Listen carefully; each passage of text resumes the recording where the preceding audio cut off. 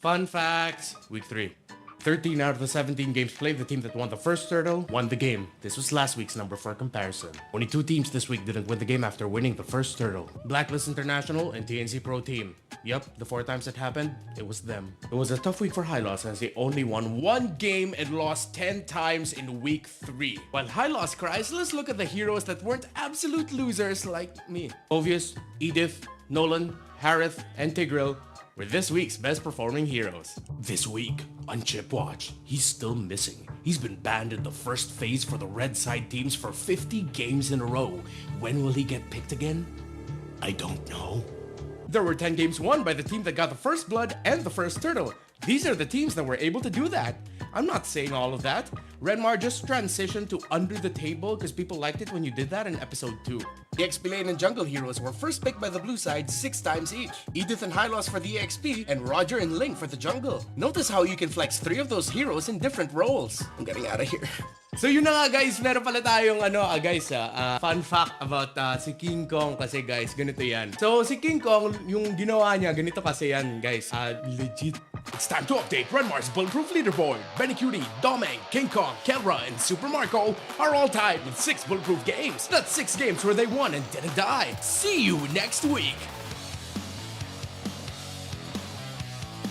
Coming up in MPL Philippines Season 14, Week 4, the star match of the week.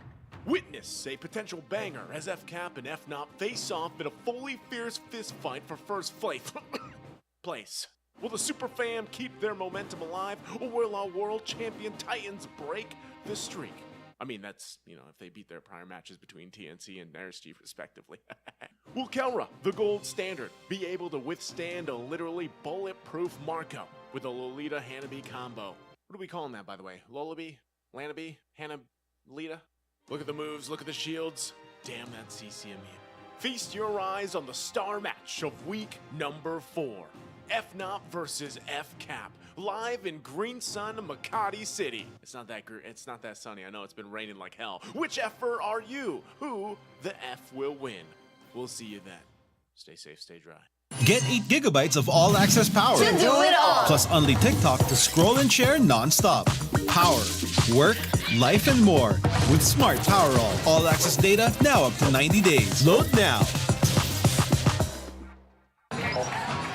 No signal, no fun. If only you could switch in an instant. But wait, you can with the Smart eSIM, backed up by nationwide coverage. Get your Smart eSIM now.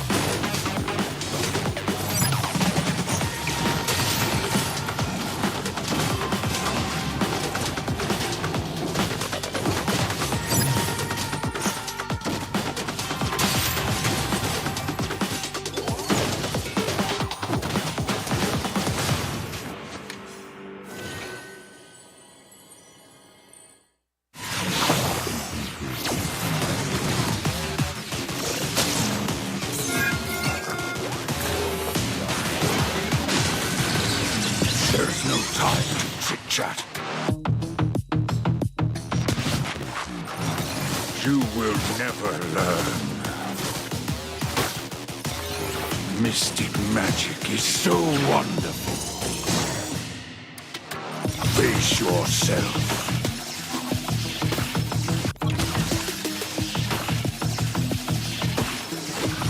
Bear my wrath!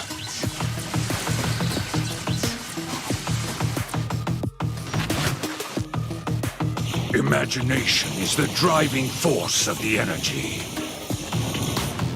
I'm not a monster. I'm a demon.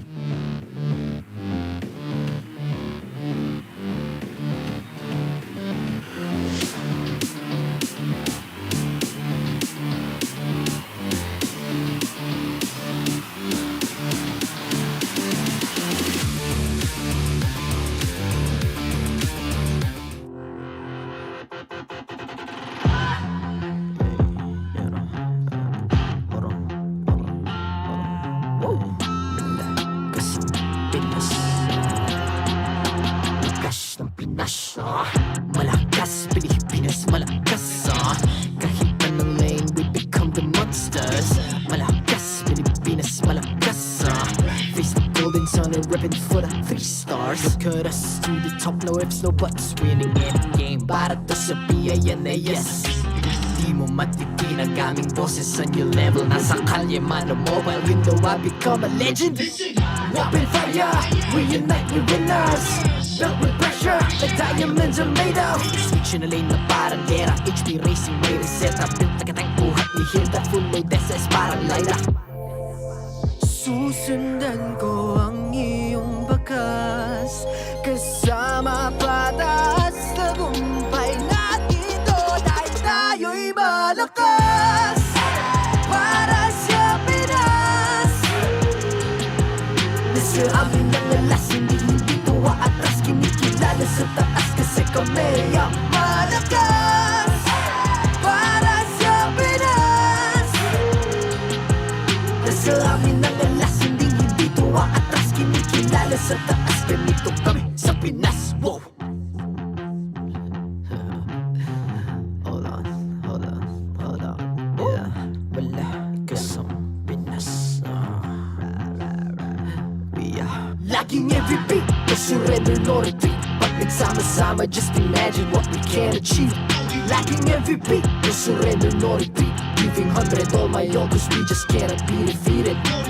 We are unstoppable, immune and invulnerable. Ready ang equipment, lahat frozen, malak crowd control. Pakita ko na jab like beast of the southeast. Takas sa watawat, proud and loud, cause every enemy we devour. Susundan ko ang iyong bakas, kasama pataas, tagumpay natin to dahil tayo'y malakas. Para sa Pinas,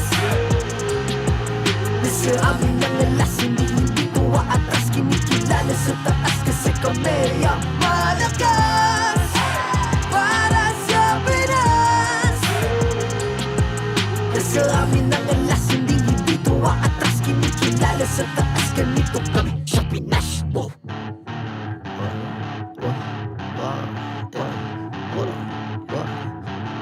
Malakas, Pilipinas, malakas.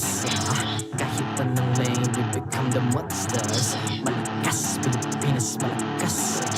Face the golden sun and repping for the 3 stars.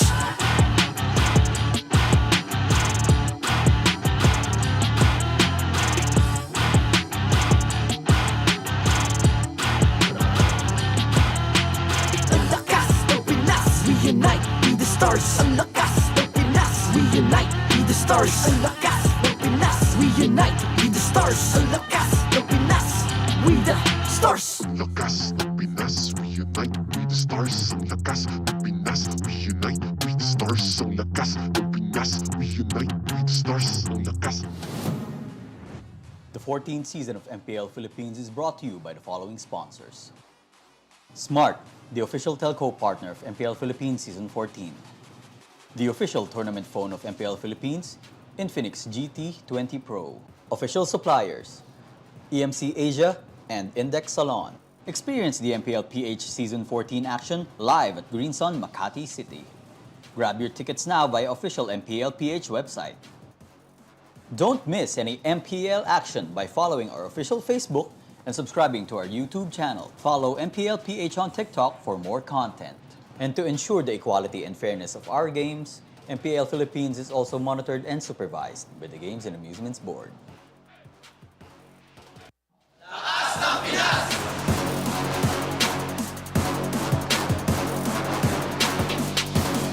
Lakas ng Pinas!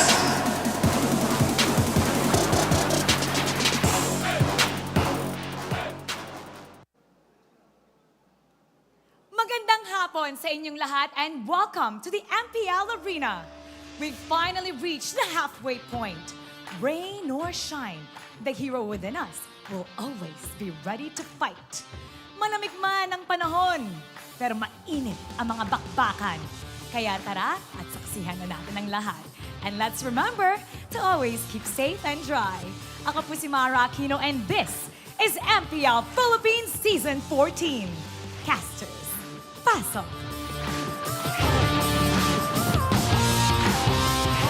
Isang maulang bungad sa 4th week ng MPL Philippines Season 14 ang ating matutunghayan. At gaya nga ng sabi ng ating host, para sa lahat ng mga nanonood, sana kayo ay nananatiling ligtas and dry sa inyong mga sariling tahanan dahil sama-sama pa rin naman nating tutunghayan ng aksyon. At kasama nyo, kami, ako si Brida at si Athena. At kami ang mag-atin sa inyo ng action para sa araw na ito. Kumusta ka naman, Athena? Grabe, ano? Medyo malamig ngayon sa Kaya MPL nga eh. Arena. And naway yung mga nasa bahay, stay safe and stay dry din naman muna. Tama, tama. And syempre, bago tayo magpatuloy, huwag niyong kalimutan na maging parte na ng digital transformation in the world of connectivity. Say hello to convenience, flexibility, and total connectivity with the Smart Prepaid eSIM. Which is now available for digital delivery through the Smart Online Store for only 99 pesos. At dahil unang araw pa lang ng Week 4, halfway point na nga ito, sabi ng ating host kanina, ay balikan muna natin ng saglit kung ano yung mga nangyari nung nahuling linggo. Kasi itong last week na nasaksihan natin sa MPL, medyo naging very eventful no? Oo, marami-raming mga sorpresa ang nahihatid sa atin ng ating mga teams. At nung week 3, sinabi ko na rin to, na parang week 3 pinakamainit. Habang palalim ang regular season natin, sa halfway point nga kumbaga ngayong week 4, is mas naiiba at shake things up yung mga kaganapan. Sobra. Isipin mo, nung huling linggo natin ay nakakita tayo nung record-breaking longest game. Nasaksihan natin to, di ba? Sa naging star match natin ng Falcons sa APBren and Team Liquid Philippines. At syempre, ay tignan na rin natin kung ano na nga ba yung updated standings natin for today. Kasi kung ating i-observe ay last week, nagpatuloy lang din naman yung win streak ng Fnatic Onic. Yeah, and for FCAP naman, sila currently ngayon yung nasa standings or top ng standings. Pero ngayong week kasi, tingnan natin kung sino nga ba talaga yung mag-reign above all. Pun intended. Ayan, mag-reign above all. Dahil nga halfway through na tayo for the regular season at later on mag-face off din sila on Sunday, yung 2 top teams natin currently sa ating standings. No, isa na namang kaabang-abang na pwede mo na sabing star match talaga ang ating pwedeng abangan. Natatapat talaga no, sa mga star match natin yung mga sorpresa. Pero hindi rin ako magtataka kung sa mga paparating pang matches katulad na lamang ng sabihin natin Blacklist versus TNC bukas ay may kailangan din tayong mga antabayanan ng mga kaganapan para dyan. Dahil nga parehas din silang, kung kanina pinag-uusapan natin yung mga nasa tuktok, kailangan din ay tignan natin kung ano mangyayari dito dahil struggling talaga sila na makakuha ng puntos and syempre maipamalas yung chemistry nga na matagal na nating ihanap-hanap din mula dito sa mga kupunang ito. So, para muna sa mga matches natin for today, ayan na nga, sisimulan muna natin with TNC Pro Team versus Falcons APBren at susundan naman ng Fnatic Onic Philippines na hindi pa nga nababasag ang win streak. Tuloy-tuloy. Pero kalaban kasi nila medyo kinilala natin na bumabasag ang mga RSG. streak enders, RSG Philippines. For the second matchup sa araw na ito, marami tayong mga nilulook forward na maaari nilang mailabas. And of course, na-discuss mo na nga rin for Black and TNC.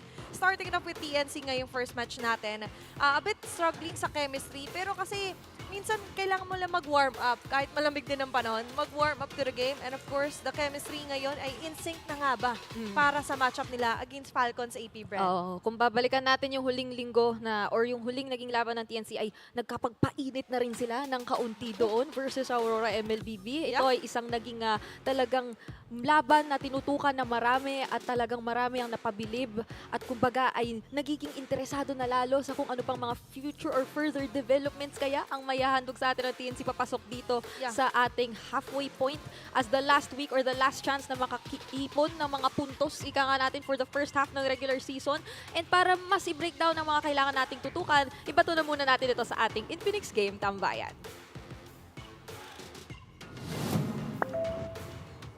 Maraming salamat sa ating mga casters. Again, this is the Infinix Game Tambayan. My name is Hans Galeria together with Midnight and the Auntie Anara para iatid sa inyo ang aksyon para sa unang araw na ito. But before everything else, Infinix GT20 Pro is the official tournament phone of the MPL Season 14. Maraming salamat muli sa Infinix for making it happen. I'm so glad that your guys are here and safe. Of course, our audience na nandito ngayon, maraming salamat din po. And of course, to those who wanted to stay at home, mag-iingat po tayong lahat. Make sure na kung sakaling merong mga binahang areas, siguraduhin na ito na yung time siguro para maglinis ng konti and okay lang kung hindi kayo makakapunta today, alright? But if you can, you are free to do so, pero if you want to stay at home, kami nang bahala sa action, right guys? I mean, a lot of things are gonna happen this week. I mean, maraming kaabang-abang, pero syempre, importante pa rin dito yung safety ng ating mga kababayan. True. And ang maganda dito is, pwede nilang i-celebrate yung mga matches na mapaparod nila sa MPL online. Pwede sa manood sa Facebook, sa TikTok, pati na rin sa YouTube. Oo, kaya nga kung nanonood ka ngayon online, kailangan ng mga teams ng iyong suporta. And even if you wouldn't be here physically, that's okay. Because pwede mo ngang iparating at ipahatid ang iyong suporta through our online networks. Yes, and to those that are still affected by the flood, I hope you're safe. To those na medyo merong, nararamdamang sakit kasi medyo uso yan ngayon. Pahinga muna. I hope you guys rest, okay? Chillax lang muna kayo dyan. Kasi ngayon, we're gonna take a step. Kukuha tayo ng hakbang papalapit sa pagbangon. Because from the recent times that we've seen a lot of these things, we saw a glimpse of TNC's rise last week after their one-game win against Aurora. As they go up against the Titans of MLBB, yung Falcons APBren naman, yung susunod sa kanila ngayon. And I honestly feel like yung key factors ng dalawang teams na to have to be the coaches, right? I mean, the players are there, pero when you're talking about Coach Ducky and Coach Wolf, yun ang kailangan natin pagtuunan ng pansin. Yeah, dito natin makikita yung grit ng TNC and of course pati na rin yung alaga ng coaches ng TNC sa kanilang coaching staff and of course pati na rin sa kanilang head coach na si Wolf. Pero again, when it comes to the technical aspect of the game, dyan nalalabas yung pwede ka naman lason laban sa mga teams tulad ng Falcons APBren. For the longest time, ang laso ng Falcons APBren is yung Diggy against Coach Lucky. Pero syempre, marami pa rin namang pocket picks dito na pwedeng iba to. Si Coach Wolf coming out from TNC. Nandyan yung kanilang mga comfort picks. Nandyan yung Terizla, Aurora, Cho, Roger, and Julian. Pero ang inaabangan ko rito actually is yung mga pocket picks sa Gold Lane. Kasi recently, kahit sa RG, nakakita tayo ng mga fighter Gold Lanes, yung mga Lunox, pangaunta sa Harith. So, ito yung mga pwedeng panggulat factor na pwedeng gamitin ng TNC. And I think, talking about TNC Pro Team, they're one of the few teams na nag-employ ng Ruby sa Gold Lane, used by Kozen. So to me, interesting yun makikita kasi ginamit din yun ng Falcons APBren when they went up against, nung week 2, ginamit siya ni Super Marco, although they lost that game. But that's okay. Ibig sabihin, kaya din niyang gamitin itong mako-consider nating pocket pick as a Ruby. Yeah, ang kinaganda kasi dito is, again, marami pa tayong hindi na-discover. Like, personally, hindi pa natin nakikita kung ano man yung mga baon ng mga teams. Pero TNC, nakita natin yung flexibility ni Kuzen. Nagamit niya na yung Ruby, nagamit niya na yung Phobius. And those were games na they were up against top teams. That's and kita natin na nandun din yung effectiveness. Ito yung sinasabi natin na lagi sila nakakakuha ng early game start. And I think yung Gold Lane fighter is the way to go if you really want to establish an early lead. Ang kailangan na talaga ng TNC is ma-solidify yung kanilang late game. But then again, it does help if ever man ilalabas ng TNC yung kanilang mga fighter pocket picks. Now you're talking about pocket picks and I feel like yung Hanabi, yung naging frontliner natin para dyan mula nung week number 3. An amazing performance na hindi, medyo inasahan na nating manggagaling dito sa MPL Philippines but we didn't expect it to come from Falcons APBren. Totoo, kasi nga naman yung Hanabi, alam ko na if nagra-rank games ka at this point in time, you always see a Hanabi paired up with a Lolita kasi nagbago yung effect ng passive ni Hanabi. As long as meron kang shield, crowd control immune ka. Tapos, add mo pa yung fact na kapag nag-ages ka, mag-grow ka ng shield. Talagang unleash shield galore as well as the adjustment kay Lolita na binubuan na siya ng Flask of the Oasis. So definitely, yung shield na na-generate ng hero na yon talagang doble, triple even. Lalo na kapag naka-blood wings. Yun yung yun yung medyo madaya eh. Kasi, di ba, yung passive na Lolita, every few seconds, nag-generate siya ng shield. Tapos kapag nakuha mo pa yung turtle, merong shield buff. So talagang may favor mga, pa minsan. May favor pa minsan. So talagang minsan, yung gusto mong i-crowd control yung Hanabi, pero parang bawal. Parang pag nakita mo yung Hanabi, doon na lang sa XP.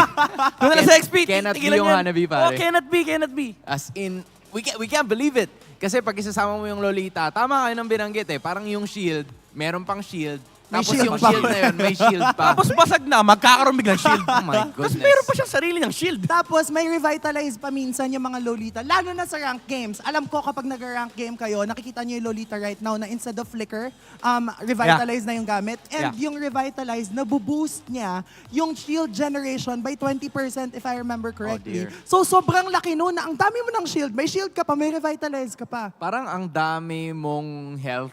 As in, health is wealth talaga pag Lolita yung kasama mo. Yung feeling niya parang kalaban mo si Captain America. Lagi may dalang shield. ng shield. Ganda nun Ganda. Country na tayo. Medyo napatigil ako, but for now, I guess it's time kung kaninong shield nga ba ang mababasag. This is the Phoenix Army going up against the Bees. Let's get it on.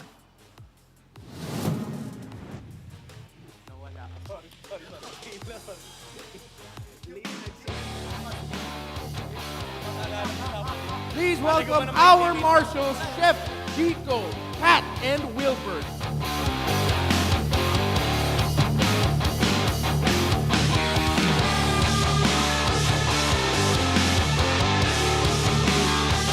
And now, entering the arena, it's one game at a time for the team. It's only a matter of time until we see this determined team to rise up. Give it up for TNC Pro Team!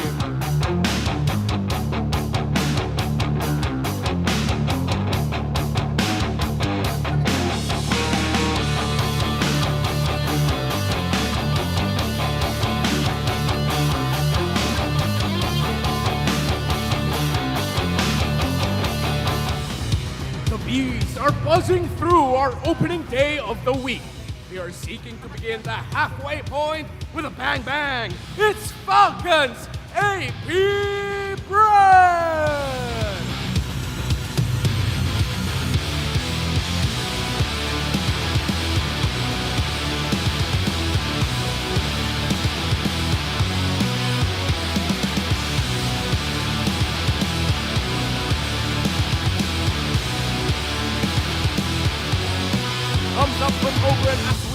welcome into the arena their coaches. For TNC Pro Team, it's Coach Wolf. And for Falcons APBren, Coach Ducky!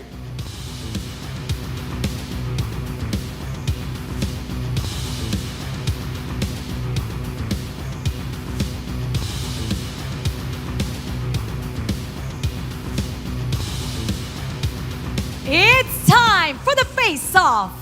Coach Ducky, Coach Wolf, come forward.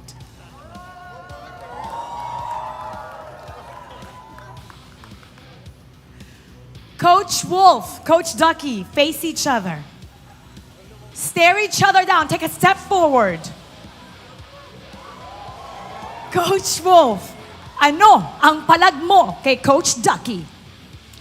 Mas malaki ang wolf kaysa sa duck.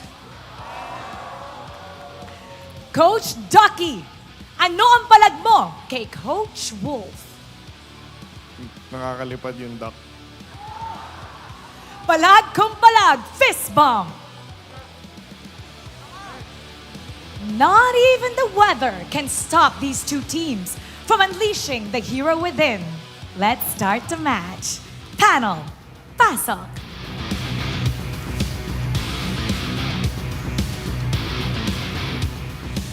Mas malaki nga ang wolf sa duck, but will they bring a bigger threat, TNC Pro Team? Naniniwala akong mas malaki ang wolf sa duck, 8 gahaba ba naman. And dito natin makikita yung haba ng pasensya ng TNC. Again, kailangan nila makabawi dito, pero ito na yung pinakamalaking testament na pwedeng gawin ng TNC. Last week, nakapiso sila sa Aurora.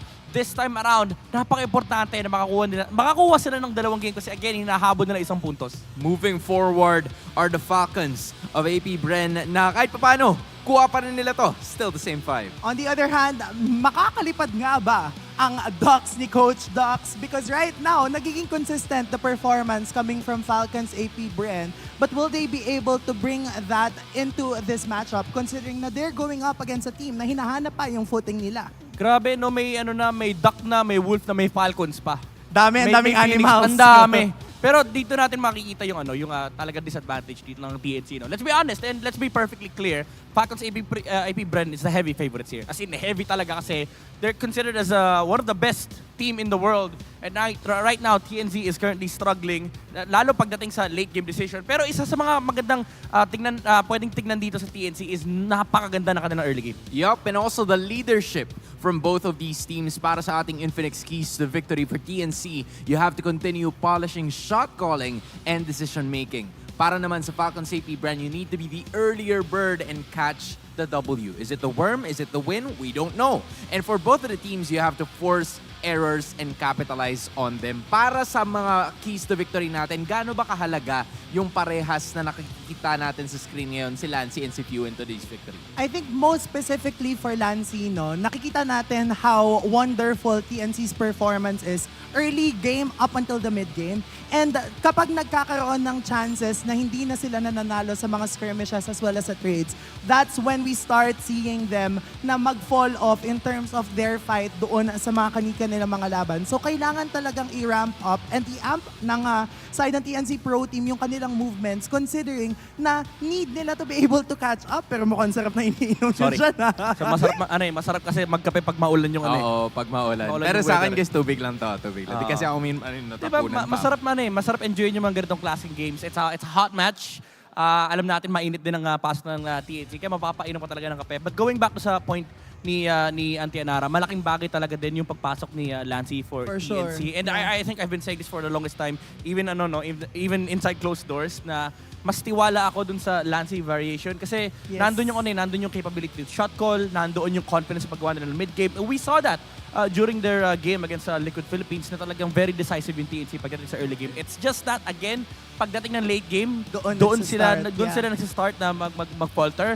And it's gonna be hard, especially in today's video, kasi they're up against one of the best late-game decision-making team in the form of Falcons APBren. Yeah, I mean, at this point in time, kailangan nating pagtuunan ng pansin kung ano yung posibleng gawin ng TNC, especially when it's them picking the blue side. I'd also like to point out something na siguro hindi pa natin na-discuss masyado with how TNC can handle yung early game aggression or Falcons APBren can handle the aggression of the early game ng TNC Pro Team? Because we've seen that all the time, right? Ano bang usually yung ginagawa ng mga teams at bakit tila na babaliktad yung TNC pagdating ng mid to the later portions ng laro? Kasi it always happens. Alam mo, sobrang disiplinado kasi ng Falcons APBren as a unit. I think yun talaga yung one of the best ways to describe them.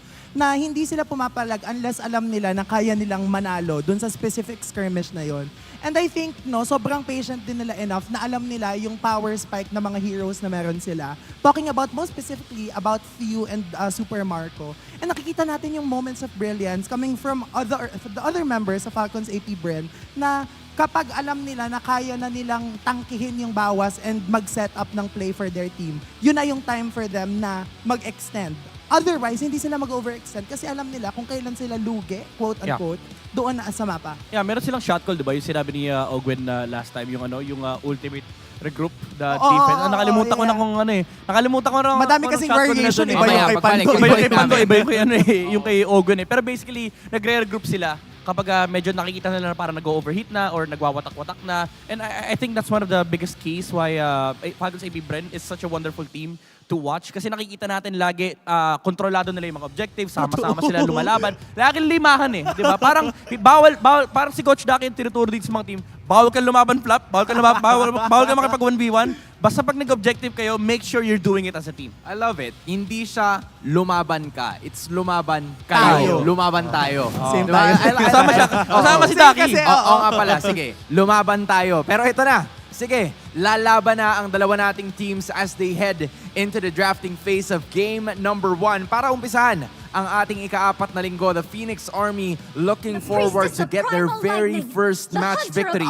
But just like what Midnight has mentioned, ang kaharap nila ay Falcons APBren. At mukhang, dalawa na lang yung kailangan mo iban pag red side ka. Chip, matik na yan. Actually, itong tatlong to, medyo... staple. Staple na sa red side Yan ang pinakamataas na ban currently. Well, yung Phobos recently lang naman. Pero in terms of number of games, simula nung nagpakita siya, napakataas na ng kanyang ban rate sa red side. So yung TNC, very casual pa din, Yung ban sila, tinatanggal nila yung jungler, it's dealing in the Fanny, and syempre, dahil last week nabadrip lahat dito sa hero na to, wala na yung Hylos. Walang nanalo kasi last week. Wala kasing nanalo. Pero nakakabadrip pa rin kasi pag nakikita mo sa lahat. So parang sabi ng TNC, might as well, tanggalin na lang natin. Pero FCAP, they do decide to go for the Moskov and the Terizla. Surprisingly, usually yung Terizla, nakikita na natin to sa second phase. Yes. But this time around, they decided to go for the Terizla. I think ima-match nila kasi to sa Edith. Even though medyo hindi naman ganun kalaki yung advantage na meron kang Terizla. It's just that, again, pagdating kasi ng early game, ang bilis magamit itong hero na tayo. Once mag-level 4 na yung Terizla, pwede na siya nagsiswing from XP to mid lane. And highest pick heroes for both teams on Terizla. So in a way, I'd say, masabi nating deny pick to. And week 4 na tayo, never pa nating nakita ang chip dito sa Land of Dawn. But I think the Ruby, Harith, has been open. So medyo balanced out na agad yung lineup coming from the side of TNC Pro Team because they have an assassin that deals physical damage and a late game insurance na Harith. I'm not sure how I feel about this, pero lumabas na yung Julian. The thing is, itong Julian pick ng FCAP, it's very brilliant, honestly, coming up from Coach Trevor and Coach Lucky. Kasi pwede nila ilagay ito sa mid. Remember, Few has been using Julian a lot. And also, paunahan silang, hindi naman paunahan, kasi wala rin nag-pick ng Roger. Pwede po mag-Roger dito yung FCAP. And ang kinagandahan dito is, hindi mo pwedeng i-disregard to if you're TNC kasi double marksman yung kalaban mo. But then again, it's kind of hard to ban Roger knowing na meron ng Julian na parang magsasaya ka ng ban. I think the idea here for the side of TNC Pro Team, as you see Kuzen there, ranking first in gold share among all of the gold laners. So sa kanya talaga nakabangko yung opensa or yung attack damage na nanggagaling sa TNC Pro Team. And going back to my thought, Hayabusa yung ginamit ni Kaizen doon sa kanilang unang panalo which led them to like a game to victory na posibleng. Yun yung idea ni Wolflat. Let's try to give some of the comfortable heroes para dito sa TNC Pro Team, which also replicated by Falcons APBren. Alam mo, should they decide to go with the jungle Julian, possibility talaga na gamitin pa din ng Falcons APBren yung Faramis mid. I think thinking off the top of my head, pwedeng gawing option yon. Considering na Zask na lang din naman yung isa pang open for both of our teams. Nakakatakot nga rito may Jawhead pa So ang daming first pick threat dito ng second phase ng Falcons APBren. You have the Roger, the Jawhead, the Zask, and of course yung very much favored Promise. na pick up from Falcons APBren. Now, thinking about what TNC could do, never mind, nakaba na yun. What TNC could do is if kunin ng FCAP dito yung Roger, they can actually go for the Faramis themselves. Yes. And then it would be good kasi now you have a hero that can sustain the Harit and the Edith as well. Tapos pwede mong ilagay yung Edith sa roam and then kuha ka ng counter matchup versus the Terizla, maybe something like a CC or an X-Borg. Ruby, open nga din eh. Pwede. Yeah. Pwede nga sa FCAP yun actually, pang last pick. As of this moment, I mean, both the bans are already there, just like what you've mentioned. Jawhead and Tigrel have already been taken out. There's still some options na pwedeng gamitin ni Ogwen, and Yeah, it is going to be the Faramis. So, yung idea kanina, the Roger is still open. It's a possibility for them to take it, but not anymore. Maybe get the Ruby or X-Borg. Ruby na nga, Ruby. Ruby or X-Borg, both can be played on the XP para at least yung Edith pwede mo ilagay sa roam. Or ilagay mo na yung Edith sa XP and then maybe pick up something like a Grok or a Kaja para at least meron silang instant pick-off dito kay Julian, kay Moscow, kay Terizla. Di na gumata sa kanila yung Netherrealm. Oo, pwede din nilang i-pick up yung Luyi. Siguro ang magiging difficulty kapag mag-decide sila to go with the Kaja, makakaalalay agad yung Netherrealm eh. So in that way, medyo na-close down agad ng Falcons APBren yung options dito ng side ng TNC Pro Team. Unless, gawin talaga nilang roam yung Edith and then choose another option for the XP. May Valentina nga pala. I guess the idea is, kung hindi natin makuha yung Faramis, at least may Valentina tayo, so we'll still have the same kit. Sama mo pa yung Arlot na posibleng mapunta either kay Escalera or kay Heads. But given the scenario, it is looking likely na mapupunta yun sa XP lane. Maybe a Minnow pick for Ogwen. I don't think there's any other better option compared to the Minnow. Minnow deals with the Harit and Hayabusa so well. Nandiyan yung heal, nandiyan yung counter set. Although you might say na pwede kasing kopyahin ng Valentina yung Minotaur, yung Minowan's Fury. Pero may Netherrealm din. It's just, may Netherrealm kasi. Tapos ang pwede mong gawin dito is mabubuli mo talaga sila. Oh, never mind. Actually, may Lolita nga din pala. Okay. But then, with this Lolita pick, hindi na nasasalag ng Guardian's Barrier yung yung Guardian's Reflection rather, yung first skill, yung Synchro Vision coming from Maharith, nag-adjust na siya. Unlike before na nasasalag niya. So how will this pan out? Siguro talaga yung Edith yung magiging focus na i-counter out as well as the Hayabusa. Yeah, that is gonna be the idea na pwedeng i-execute ng Falcons APBren. Lolita as the final pick para dito kay Ogwen. We haven't usually seen it compared to the Minotaurs and the other setup heroes na nabanggit nga sa atin ni Midnight kanina. But TNC being given somewhat of a comfortable set of heroes na ginamit ni Kaizen, ginamit ni Kozen. Meanwhile, for Falcons APBren, you have the old, reliable Faramis na posibleng pangahawakan ngayon nitong si Few to continue the streak para sa Falcons APBren. Casters, pasok. Maraming salamat sa mga kasama natin dyan sa Infinix Game Tambayan. At sisimulan na nga natin yung unang laban ng Mobile number 4. Athena, gusto ko lang sabihin sa'yo na pakiramdam ko ay maghanda-handa na tayo kasi nangangamoy extended team fights yung lineups ng dalawang teams natin dito. Uulan ng long games dito sa MPL Arena. Bigida, pero kung nanonood ka online, live man yan sa Facebook, TikTok, or YouTube, mukhang mararamdaman mong init para dito sa first matchup natin na kung saan ay makikita agad natin sila Few Ogwen here. Just razzing out Escalera and Lancy. Ayan, tingnan mo. Revitalize agad-agad. Hindi pa man tayo nakakarating ng 1 minute dito sa labang ito ay literal na pinaparamdam na ng dalawang kupunan yung kakayahan nilang magpatagal dito sa laban natin. At na-explain din kanina ni Auntie Anara yung prowess ng isang Revitalize na nakakapag-enhance around 20 to 25% yata yun. Pero ito, around 20% HP left here for Escalera. Calteasy with the first blood. Napakaganda nung nakita nating pokes doon. Talagang sabi dito ng Falcons APBren, malaking bagay kapag napalo mo na agad-agad yun. Kasi malinaw naman yung intention ni na Escalera ron eh. Tulungan lang itong si Kaizen na nagpa-farm. Kaso ang bilis na punish lang nun for Falcons APBren. Lalo for Kyle, pagka nakita niya na low on HP na agad dito ang isang membro ng TNC Pro Team. So, kailangan na namang mag-ingat-ingat ng kaunti. Kasi hindi pa pwedeng malimitahan ang farming dito ni Kaizen. Hayabusa pa rin to kahit anong sabihin mo. Definitely. Pero for Calteasy, the enhance everything talaga. Ang kailangan mong timingan at iwasan, di ba? Yung sight, yung sword, and even the chains later on na nag-reflect agad earlier pa lang. Ito yung sinasabi ko minsan na advantage kapag sa early, Julian versus Hayabusa. Pero with the Hayabusa, tahimik pa naman ang mapa, pero mukhang dito sa baba, hindi na yata tatahimik ang buhay ni Ned sa continuous na dalaw nila Feud. Nakaramdam yata, medyo bumalik muna sa ilalim ng kanyang tore at mukhang makakapagsimula ng kaunti ang parehas na kupunan natin dito sa ating turtle objective. Pero merong kaunting kalamangan in terms of numbers. Ang Falcons APBren, mukhang hindi na magko-contest pansamantala ang TNC Pro Team. All in agad dito ang Falcons. Nakikita naman natin 4 members to 2, pero ngayon it's going to be a 4v4 kung sakali man na mag-go ang TNC pero sa top. Oops. Ala muna. Ops.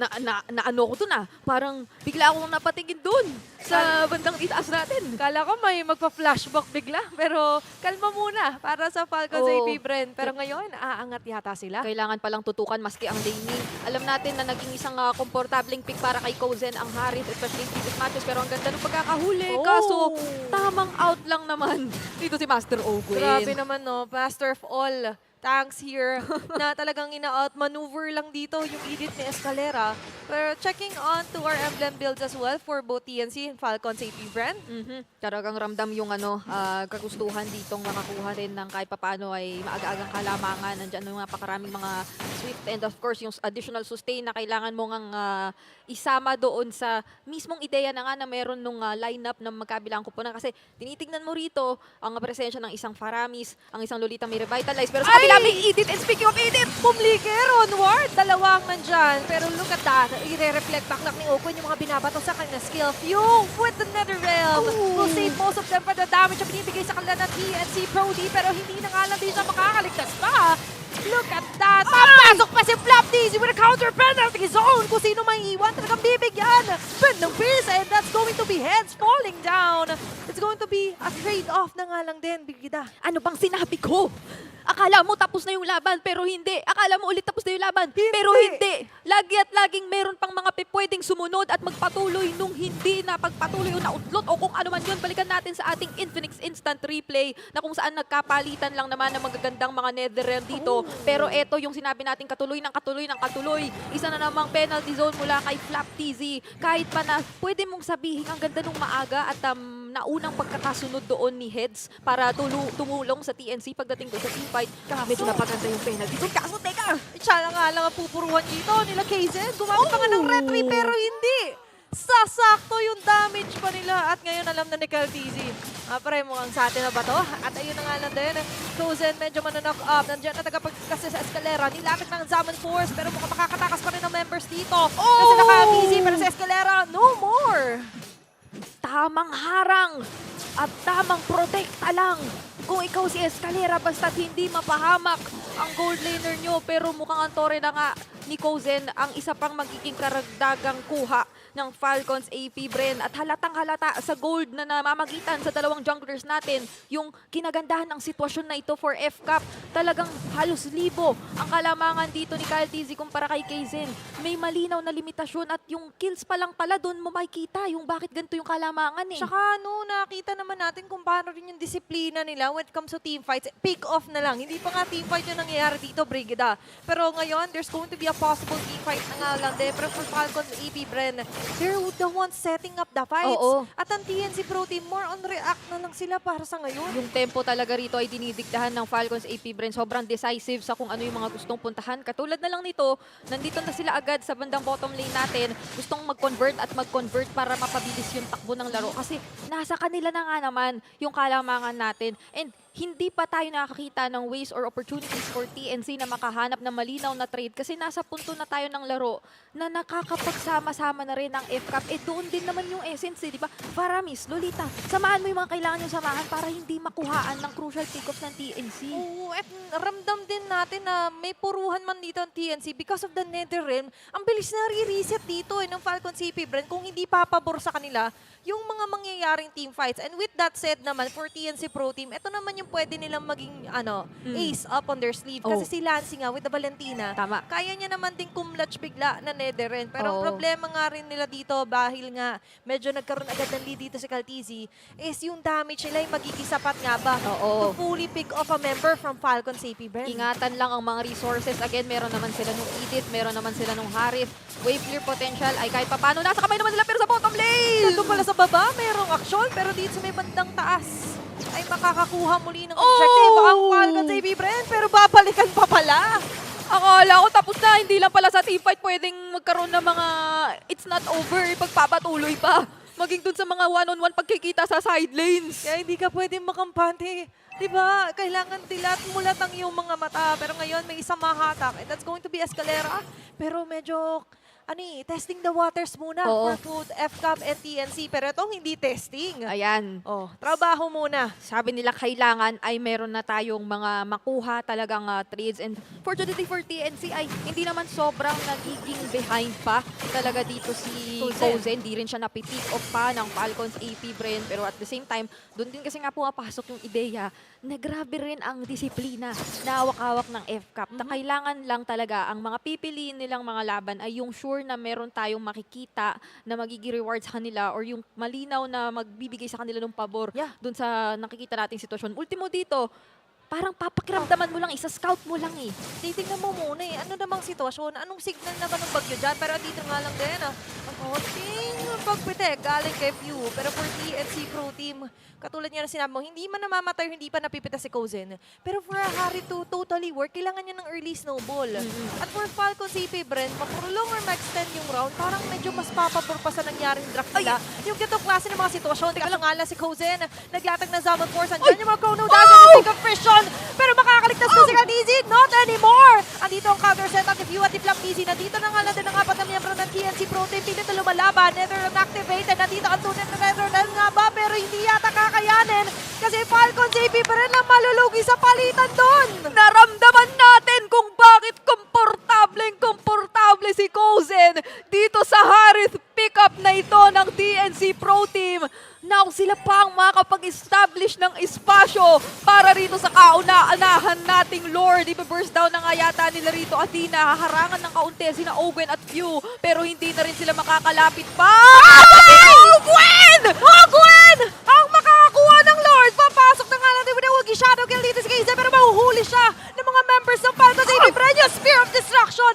Medyo magmi-miss out. Pero nandito na nga lang din muli sila magre-regroup. But definitely, kung akala nyo tapos na, hindi pa pala! Kwento ba ng puro pambibitin? Yung nakikita natin sa TNC versus FCAP. Kasi kanina pa tayo nabibitin. Kanina pa yung mga kamuntikan. Pero hindi pala natutuloy basta-basta. And now, kung akala nga natin ay TNC Pro Team na ang may hawak ng kalamangan, Falcons APBren muna ang makakasecure ng Lord. So TNC, may iwan muna sila para dumepensa. So balik tayo doon sa mga kinakailangan nilang kondisyon na okay pa naman ngayon. Okay Safe pa naman si Kozen. Safe pa naman si Kaizen. Hindi pa naman sila napipick off. Pero mapipilitan na silang kumbaga ay mapaliitan o kumbaga hindi na masyadong makagalaw sa sarili nilang mapa. At ngayon for Falcons APBren, parang for me, tila pinaglalaro nila yung emosyon dito ng TNC Pro Team.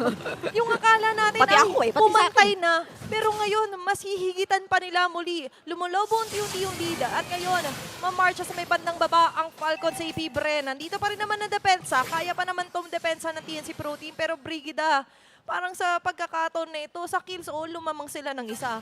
Pero anong nangyayari dito sa mapa natin? Ramdam mo na kinakailangan talagang isustain ng TNC kapag ka nakakahanap sila ng mga magaganda talaga na plays or mga openings. Napakagandang oportunidad na talaga yung nakita natin doon na pwede mong i-consider as outplay talaga for Kozen eh. Up against si Kyle TZ dito. Kaso, hindi nila napagpatuloy-tuloy yun. Ay, nandun yung decisiveness na kailangan convert ito sa agarang Lord burst down tayo dito. Pero yung mga clutch moments talaga na yun na mabibitawan mo pa ay ang biglaan, ang laking parusa nun para sa TNC. So, sila na naman ngayon yung maghahanap ng way na mabaliktad yung kaninang baliktad na sana. Kaso, nandito na nga lang din ang diskarte, pati ang disiplina. Pero tingnan natin kung nandyan ba ang kasipagan. Kasi ngayon, medyo masipag sa Flaptizi na naman with the penalty zone.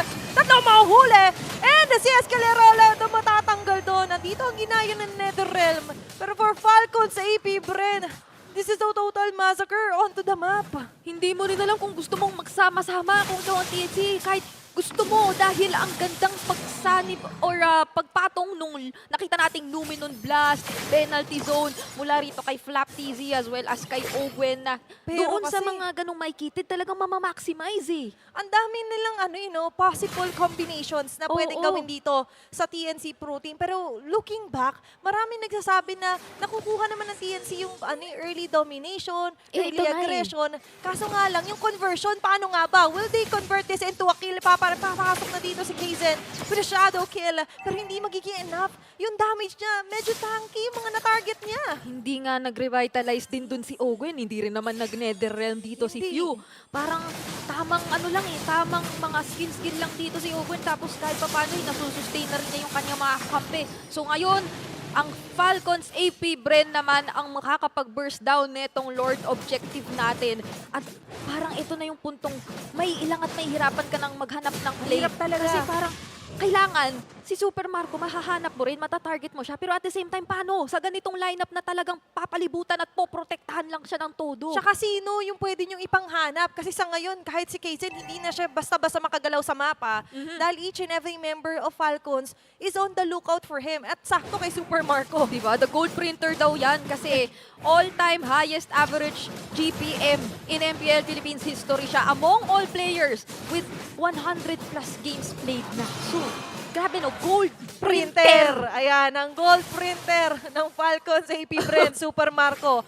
Na ngayon, kailangan i-print out naman ng TNC. Ano nga ba yung action plan? Ano yung prevention natin dito? Kasi nakabasag na nga yung lore dito ng base turret sa may bandang baba. At ngayon yung mid lane nila ay medyo magdedelikado pa. Na dito ang pagpasok nila Ogwen.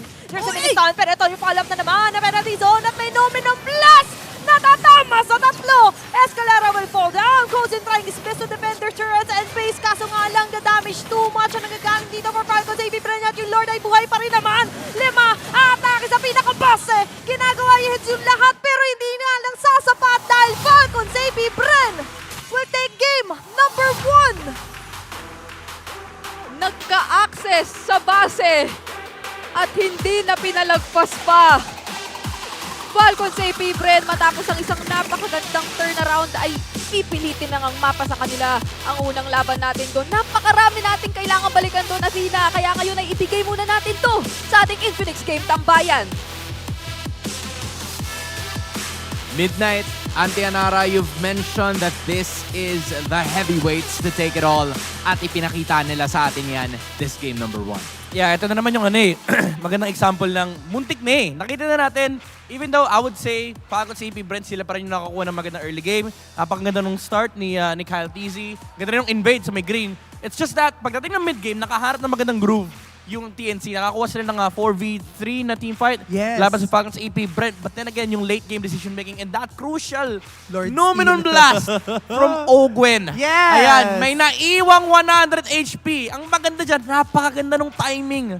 Nung Numinon. Hindi full kasi feeling ko kinancel pa niya yun Yeah, yung parang pinindot niya ng pangalawang beses. Oo. Kasi nga, yung pagkakatiming ng Numinon Blast was just enough kasi nakita niya na napalo na ng kanilang mga members, si Kaizen and that Hayabusa. So it was easier for Ogwen, for Master Ogwen to steal that Lord. And tingin ko doon talaga nagsimula na ma-turn around na ng side again ng Falcon APBren. Falcon, isa lang. Falcon APBren. Yung laban towards their side. Yeah, ito yung sinasabi natin kanina, magandang start for Falcons APBren. Actually, perfect start to para sa isang Julian.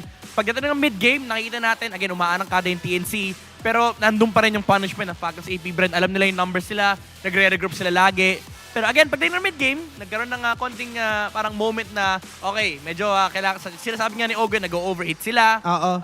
Yung moment na yan, yung moment na yan, yung pwedeng i-turn ng TNC. Ito yung turning point sana na pwedeng makuha yung momentum sa side nila. But after that, again, nakakuha ng malupit na Lord Steal si Ogwen. Unfortunately, di natin nakita sa highlights. Pero sobrang crucial kasi nun, yung timing ng Numinon Blast to secure that Lord against Kaizen. Kasi imagine mo kung na-miss time niya ng konti yun, let's say, sure, mali yung retry. Pero kung na-miss time yung Numinon Blast, remember, may passive damage yung retry. Makukuha pa rin ni Kaizen yung Lord na yun no matter what. But instantly after the retry, dun pumasok yung Numinon Blast. mula kay Ogwen. And kanina ako personally may konting doubts ako dito sa Lolita pick, pero lagi natin sinasabi, Bren kasi yan. But Kaya now, nilang paganahin. nagkaroon ng merit yung Lolita kasi I don't think any other hero would have been able to do that. Aside from the Lolita, yung perfect na Numenon Blast from that moment. And alam mo, interestingly enough, no, sa entire duration ng game na 13 minutes, 39 seconds, parating pangalawa and late nagkakast si Few ng kanyang Netherrealm, hindi niya yun ginagamit pang engage. And most of the time, every time na kumakagat na yung ultimate coming from Kuzen as well as Kaizen, yung Ugi Shadow Kill, yun lang yung time for them na magkakas ng ultimate na Netherrealm. Kaya meron silang added sustainability. And I think yun talaga yung nagiging vision dito ng side ng Falcons APBren as to why pinili nila yung Valentina as well as ang Lolita together in the mid lane. Kahit sinasabi natin na merong mas perfect na combination, especially when you are, if you're a Faramis. Yeah, Faramis. And yun nga yung naging paggalaw talaga, no, na kapag tapos ng Netherrealm, may heal na sila from the favor, may heal na sila from the shield. Kaya naging maganda yung combination nila sa mid lane. Yan yung patong-patong na HP na effect. And very interesting kasi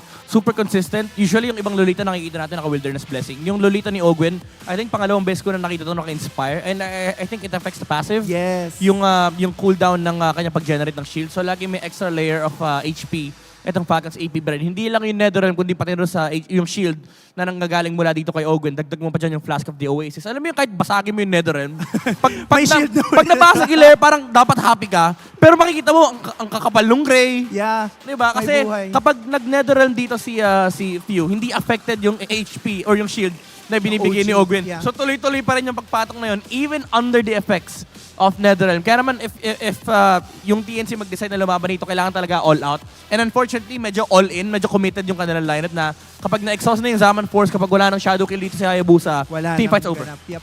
And alam mo din, naging maganda din, nag-make sense sa akin kasi isa pa sa mga primary damage dealers dito ng side ng TNC Pro Team ay yung Primal Wrath coming from Edith. But then what happened is, nasasalag yun ng Guardian's Deflection. But then, this is what we were talking about, 60,000 total heal coming from this Lolita. Alam mo, ito na yung Lolita na parang Estes. Kasi meron siyang heal, tapos meron siyang setup na parang ano ba talaga? Yun yung sabihin ko sana, hindi Estes stats yan. Usually Estes lang umaabot sa mga ganyang numbers. Pero imagine mo yung Lolita, umabot na sa point na center ka na, center ka na, healer ka pa. And again, ito yung effect ng may Flask of the Oasis. And revitalize na magkasama. I guess this is the reason why nakuha na natin kung ano ba yung ganap. And not only that, even the community gets it as well. Sabi ni Wild Boys, meow meow. Meow meow. Meow meow. Yeah, sorry. No, hindi, tama. Nakuha mo. Falcons APBren. Fire emoji. So scary. Shock. I don't know if there is teams that can beat Falcons APBren. Fire PH. I think PH again will win in M6. PH trophy. alam mo, every season naman natin sinasabi yan. Pag nanonood pag nanonood ng Restream, pag nanonood ng MPL PH, kinakabahan na yung ibang region. Legit, man. As in, for some reason, right, even us dito sa panel, hindi natin na-expect yung Lolita. Kasi medyo it's weird in terms of the draft. Pero did you get the explanation for it based on what you've seen doon sa kanilang execution? Or do you want to see more from it? Two things. Kasi nga, again, number one yung Bren kasi kami. Okay. Pangalawa, Ogwen kasi siya diba? So, yun ang explanation. Yun na yun. Alright. Tapos yung 60k total heal ng Lolita, explanation enough na yun as to why they chose that hero. Men, Estes, Lolita, hindi ko alam kung ano yung nakita ko kanina, but it's Falcons APBren getting game 1. Mara, what's up there? We have beautiful guests here in the MPL arena. Ladies, introduce yourselves. Hi everyone, we are Index APBren FE. I'm Nami Sawan, the gold laner of APBren FE. I'm Nowaj, the multi-role of Index APBren FE. I'm Ira, the XP laner of APBren FE. I'm Ramsey, the core of Index APBren FE. And I'm Sarah, the captain and the mid laner of the Index APBren FE. Welcome to the MPL, and first of all, ladies, I'm so proud of you for making changes in the Mobile Legends Bang Bang scene. Now, tell us about your experience in the pro scene, being woman, and the challenges that you guys face. So far po yung experience is exciting and adventurous. Pero yung challenges talaga po is siguro yung as a female, yung pag-underestimate sa amin. Yeah, same thought. But it's already 2024 and super thankful with Munton kasi there are merong mga tournaments right now for women para maipakita yung kung ano talaga yung kaya namin gawin. Being woman in esports, do you also wish to join MPL someday? Yes, of course. I think it's everyone's dream to play in MPL stage. Now, if you were to give a message to aspiring players out there, women who want to be in your position, who want to succeed just like you, what do you want to say to them? I just want to say na don't give up kasi I was in that phase as well, but right now I'm here now and everything is worth it. And always trust the process and if love mo yung ginagawa mo, you'll never think about what people say about you. Update nyo naman kami sa mga upcoming na ganap nyo. How can we support you? What's happening? Yeah, guys, you can follow our social media at Inex Esports on Facebook and at Inex APBren Esports on TikTok. We have upcoming tournaments and pinopost yun doon sa mga SOCMED namin, so abangan nyo. Thank you so much, and we hope we see more of you here in the MPL. Good luck on your future tournaments. And now, babalikan na natin ang ating panel. Pasok! Maraming salamat muli kay Mara and of course to Index APBren FE. That was a wonderful take. To see them here as well. You'd love to see some guests and not only that, kasi kakatapos lang nung nakaraang MWI 2024 and we are hoping that we get to see them there. And that is a way for them to be a legend. But speaking of which, you can also catch the biggest clash of legends every Monday with We Are Legends. Also get a chance to win 10,000 in-game diamonds just by liking and supporting the show. More details on WeTrend's official Facebook page. Kaya follow nyo na yan, i-like nyo na. Kasi men, 10,000 din yan. Di ba? Hindi tayo. Magre-react sana ako, 10K? 10K? Late diba? na ako. Oo, late na. Wala na. Tapos na. Pero ito, hindi ka late. Kasi auntie, can you give us a fresh look? Ay, sige. Isa pa. Isa pa. Hayaan nyo na si auntie. MPL Arena, it is your time. Give us your freshest look. Dahil naghahanap tayo ng Index Salon Beauties right here. This is your moment. And of course, as per usual, syempre. maraming salamat. Kumbaga para silang mga ambassadress na ng hindi na sila pro team. Ambassadress na sila, if I would say. But again, to Index Esports FE, maraming salamat for being here with us today. Just in case, kita nyo naman lahat ng, ano bang tawag dun? Bleach? Or like, anong tawag sa pagpapakulay ng Dye. Dye. DYE. DYE. Okay, sige. Baka mamaya, hindi DI ha. DYE. DYE. Alright, DYE. Para fresh na fresh. Die. Si Rockart nagpaano dyan? Oo nga. Si Rockart sa kabila eh. Sabi ko nga, Carl, bawas mo ha, baka maging perfecto ko eh. Men, kasi parang pabouncy yung buhok niya. Tapos ang galing no, si Rockart nag-age reveal na nakaraan. Balikan nyo na lang yung nag-age reveal. Kailan yan? Last week yan eh, no? 2 weeks ago. 2 weeks ago. Pero ganun pa din yung itsura ni Rockart. Yun lang yung sasabihin ko. Teka, nag-age reveal na si Rockart, nag-side reveal na rin ang Falcons APBren. Alright? They tend to pick blue side and just in case, Falcons APBren, as far as I can remember, is still undefeated pag sila yung pumipili ng blue. Totoo. So, parang 5 games na as of now na sila yung pumili ng blue side na 100%. So now, this is their 6th. So kapag nanalo pa ulit sila, edi 100%. Tama naman. Magaling. Ko kasi kapag natalo pa yung over 6. Mahirap. Pag nag 5-1, ganon. So 5 divided by 6. Kaya natin to. 87%. Sige, salita ka muna. Salita ka muna. Sige, so far magsasalita muna ako. It's supposed to be 87%. 88 point something. Bago na. 88.67. Diba? 88.67. So it's close to like 89 when it's rounded off. 88 lang pala. Okay. Never mind. Sige. Pero isa lang ang siguradong fact dito ngayon because as of the moment, 5-0 ang Falcons APBren whenever they pick their blue side. Midnight, Pag talk pinili, to us about pag it. pinili. Pag pinili, pag si Coach Daki or si Coach Trevor na, oy, blue tayo. Ano bang meron sa blue side at bakit dito nakakuha ng all-and-ups ang Falcons APBren? Well, aside sa hindi ka responsible na magban ng chip. Ayun yung diba? sasabihin ko eh. Meron kang mga first pick power picks and sa meta kasi ngayon maraming strong openers talaga. Sa first phase actually, di ba, meron kang 6 na hero.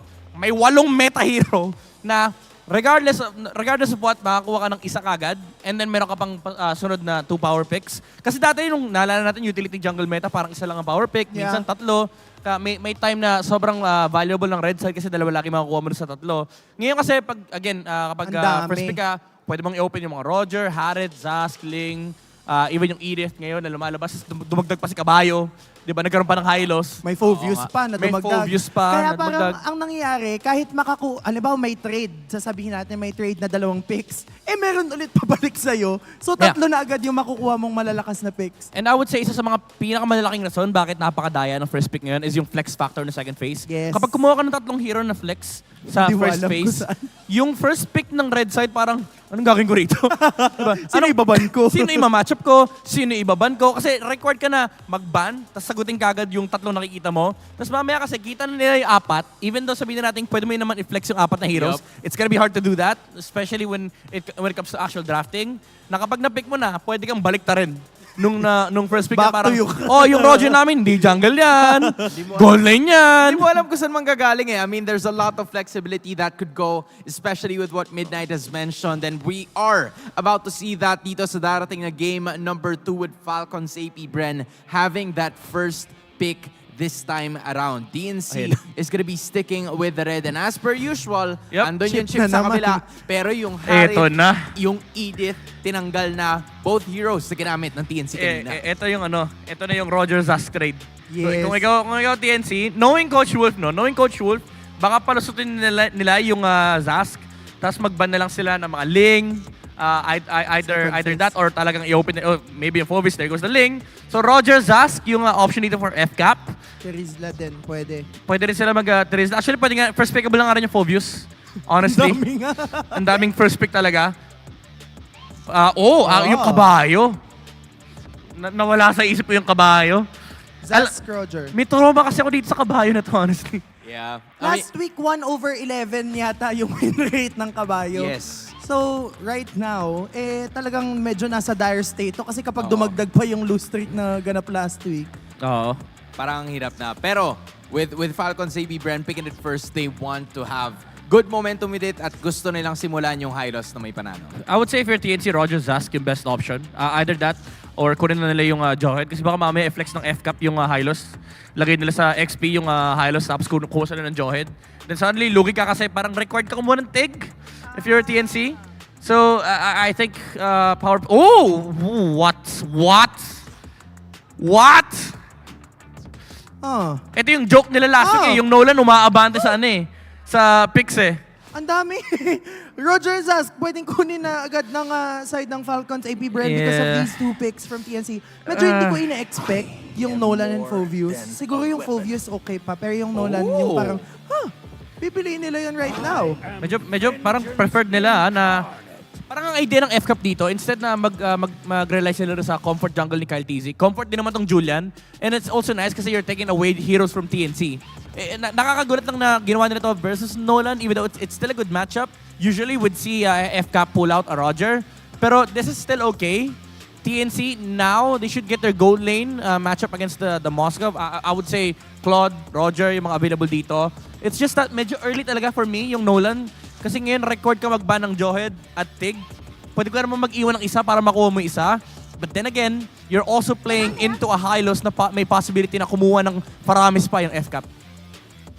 But an Aurora is their 3rd pick. None of the above that I mentioned in Midnight. What do you think about the first 3 picks of TNC, Auntie? Well, this first 3 picks, sa lahat ng first 3 picks, ito yung least in-expect ko na combination. Mostly because we haven't been seeing the Nolan come into play as recently. Kasi before, oo, maganda, lalo na nung may crowd control immunity pa yung ultimate ng isang Nolan. Yeah. But now that na-remove yun, medyo nawala siya in the meta. But still, yung damage naman na kaya niyang i-dish out ay all the same. But then this Aurora as well as this Phoveus, medyo okay naman sila in this first phase of the draft.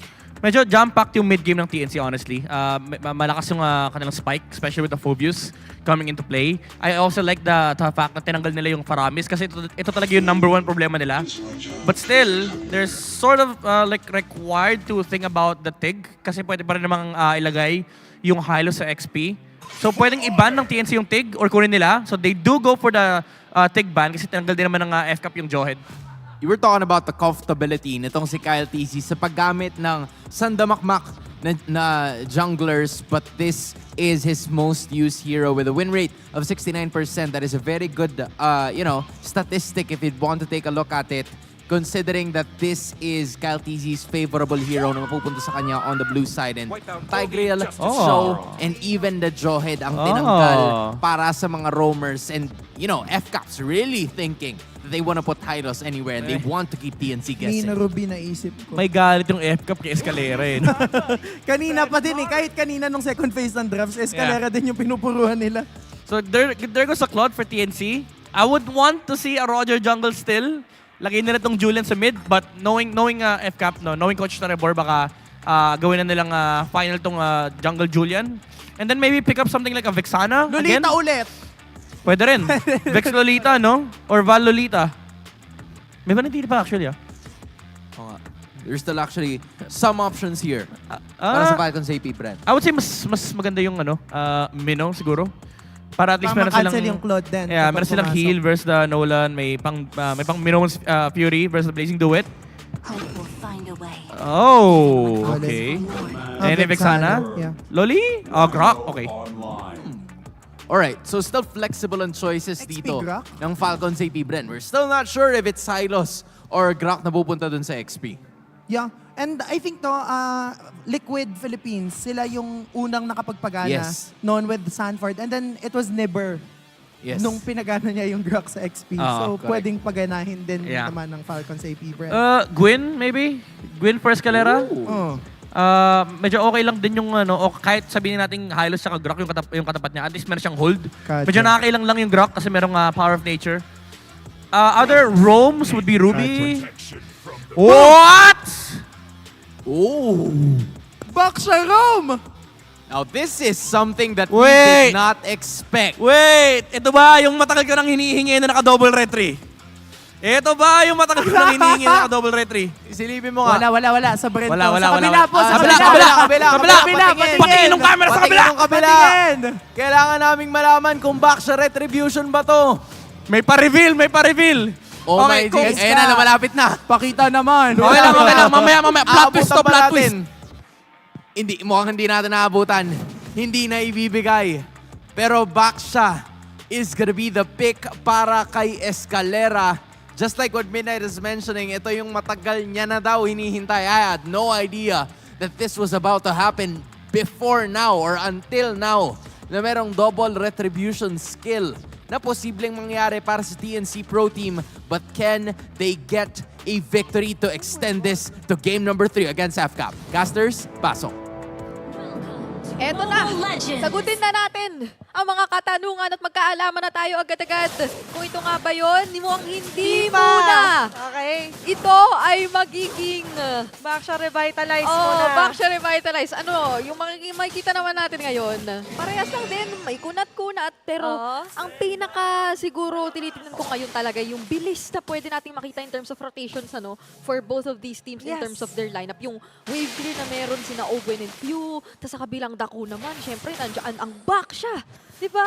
Parang gulong ang buhay. Minsan diba? nasa baba. Baka ito na ang pagkakataon ng TNC para tumaas. Para sa match-up na ito. To be honest, medyo nag-abang din ako. Magdo-double retrieve ba? Dito ang TNC, pero hindi. Dodoblehan na nga lang din nila ang pag-ikot at ronda. Nandun ang pader na nilatag ni Ogwen, pero makakagta si Kaizen. Flat easy on the other hand, just holding off members of the TNC, pero sa Escalera magiging first blood.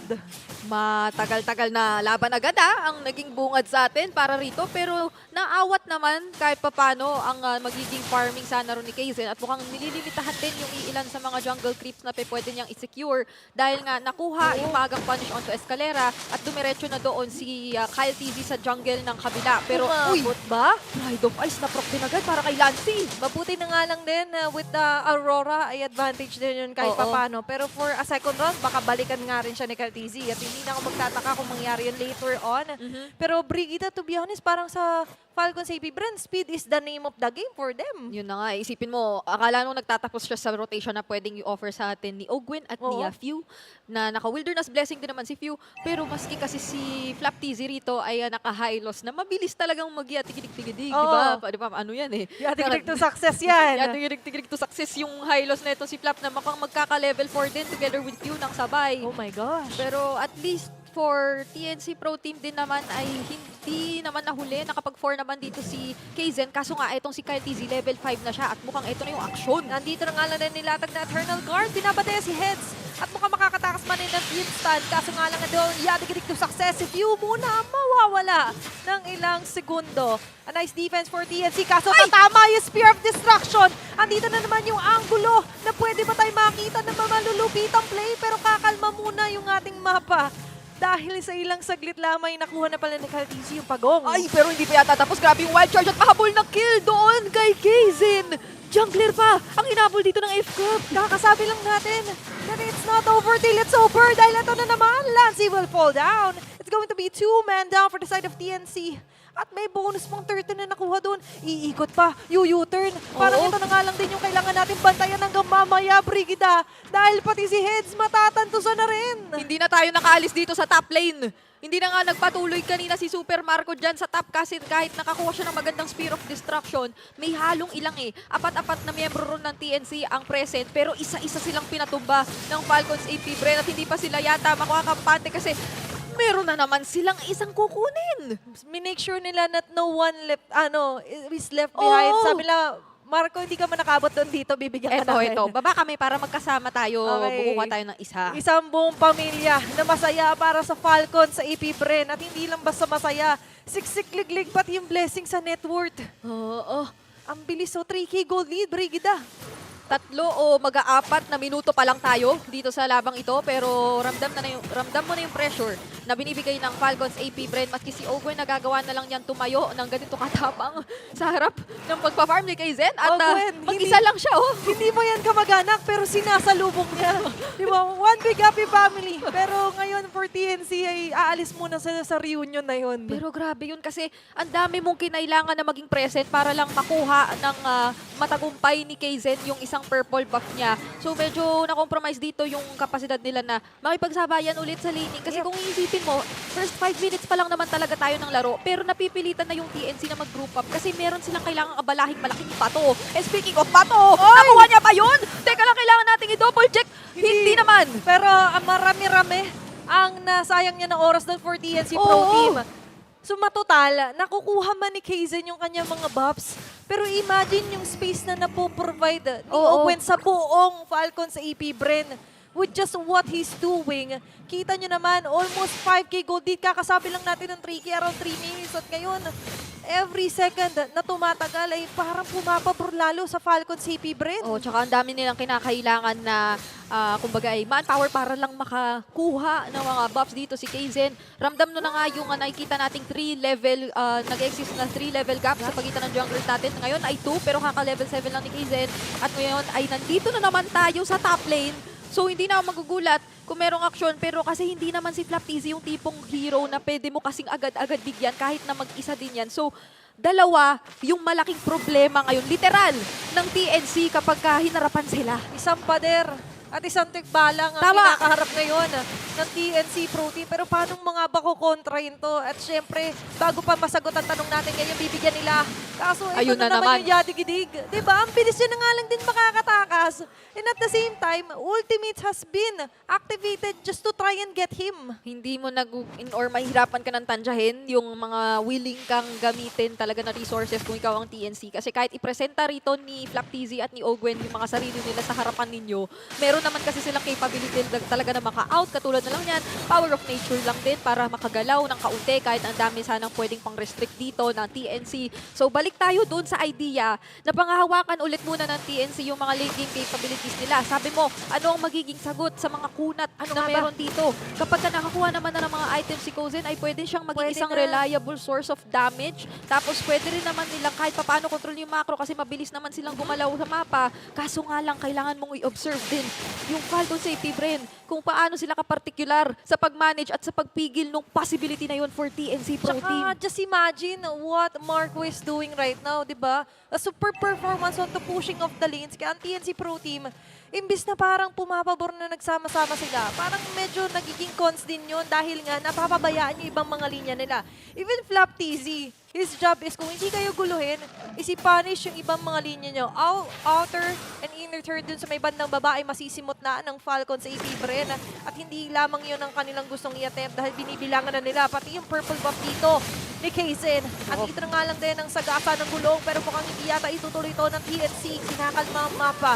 Pinagmamasdan saan nga ba manggagaling o anong angulo pa pa sila kay TZ. Pero that is it Brigida. Kahit sila medyo iwas muna sa sitwasyon. Oo, nag-attempt doon si Kaizen. Gumamit din siya ng retribution. But again, the level gap, mahirap talagang sabayan ngayon si Kyle TZ basta present siya doon sa mga nakikita nating objectives na kino-contest ng Falcons APBren. And hindi nga yata nila pinipilit yung mga team fights kasi iniisa-isa lang talaga nila yung mga objectives na gusto nilang kuhain up against TNC Pro Team. At limitado na lang talaga yung mga resources na nase-secure ng TNC at this point. Parang kung ano yung mga nakikita nating possible plays mula sa lineup nila ay na-negate na agad kasi ang laki na nung kinahaharap nila na gold lead, tapos yung map control na hawak-hawak na ng Falcons APBren. So gusto mo kasi parang sumagasa ka talaga kung ikaw ang TNC Pro Team, pero paano mo gagawin yun kung napakakunat na lang?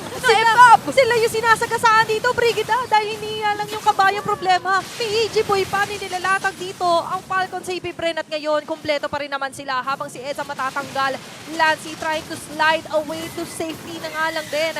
Habang ang members ng FCAP ngayon ay makakapag-push through yung Spear of Destruction, medyo nakakakaba pero hindi naman itutuloy ni Super Marco yung masama niyang balak. Pero may conceal dito sina Ogwen at kukuha lang sila ng espasyo para talagang makapagpatumba ng inhibitor turret kasi kayang-kaya na nilang gawin yun. Si Super Marco ay wala naman siyang ibang inabala kung hindi talaga ang mag-farm, kaya naman sobrang taas na rin ang pwede mong i-anticipate na damage mula dito sa gold laner ng FCAP. To think na kung ikaw si Escalera ay ang parang gusto mong i-prioritize. Kanina nakita natin, mukhang gusto niyang unahin yung parang magic defense talaga muna Kasi nga naman, Julian to, Vexana, Hylos.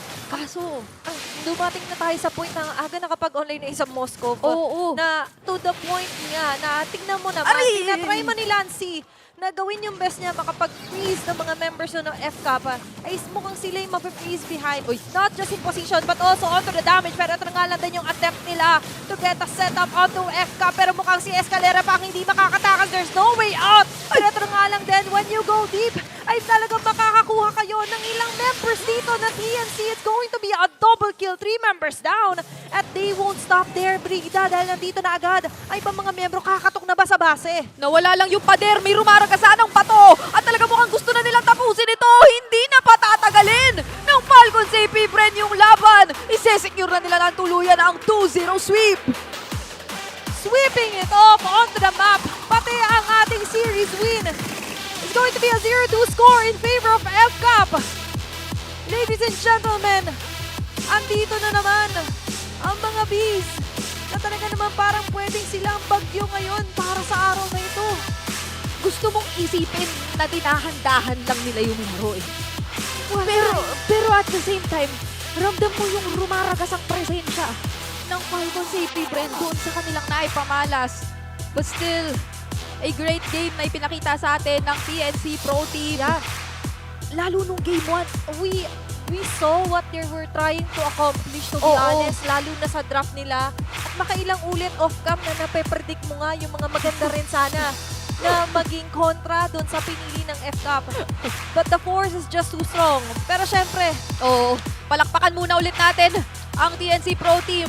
Hindi pa huli ang lahat para tuluyan silang mag-rise sa tapakan natin ang kanilang mga susunod na laban para dito sa regular season. Pero ang muling mga nagwagi, Falcons APBren. Napakalinis na performance. Kausapin muna natin sila ngayon kasama ang ating host na si Mara Aki. Congratulations to Falcons APBren! You know, we're at the halfway point of Season 14. Let's do a recap. So far, sa lahat ng mga laban nyo, which team did you find to be the most difficult? Para sa amin yung Team Liquid pa din eh. Kasi ayun yung pinakamahabang match namin. Tapos kitang-kita naman na puro clash na sobrang dikit lang ng mga laban. Sige, actually we expected for you to say Team Liquid. After Team Liquid, anong team na nahirapan talaga kayo? Sa mga nakalaban namin, Omega. Yun. Omega? Tama kami. Okay. So who are you looking forward to see para sa ating next round? Sa second half? Yes, kasi ito, para patapos na tayo ng ating first half. Nasa halfway point na tayo this weekend. So, for the second round, second half, who are you looking forward to the most? Sa second half, yung tinitignan namin yung Omega eh, kasi gusto namin bumawi. So what are you gonna do differently? Sige nga. So Omega, kasi kami din, actually to be honest, nabigla rin kami sa performance ng Omega. Sobrang lakas nila ngayong season. So other than the strategies, if you were to do anything differently, what would that be? Siguro yung mga mistake namin na nagawa namin nun, hindi na namin uulitin. Lalo na sa draft. Na-outdraft kami ng Omega nun. Okay, and we're really looking forward to that. Ano naman, para kay Kyle? Kyle, ang ganda nung ginawa mo yung Lord Steal mo kanina. Now, si Ogwen pala, sorry. Si Ogwen. Alam mo, nalito na ako. Ang ganda nung ginawa mo kanina din sa Lord Steal, sorry. Now, if you were to have a personal goal ngayong second half, what would that be?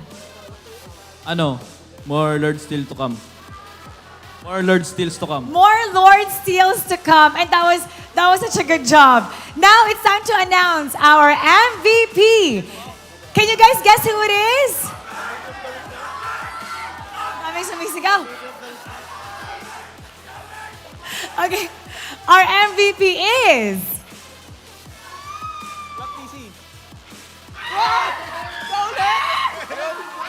Na-surprise ka ba doon? Kyle, na-surprise ka ba doon? Bakit parang na-surprise ka doon nung in-announce na ikaw yung MVP? Akala ko si si Ogwen, sinisigaw ng mga fans eh. Kasi siya sinisigaw, tsaka yung Lord Steal nga. Now, what do you want to say to all the fans dahil kahit hindi napakaganda ng weather, the weather's not the perfect weather, they're still out here cheering for your team, here to watch you live and online. Sa lahat po ng mga pumunta dito ng mga fans, maraming salamat po. Kahit na hindi maganda yung panahon, pumunta pa rin kayo. Maraming salamat po. Tsaka sa lahat ng mga nanonood dyan sa mga bahay nyo, tuloy nyo lang po yung pag-nood. At tsaka pag-supportahan nyo pa rin po yung Falcons APBren at abangan nyo kami sa mga susunod na laban. And you know, we have a very passionate supporter here na mananalo ng 3,000 diamonds. Congratulations! Come on up!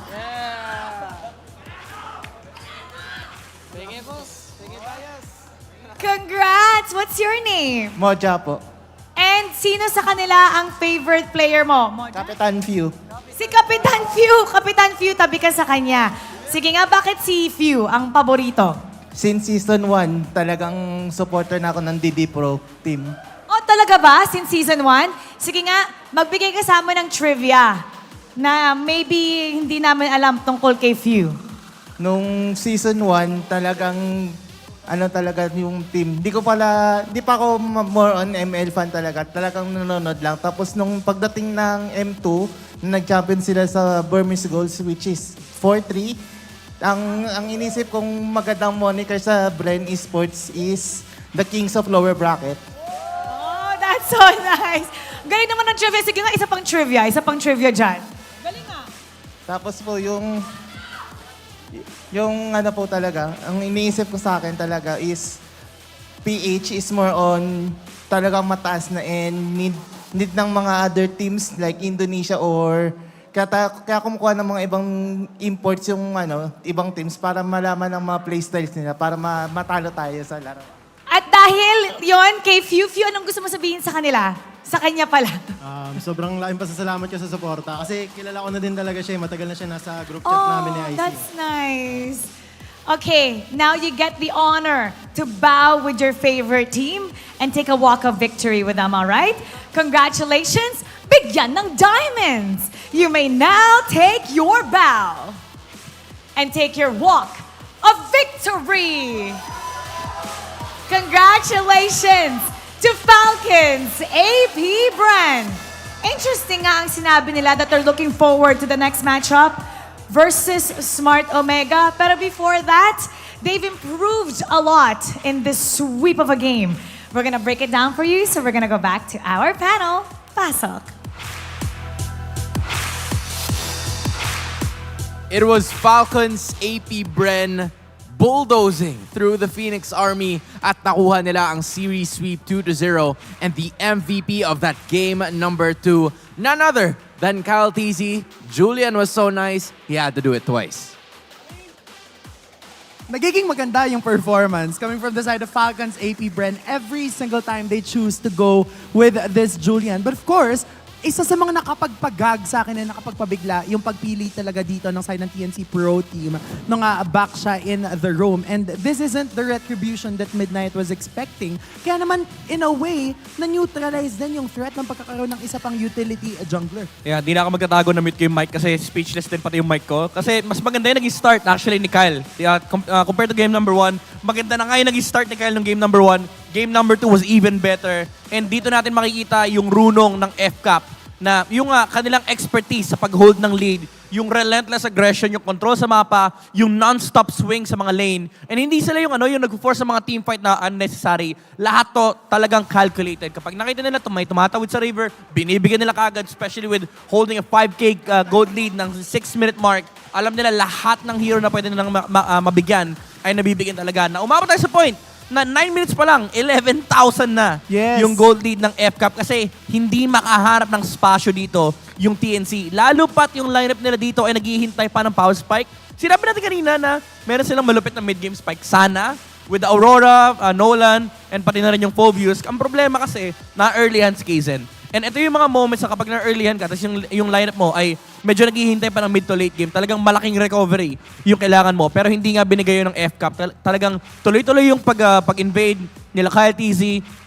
Imagine mo, may Brusco Brothers ka pang kailangang isipin, si Hylos, tsaka si Gronk na lagi nasa mukha mo. Tapos si EG Boy pa. O si EG Boy pa, di ba? Si Few, nilalabas pa si EG Boy, sinasamon. Tapos, si Kaizen, talagang hindi siya makahinga kasi ano nga naman ang gagawin ni Nolan laban sa Gronk, sa Hylos. Mga non-burstable heroes to eh. And to me, what's even parang naging nagpahirap dito sa side ng TNC Pro Team ay yung fact na yung supposed hero na abot dun sa backliners ng kupunan ng Falcons APBren, which is the Nolan, hindi siya nagkakaroon at nakakahanap ng opening. Mostly because of the fact na sobrang lugi nga ng TNC Pro Team from beginning up until the end na kapag nagkaroon na ng damage output, yung Aurora, even the Phobius as well as the Nolan, hindi na nila, kumbaga hindi na umabot dun sa time na yon na magkakaroon sila ng power spike because all of the neutral objectives, all of the kills, these 9 kills from Falcons APBren, ang dali nilang nako-convert into turret objectives. Kaya naman, yung kills nila equal sa number of turrets destroyed.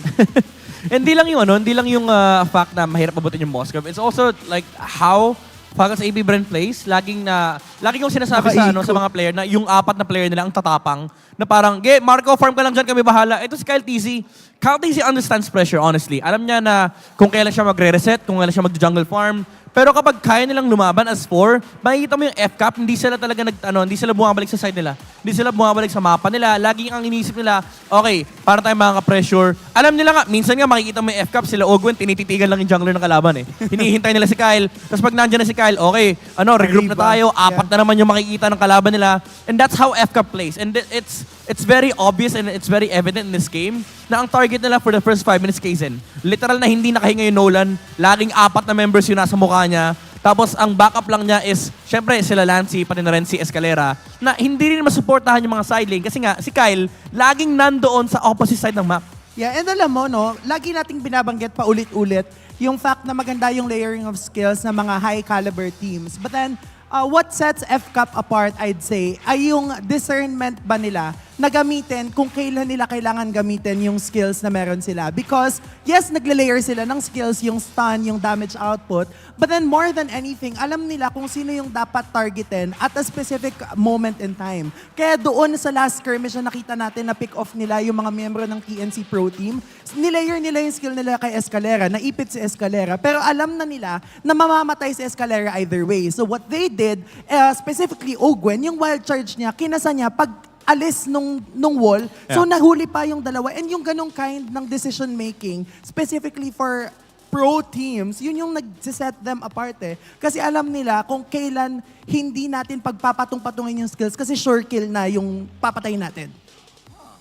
Okay, so with that being, I mean, honestly, that was that was like information overload. Pero what I'm getting from you guys is yung pagpapahirap ng Falcons APBren kay Kaizen all throughout that moment na kahit yung mga kalkuladong galaw with the wild charge, the high loss enforcing through, na pagkatapos bumitaw ng wall, tsaka lalatag yung ibang mga members. I mean, that's how well Falcons APBren has executed all throughout. And not only that, maybe this is also like, you know, a proving ground para sa TNC Pro Team. Hopefully a sense of urgency because, you know, they have gathered a win from last week. Pero ngayon, things are not looking good for this team. Yeah, definitely. There's a lot of things that they have to fix. They have to go back to the drawing board, especially now that we're coming to the next round. Kasi mauulit lahat ng mauulit lahat ng kalaban nila. Meron naman silang hinga.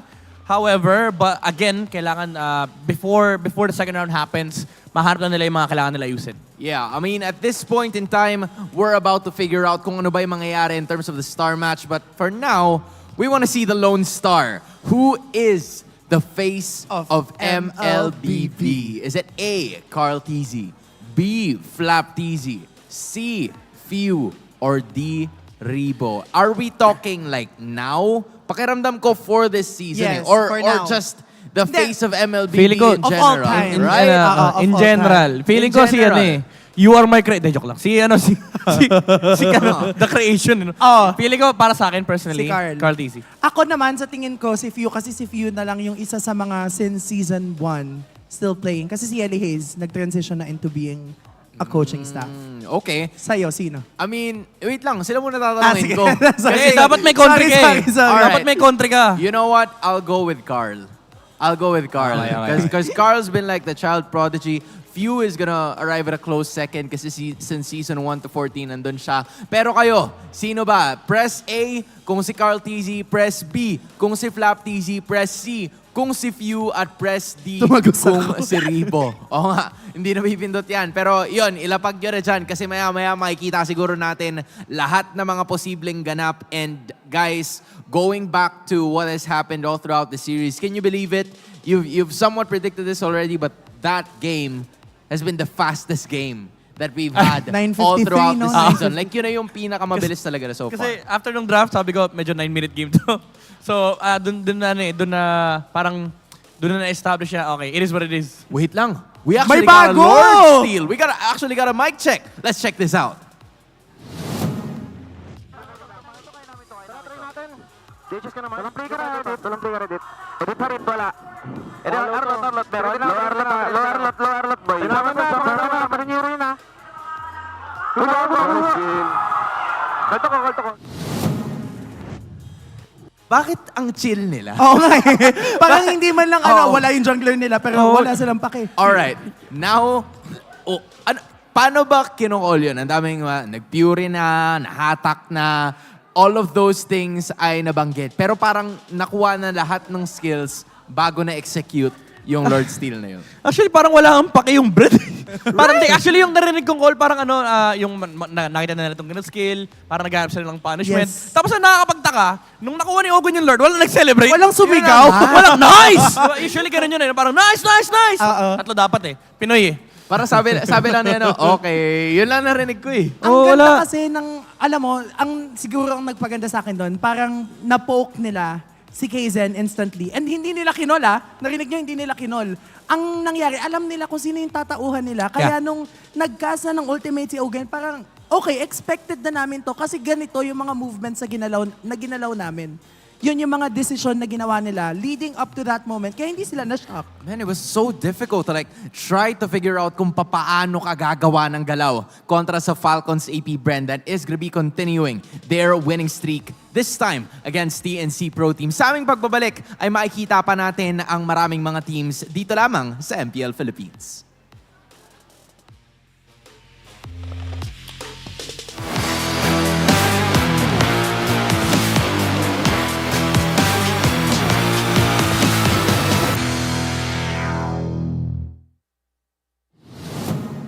Get 8 gigabytes of all-access power. To do it all. Plus only TikTok to scroll and share non-stop. Power, work, life, and more. With Smart Power all-access data now up to 90 days. Load now. No signal, no fun. If only you could switch in an instant. But wait, you can with the Smart eSIM. Backed up by nationwide coverage. Get your Smart eSIM now.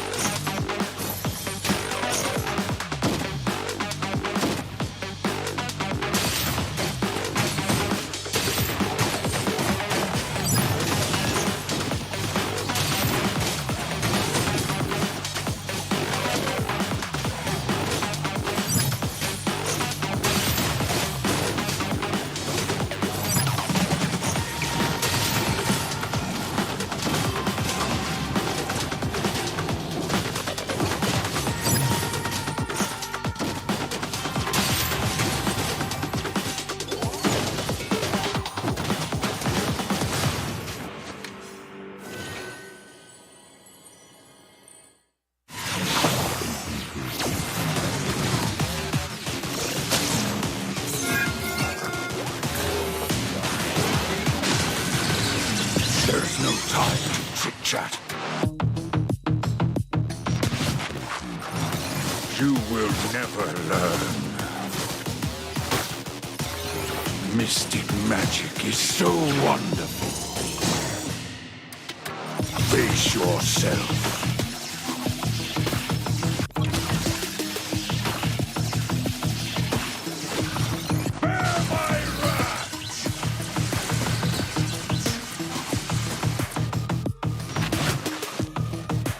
Imagination is the driving force of the energy. I'm not a monster. I'm a demon.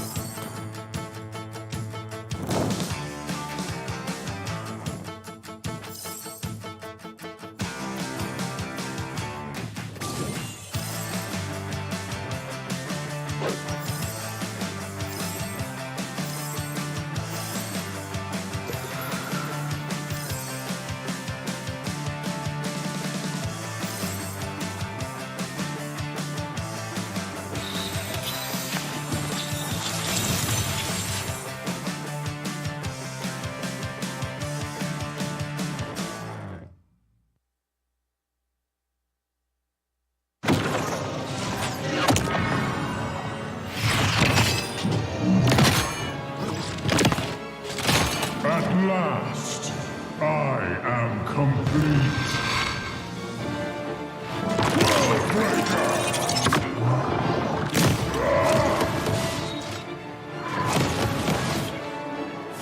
Come in fairness.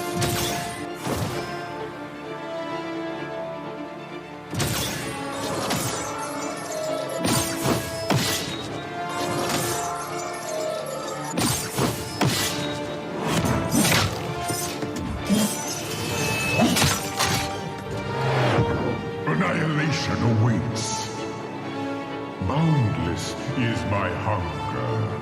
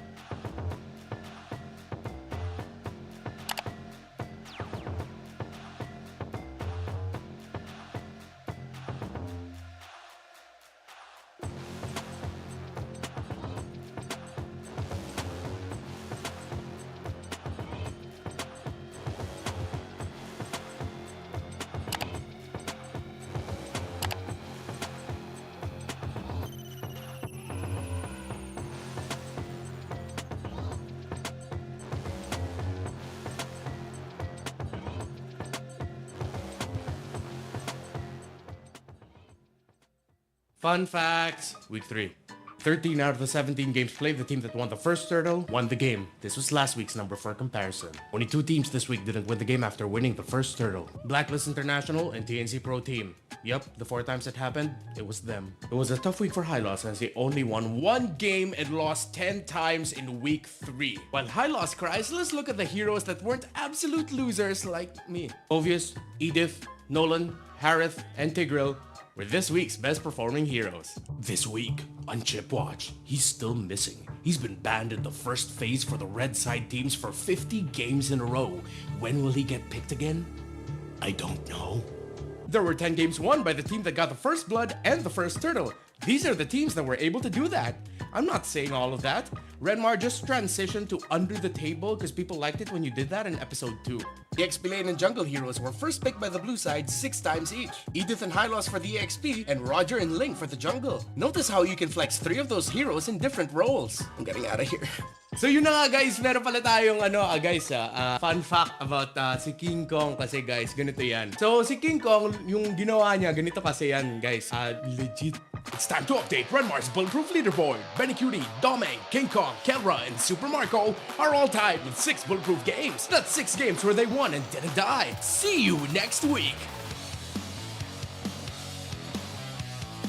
Coming up in MPL Philippines Season 14, Week 4, the star match of the week. Witness a potential banger as FCAP and FNOP face off in a fully fierce fist fight for first place. Will the Super Fam keep their momentum alive, or will our world champion Titans break the streak? I mean, that's, if they beat their prior matches between TNC and RSG respectively. Will Kelra, the gold standard, be able to withstand a literally bulletproof Marco with a Lolita Hanabi combo? What are we calling that, by the way? Lolabi? Lanabi? Hanablita? Look at the moves, look at the shields.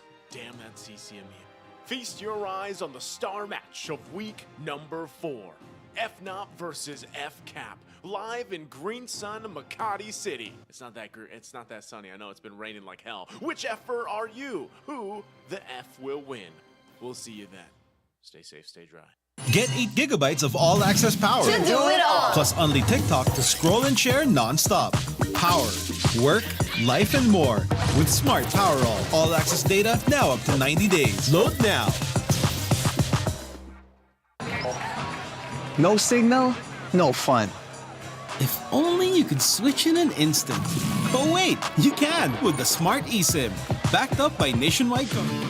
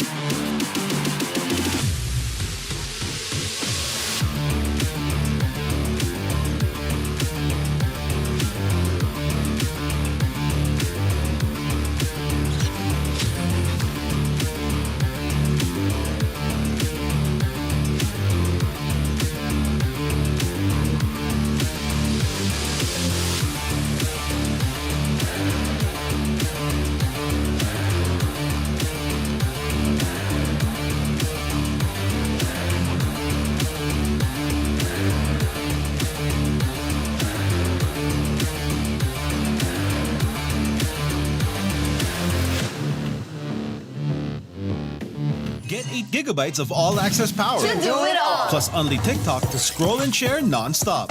Power, work, life, and more with Smart Power All access data now up to 90 days. Load now. No signal, no fun. If only you could switch in an instant. But wait, you can with the Smart eSIM, backed up by nationwide coverage. Get your Smart eSIM now.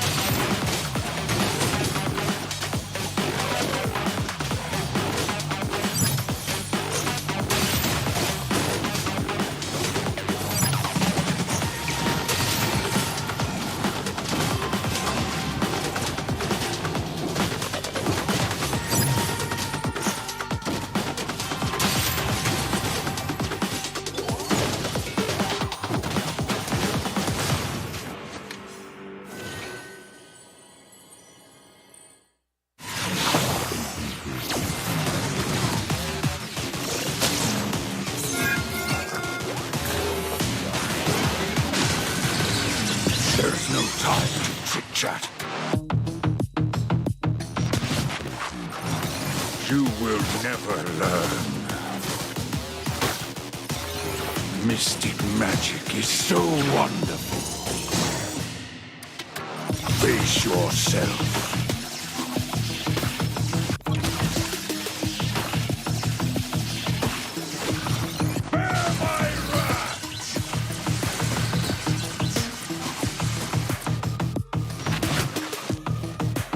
Imagination is the driving force of the energy. I'm not a monster. I'm a demon.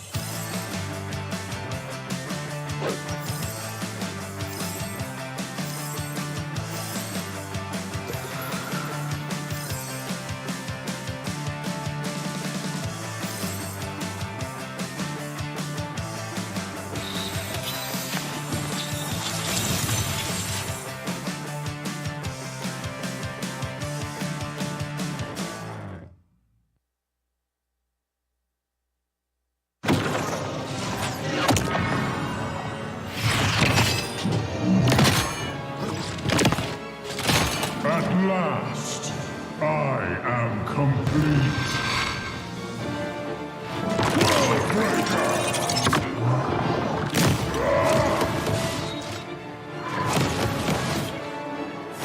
Come in fairness.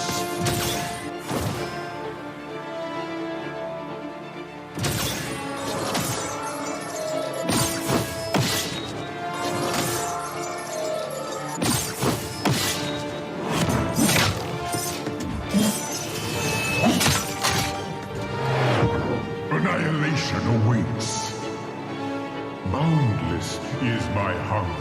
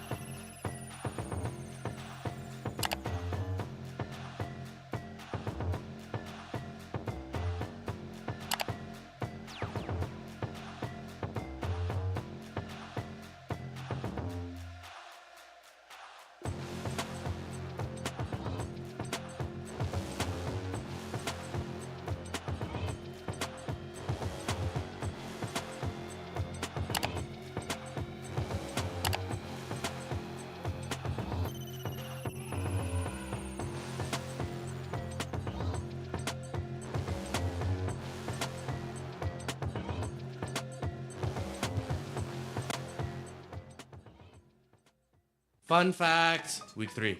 13 out of the 17 games played, the team that won the first turtle won the game. This was last week's number for comparison. Only 2 teams this week didn't win the game after winning the first turtle. Blacklist International and TNC Pro Team. Yup, the 4 times it happened, it was them. It was a tough week for High Loss as they only won 1 game and lost 10 times in week 3. While High Loss cries, let's look at the heroes that weren't absolute losers like me. Obvious, Edith, Nolan, Harith, and Tigreal were this week's best performing heroes. This week, on Chip Watch, he's still missing. He's been banned in the first phase for the red side teams for 50 games in a row. When will he get picked again? I don't know. There were 10 games won by the team that got the first blood and the first turtle. These are the teams that were able to do that. I'm not saying all of that. Renmar just transitioned to under the table because people liked it when you did that in episode 2. The XP Lane and Jungle Heroes were first picked by the blue side 6 times each. Edith and Hylos for the XP and Roger and Link for the jungle. Notice how you can flex 3 of those heroes in different roles. I'm getting out of here. So yun na nga guys, meron pala tayong fun fact about si King Kong kasi guys, ganito yan. So si King Kong, yung ginawa niya, ganito kasi yan guys, legit. It's time to update Renmar's Bulletproof Leaderboard. Benny Cutie, Domeng, King Kong, Kelra, and Super Marco are all tied with 6 bulletproof games. That's 6 games where they won and didn't die. See you next week. Coming up in MPL Philippines Season 14, Week 4, the star match of the week. Witness a potential banger as FCAP and FNOP face off in a fully fierce fist fight for first place. Will the Super Fam keep their momentum alive, or will our world champion Titans break the streak? I mean, that's, if they beat their prior matches between TNC and RSG respectively. Will Kelra, the gold standard, be able to withstand a literally bulletproof Marco with a Lolita Hanabi combo? What are we calling that, by the way? Lolabi? Lanabi? Hanalita? Look at the moves, look at the shields. Damn that CCMU.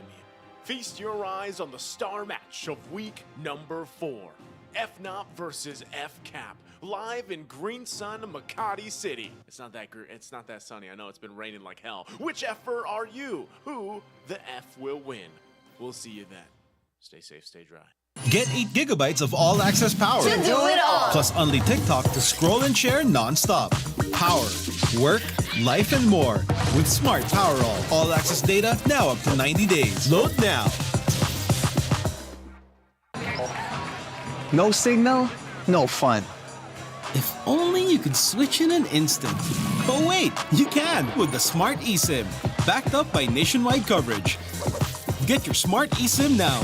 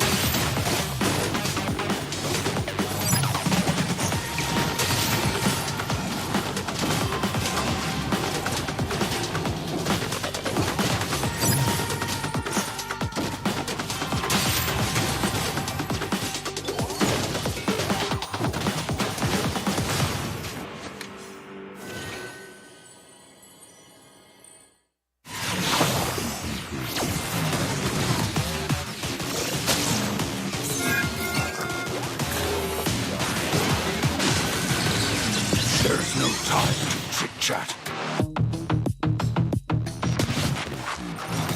You will never learn. Mystic magic is so wonderful. Face yourself.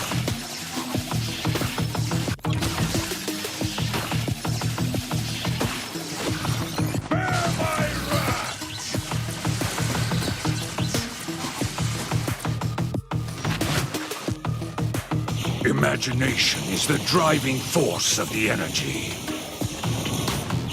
I'm not a monster. I'm a demon.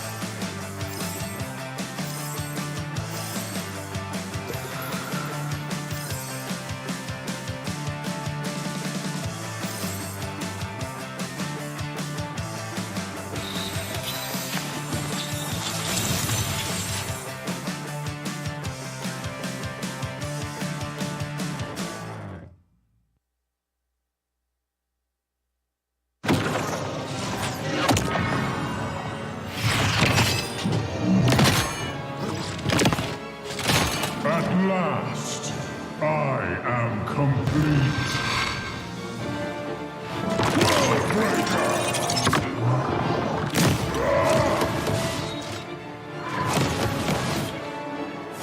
Come in fairness.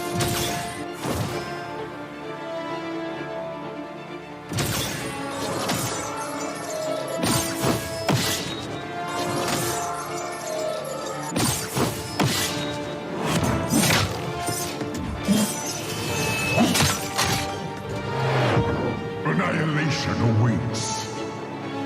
Boundless is my hunger.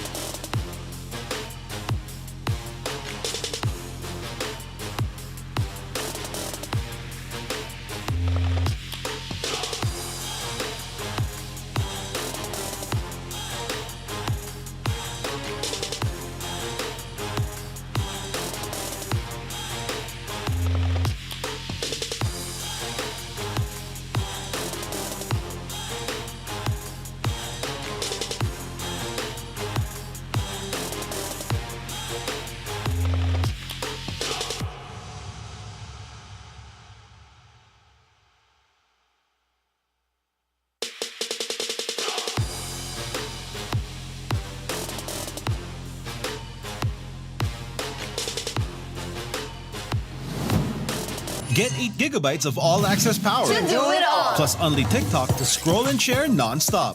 Power, work, life, and more with Smart Power All-access data now up to 90 days. Load now. No signal, no fun. If only you could switch in an instant. But wait, you can with the Smart eSIM, backed up by nationwide coverage. Get your Smart eSIM now.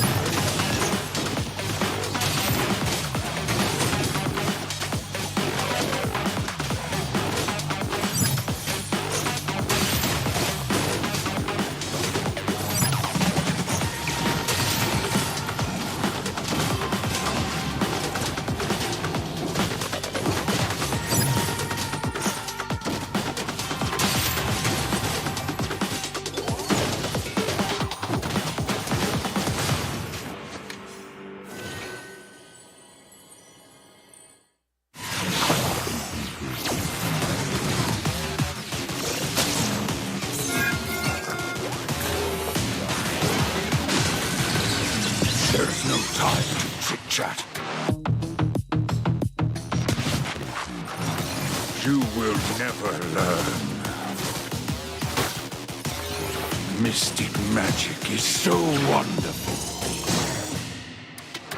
Face yourself.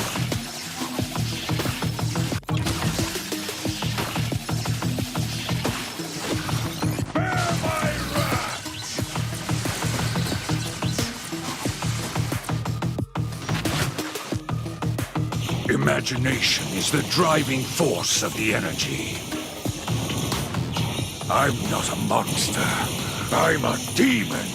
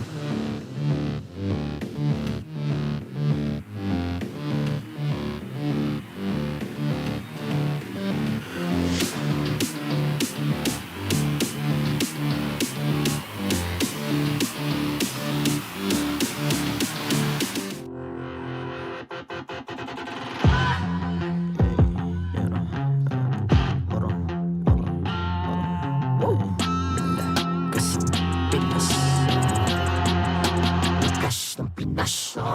Malakas, Pilipinas, malakas.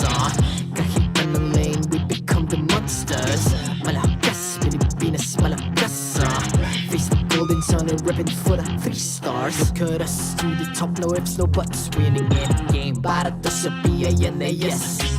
Di mo matitinag aming boses sa new level. Nasa kalye man o mobile, you know I become a legend. Open fire, we unite, we winners.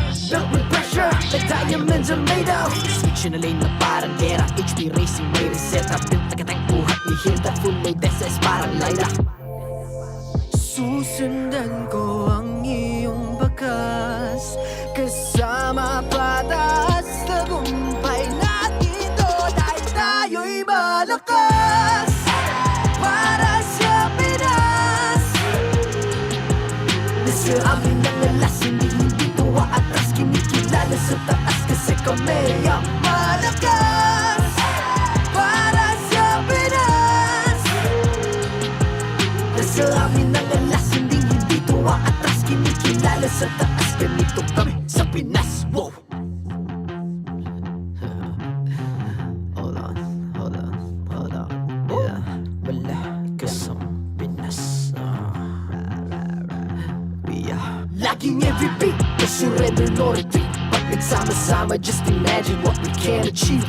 Laging every beat, no surrender, no retreat. Giving 100 all my all, cause we just cannot be defeated. We are unstoppable, immune and invulnerable. Ready ang equipment, lahat frozen, malang crowd control. Pakita ko na jab like beast of the southeast. Taas sa matawa, proud and loud, cause every enemy we devour. Susundan ko ang iyong bakas. Kasama patas, tagumpay natin to. Dahil tayo'y malakas. Para sa Pinas. Nasa amin ang alas, hindi tuwa atras. Kinikilala sa taas kasi kami ang malakas. Para sa Pinas. Nasa amin ang alas, hindi tuwa atras. Kinikilala sa taas, ganito kami sa Pinas. Wow!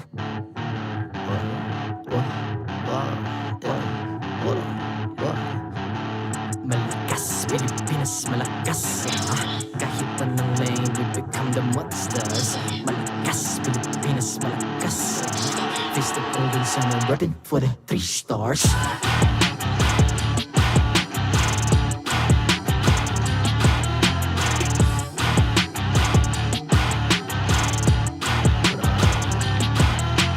Ang lakas ng Pinas, we unite, be the stars. Ang lakas ng Pinas, we unite, be the stars. Ang lakas ng Pinas, we unite, be the stars. Ang lakas ng Pinas, we the stars. Ang lakas ng Pinas, we unite, we the stars. Ang lakas ng Pinas, we unite, we the stars. Ang lakas ng Pinas, we unite, we the stars. Ang lakas ng Pinas, we the stars. The 14th season of MPL Philippines is brought to you by the following sponsors. Smart, the official telco partner of MPL Philippines Season 14. The official tournament phone of MPL Philippines, Infinix GT20 Pro. Official suppliers, EMC Asia and Index Salon. Experience the MPL PH Season 14 action live at Green Sun, Makati City. Grab your tickets now via official MPL PH website. Don't miss any MPL action by following our official Facebook and subscribing to our YouTube channel. Follow MPL PH on TikTok for more content. And to ensure the equality and fairness of our games, MPL Philippines is also monitored and supervised by the Games and Amusements Board.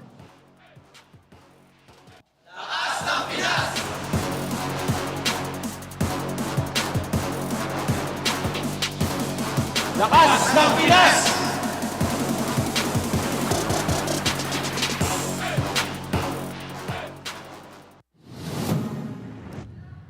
Tayo'y nagbabalik para ipagpatuloy ang Week 4, Day number 1 dito lang sa MPL Philippines Season 14 para ihatid sa inyo ang aksyon. Ako pa rin si Brigida kasama si Athena na inyong mga kasama for our last match of the day between Fnatic Onic and RSG Philippines. Kani-kanina lang ay may nakita na tayong isang naging 2-0 sweep in favor of Falcons APBren kontra TNC. Ikaw ba, Athena, anong favorite moment mo kanina? Ako, mukhang marami mag-agree yung Lord Steal ni Ogwen, di ba? And he's not called the master for nothing. Kasi nakita naman natin, parang pinapili ka sa A to B. A, kahit easy ba makakuha ng Lord? Or B, none of the above nga ba? Kasi si Ogwen pala yung sagot. Yun na nga making gulat nating lahat at napakalaking turnaround ang nakita nating mangyari after nun. Parang nag-carry over pa siya hanggang game number 2. Ganoon ka laganap yung nakita nating momentum as well as dominance from Falcons APBren. So marami-rami tayong mga naging sorpresa din. Even yung debut ng Baksha Rome, di ba? Ni Escalera. Nakaset na naman ng record. Tama. Di ba, longest record, nando si Brigida. At fastest game record, nandito muli si Brigida.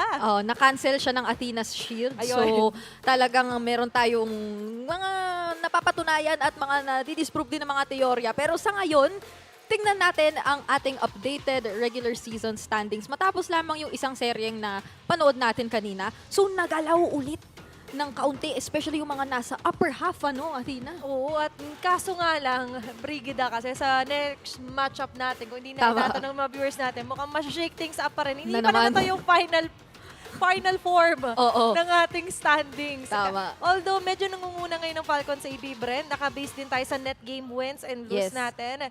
But for the next match-up, parang ako yung naniniwala, Brigida, na parang gagalaw na naman ito muli at mag-edit na naman. Actually, hindi nga ako magugulat kung meron na naman tayo makitang changes dahil ang magtatapat again ay RSG and the Fnatic Onic. Dahil nga ang point system natin ay isa-isa lamang ang mga nakakalap na puntos ng ating mga teams. So sabihin na nating makuha ng RSG yung panalo, magkakaroon ulit tayo ng, sige, tatlong team na may 3 puntos. Pero kung Fnatic Onic naman ang makakuha ng panalo, ay yung top 2 teams natin, gagalaw na naman siya ulit. So magkakaroon na naman ng palitan. Pero bago yan, feeling bored pa kayo with the usual ranked matches? So spice things up nyo naman with the Snapdragon Pro Series Mobile Legends Bang Bang Season 6. It's time to step up your game and face off against the best. Sign up for all qualifiers, guys. Just head on to asl.gg/SPSMLBB. Subukan nyo.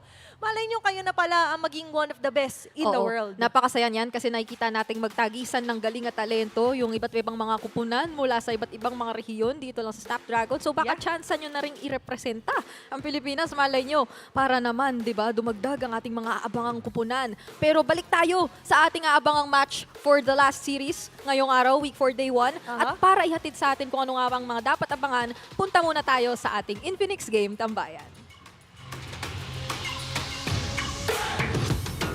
Another opportunity para sa ating mga teams na magpakitang gilas para sa pagsisimula ng week number 4. This is the Infinix Game Tambayan and my name is Hans Galeria, and together with me are Midnight and Auntie Anara to bring you the matchup between RSG Philippines and Fnatic Onic Philippines. And of course, this would have not been possible without the Infinix GT20 Pro, the official tournament phone of the MPL Philippines. To Infinix, maraming salamat pong muli for giving us an opportunity to be able to do this using such an amazing phone. And, you know, this time around, the question is, right? Is what? Who is gonna stop the streak na meron ang Fnatic Onic Philippines? I mean, if you're gonna ask who is gonna stop that, andyan ang streak breakers ng RSG. Na by the way, 3 seasons na lahat ng streak ng mga teams na binubuo sa regular season binasag ng RSG. So what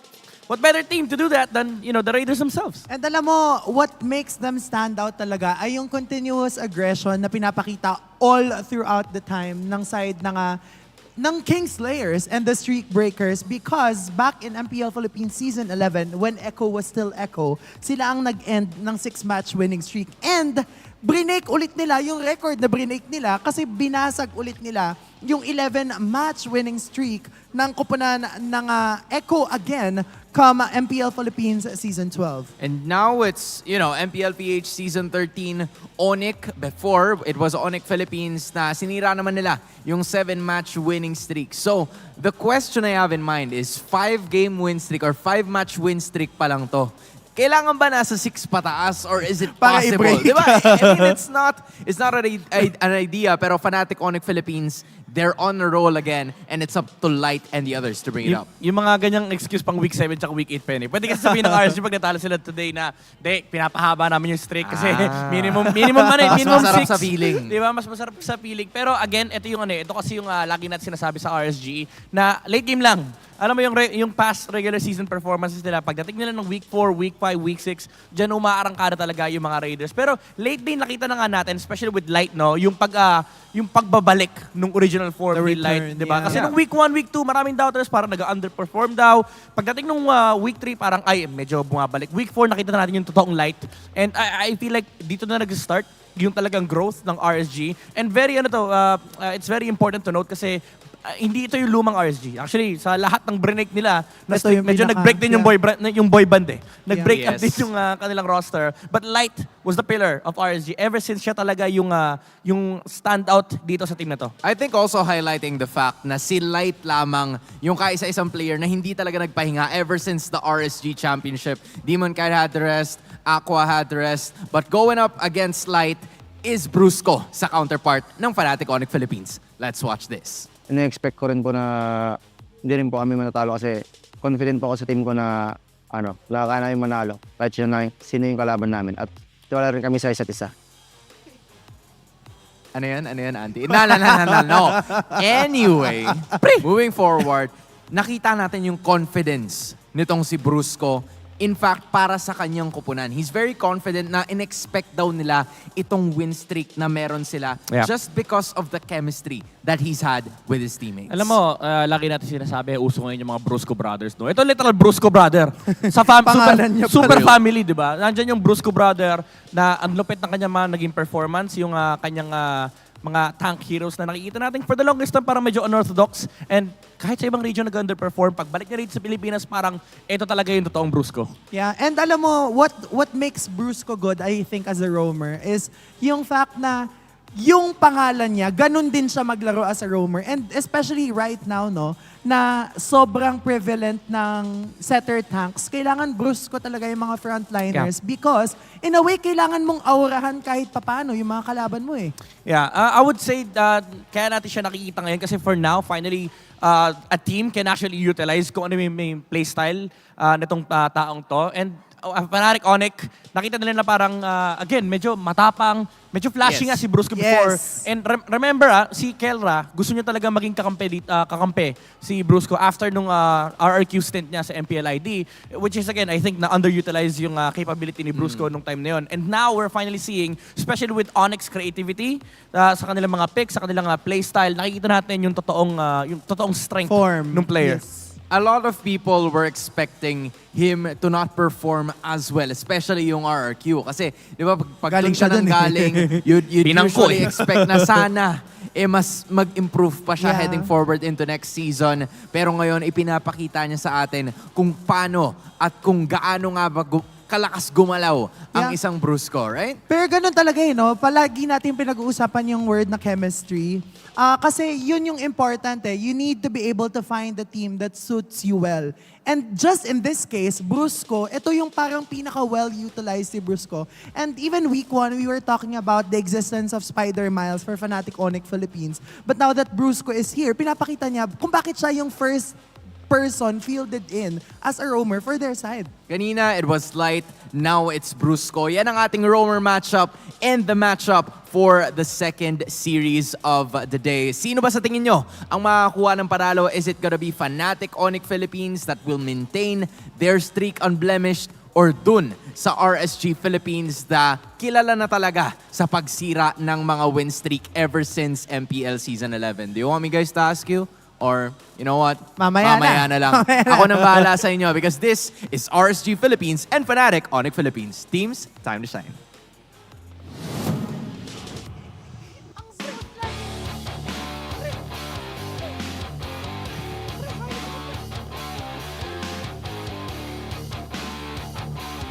our marshals, Jeff, Chico, Pat, and Wilbur.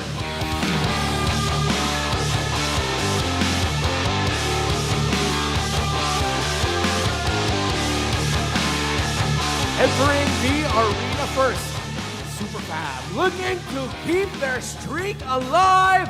You know who they are. It's Fnatic, Onic Philippines.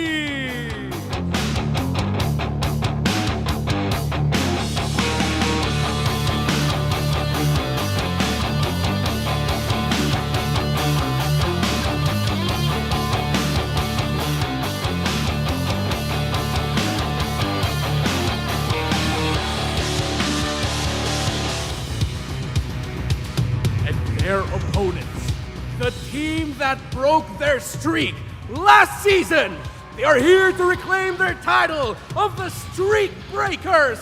Let me hear you cheer for RSG Philippines.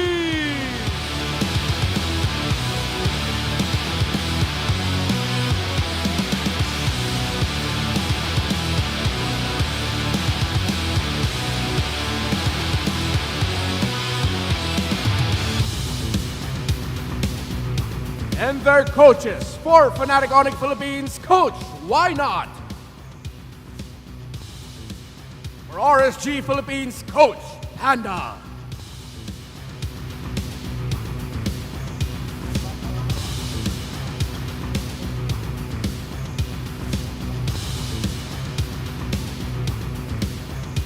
It's time for the face-off. Brusco, Light, step forward.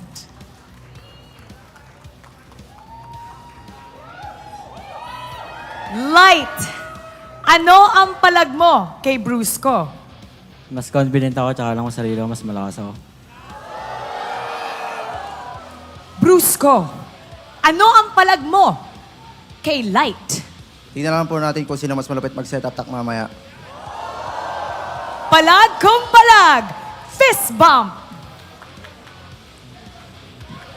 Something familiar from last season. Will we see the same fate, or will they fall against the same foe? It's time to find out. Panel, pasok!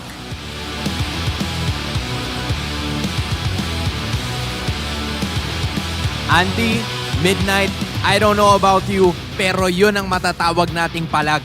It's RSG Philippines versus Fnatic Onic Philippines, and their win streak is on the line. Ito yung the House of Onic, the super family, na for the longest time, lagi natin nakikita talaga pagdating ng regular season, very dominating yung kanila nagiging performance, especially now that they've found their strive, they found Brusco in their own position, and nandiyan pa rin yung double K, yung kanilang case to victory lagi for Fnatic Onic. Nagja-gel talaga yung kanilang playstyle. And again, may I just remind you, sila ang pinakamataas na gold lead on average per game in the current regular season. Being led by, of course, what you've mentioned, yung mga case to victory, or should I say, yung mga Bruski ni Brusco ang posible nating makaharap at now. It's RSG Philippines with Light, Irad, and friends. Ito yung sinasabi nating lineup ng RSG Philippines. Si Light lang ang hindi nagpahinga, so he surely will be the light to lead the entire Raiders all across the tunnel. And nakita na natin na nag-step up lahat ng mga miyembro ng side ng RSG Philippines in the absence of Nats. Nibor was able to fill his shoes, and pinapakita sa atin ng Raiders right now na unti-unti na silang nagkakaroon ng kanilang momentum. But will this momentum be enough to be able to break the streak na meron ng FNOP, considering na 5 games na sila, 5 matches yung winning streak ng Super Family. Yeah, and dahil dun sa naging play style ng Fnatic Onic, yung kanilang success, I would say they're one of the better teams pagdating sa early aggression and yung paghawak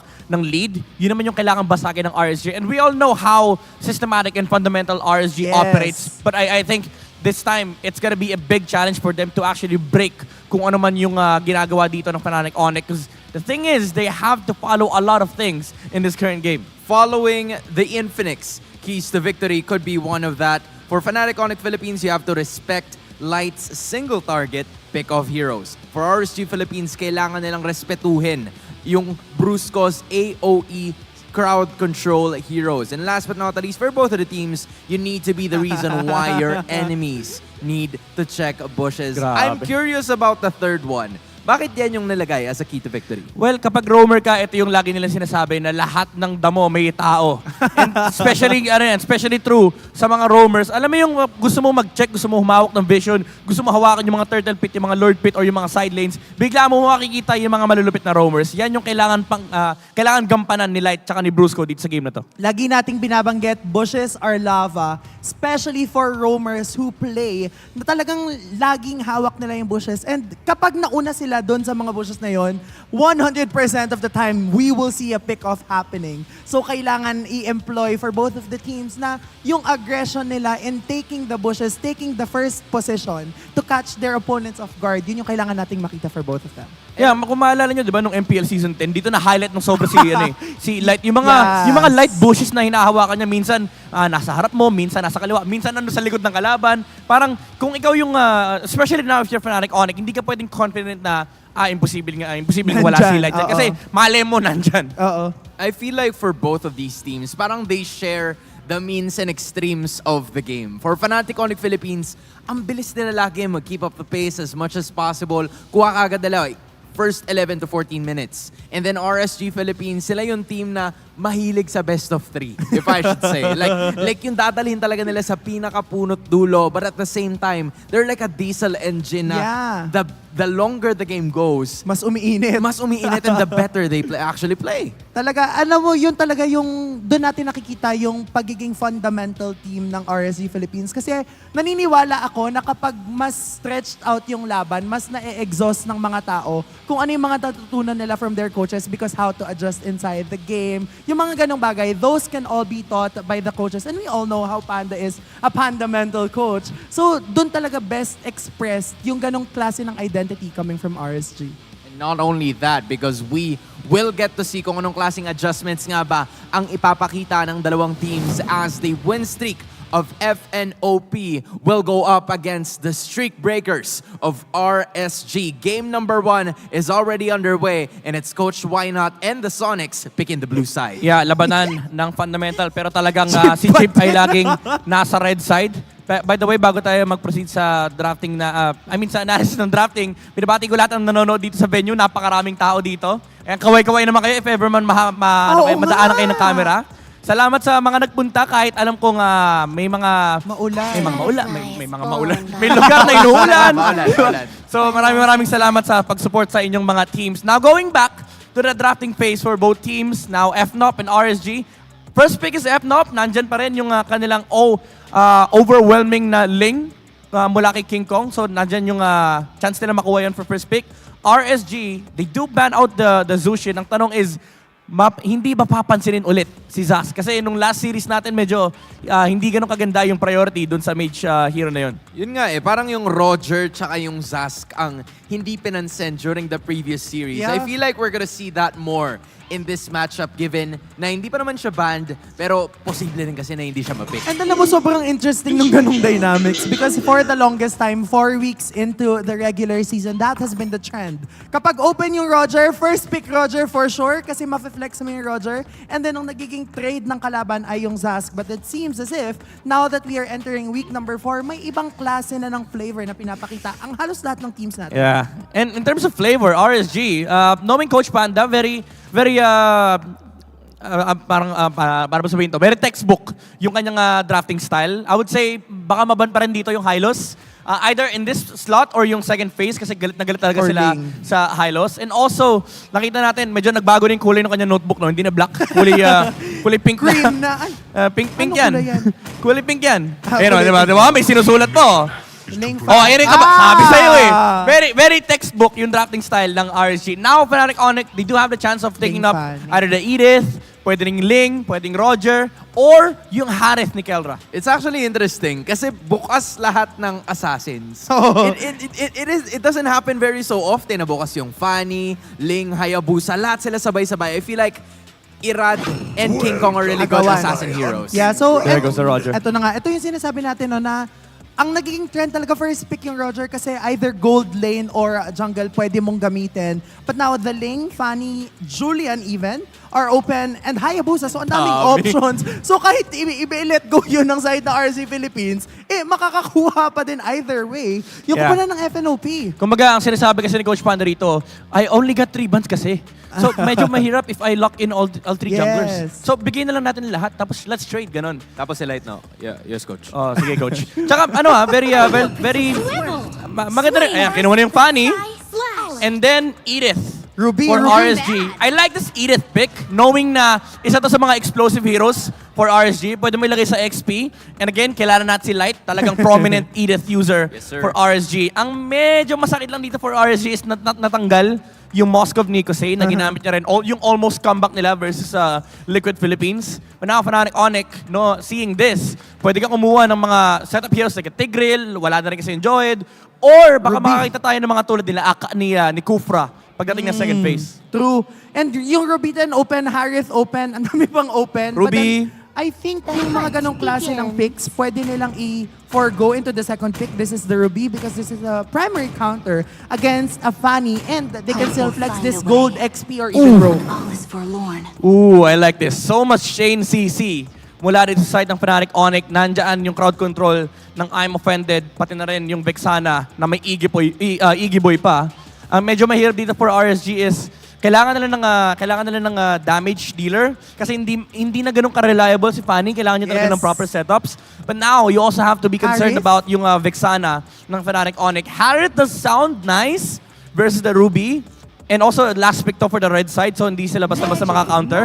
So they do take the Harith. Napakalupit ni Antianara. Now, Fnatic Onic, ang pwede nilang gawin dito is ilagay nila yung Ruby sa gold lane kasi hindi naman ganun kasama yung matchup na yan. Even though I would say it's still a little better on the side of Harith, pero ang kinaganda sa Ruby is pag laabot niya ng level 4, wala nang lane. Tapos, kapag pinili nila yung Ruby sa gold lane, pwede silang magkaja, Franco, Kufra. So, ang daming panghuli in this Fanny. So, definitely, those are possibilities that are the side of FNOP can explore as of now. But then, as we head on to the second phase of the draft, we will, I think, see na maban yung mga likes of, ano ba pwede? XP? Tig? Tig, pwede din. Kasi feeling ko, kahit pa may purify dito yung Harith, yung Tig, malaking problema pa rin. Oh, I actually like this one. Grok, medyo nakaka-bad trip nga naman yan pag Fanny ka. Kasi aside sa, may pader siya, dagdag kikablean. Pero minsan kasi nakaka-bad trip yung kapag hinaharangan yung gusto mong paderan. Hindi ka na makakagalaw. The best case scenario for them is to just remove all roadblocks. Kumbaga, pag ikaw ang RSG dito, bibigyan mo na magandang expressway dapat si Irad at all times, at all costs. And actually wrapping up the first Happy phase birthday! of the draft. Oy, +1, happy birthday sa'yo, tol. And actually, happy birthday din sa lahat ng mga nandito ngayon sa venue. Kung birthday nyo man o hindi nyo birthday, Oy, by the way, happy birthday kay Auntie! Happy birthday kay Auntie Anara din. Happy birthday. Salamat. Happy birthday, Auntie! Happy birthday, Auntie! Okay na. Binati habang draft. Anyway. Okay, wala nang tig. Oh, yan. Basta happy birthday. Continue. Grok and the Tigreal are there. And in addition, parang Kaja. Parang ang hirap In kasi. subtraction kasi binan eh. Oo nga. Pero kasi dinagdag mo kasi yung ban eh. Ang hirap. Tama. Tingin ko Wag Kaja. kasi tayo mag-mat. Oo nga. Sige. Kaja. Franco, pwede if gusto nilang iban. Ooh, Pero, look at this though. Kelra is the 7th player in MPL Philippines history to record 1,000 plus kills. So, ilan na kaya no? sa buong history ang nakakakuha ng 1,000 kill? Imagine mo, ilang katawan na nakadapa yung nakita ni Kelra. Diba? And in all of those people, pampito siya na nakatapak doon in MPL Sino Philippines kaya yung iba, history. no? Diba? Sino kaya yung 6? Alam ko nasa listahan sila na sila Carl, sila Haji, yeah. yung mga matataas ang KDA. Marami rin gold laner doon actually. Yes. Alright, that's true. And also, alam mo yung 6 pa kasi 6 na rin yung heroes na napipick into. Wow! So, you know, again, This is Aterizla and the Faramis na tinanggal ng parehas na teams. Not a lot of durability yet for RSG, pero maybe masasagot na nila yan ngayon. Yeah, I would say FNOP has done their research here. Tinanggal na nila din yung Faramis alongside the Moscow. Ito yung mga comfort heroes talaga ng RSG. Now, they have to find a different hero for Gusei. For Aqua. Alam naman natin si Aqua medyo flexible, no? Marami na siyang ginamit na out of the box picks like yung Odette last season. So, pwede pa rin tayo makakita ng ibang mage dito unless you wanna go for a Valentina kasi masarap kopyahin yung ultimate ni Vexana tsaka ni Ruby.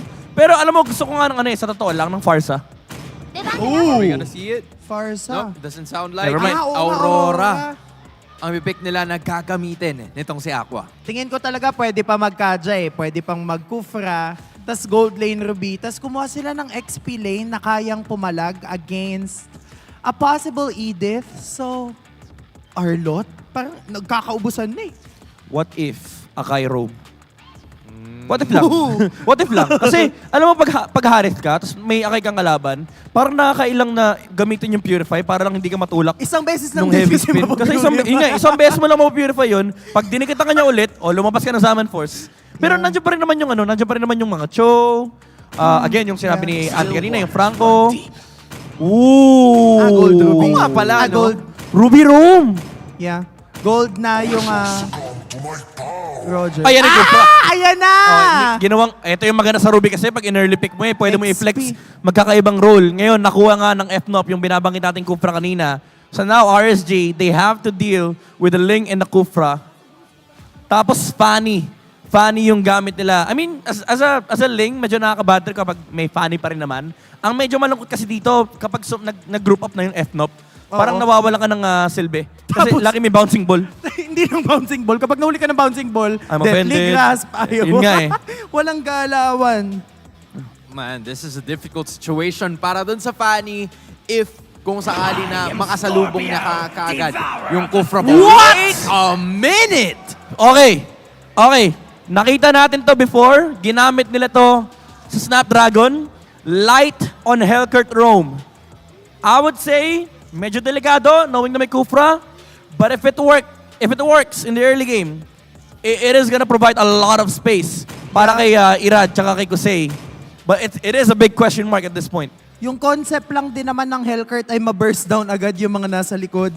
But then still, magkukulang sila ng in a way frontliners because of their lineup. Very squishy in general. Aside from the Edith, walang haharap. So yun yung kailangan nilang gawa ng paraan. Sino yung harap, paano tayo pierce through the backlines. A proactive Kufra pick para sa Fnatic, Onic Philippines, and Hellcurt para sa RSG. Streak extended or broken? It starts with Game 1. Casters, pasok. Thank you so much sa mga kasama natin dyan sa Infinix Game Tambayan. Intense pickups by both of these movers para simulan agad yung unang laban ng sering ito ng malupitang mga pickups o labanan. Grabe no, last match of the day. Pero makakakita tayo again ng isang record matagal-tagal. At mga ilang linggo natin hindi nakita dito sa FPL Philippines. Ang isang Hellcurt na gagamitin ngayon na onto the room, Brigida. I think pwede natin mamayang pag-usapan yan lalo.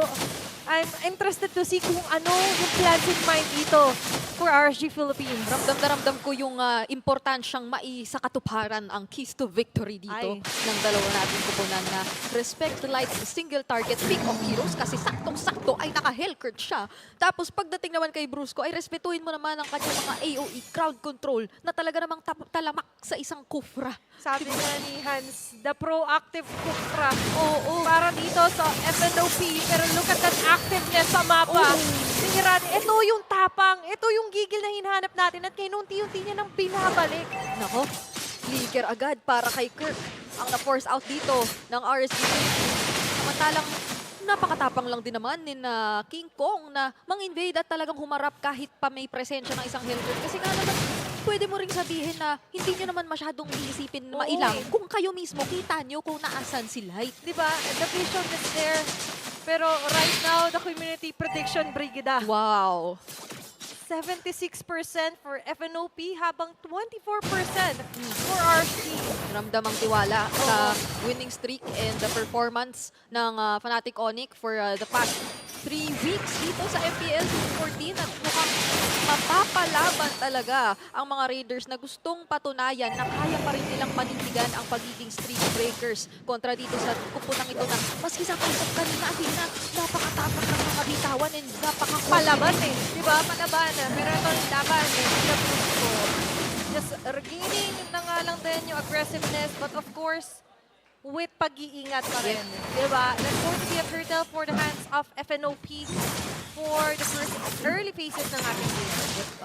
Ngayon, nakita natin na medyo focus lang din naman kasi si Irad sa mga side lanes doon sa mga potential pickoffs na pinag natin. Kaso teka lang, sinalubong ko doon ni Brusco. Prince, no? And this is a friend of Avexana na even if nag-isa siya kung wala man si Brusco doon, because of the Deadly Grass and Curse Blast, eh pwede mo na nga i-terrify, hindi mo baliwin, and of course, may EG Boy pa na puprotekta sa kanya. But definitely, those are the kinds of pickups na parang for Irad, red hazard yan. May warning sign agad. Kaya nakikita natin go na napapaganda talaga kaya Irad na kumbaga siya medyo kalmado pa naman at hindi na masyadong nadadala sa pambibigla na ginagawa rito ng Fnatic Onic. Kasi katulad na naman kanina, meron pa rin naman siyang presence of mind na gamitin para maka-resolution in a way yung throw tapos makahanap ng way out doon kontra sa kamuntikang, pwede mo sabihin, ang hirap ng takasan na pagkakaipit ng Super Friends and Brusco. Kasi gaya ng naiisip or nakikita naman natin sa dalawang heroes na to,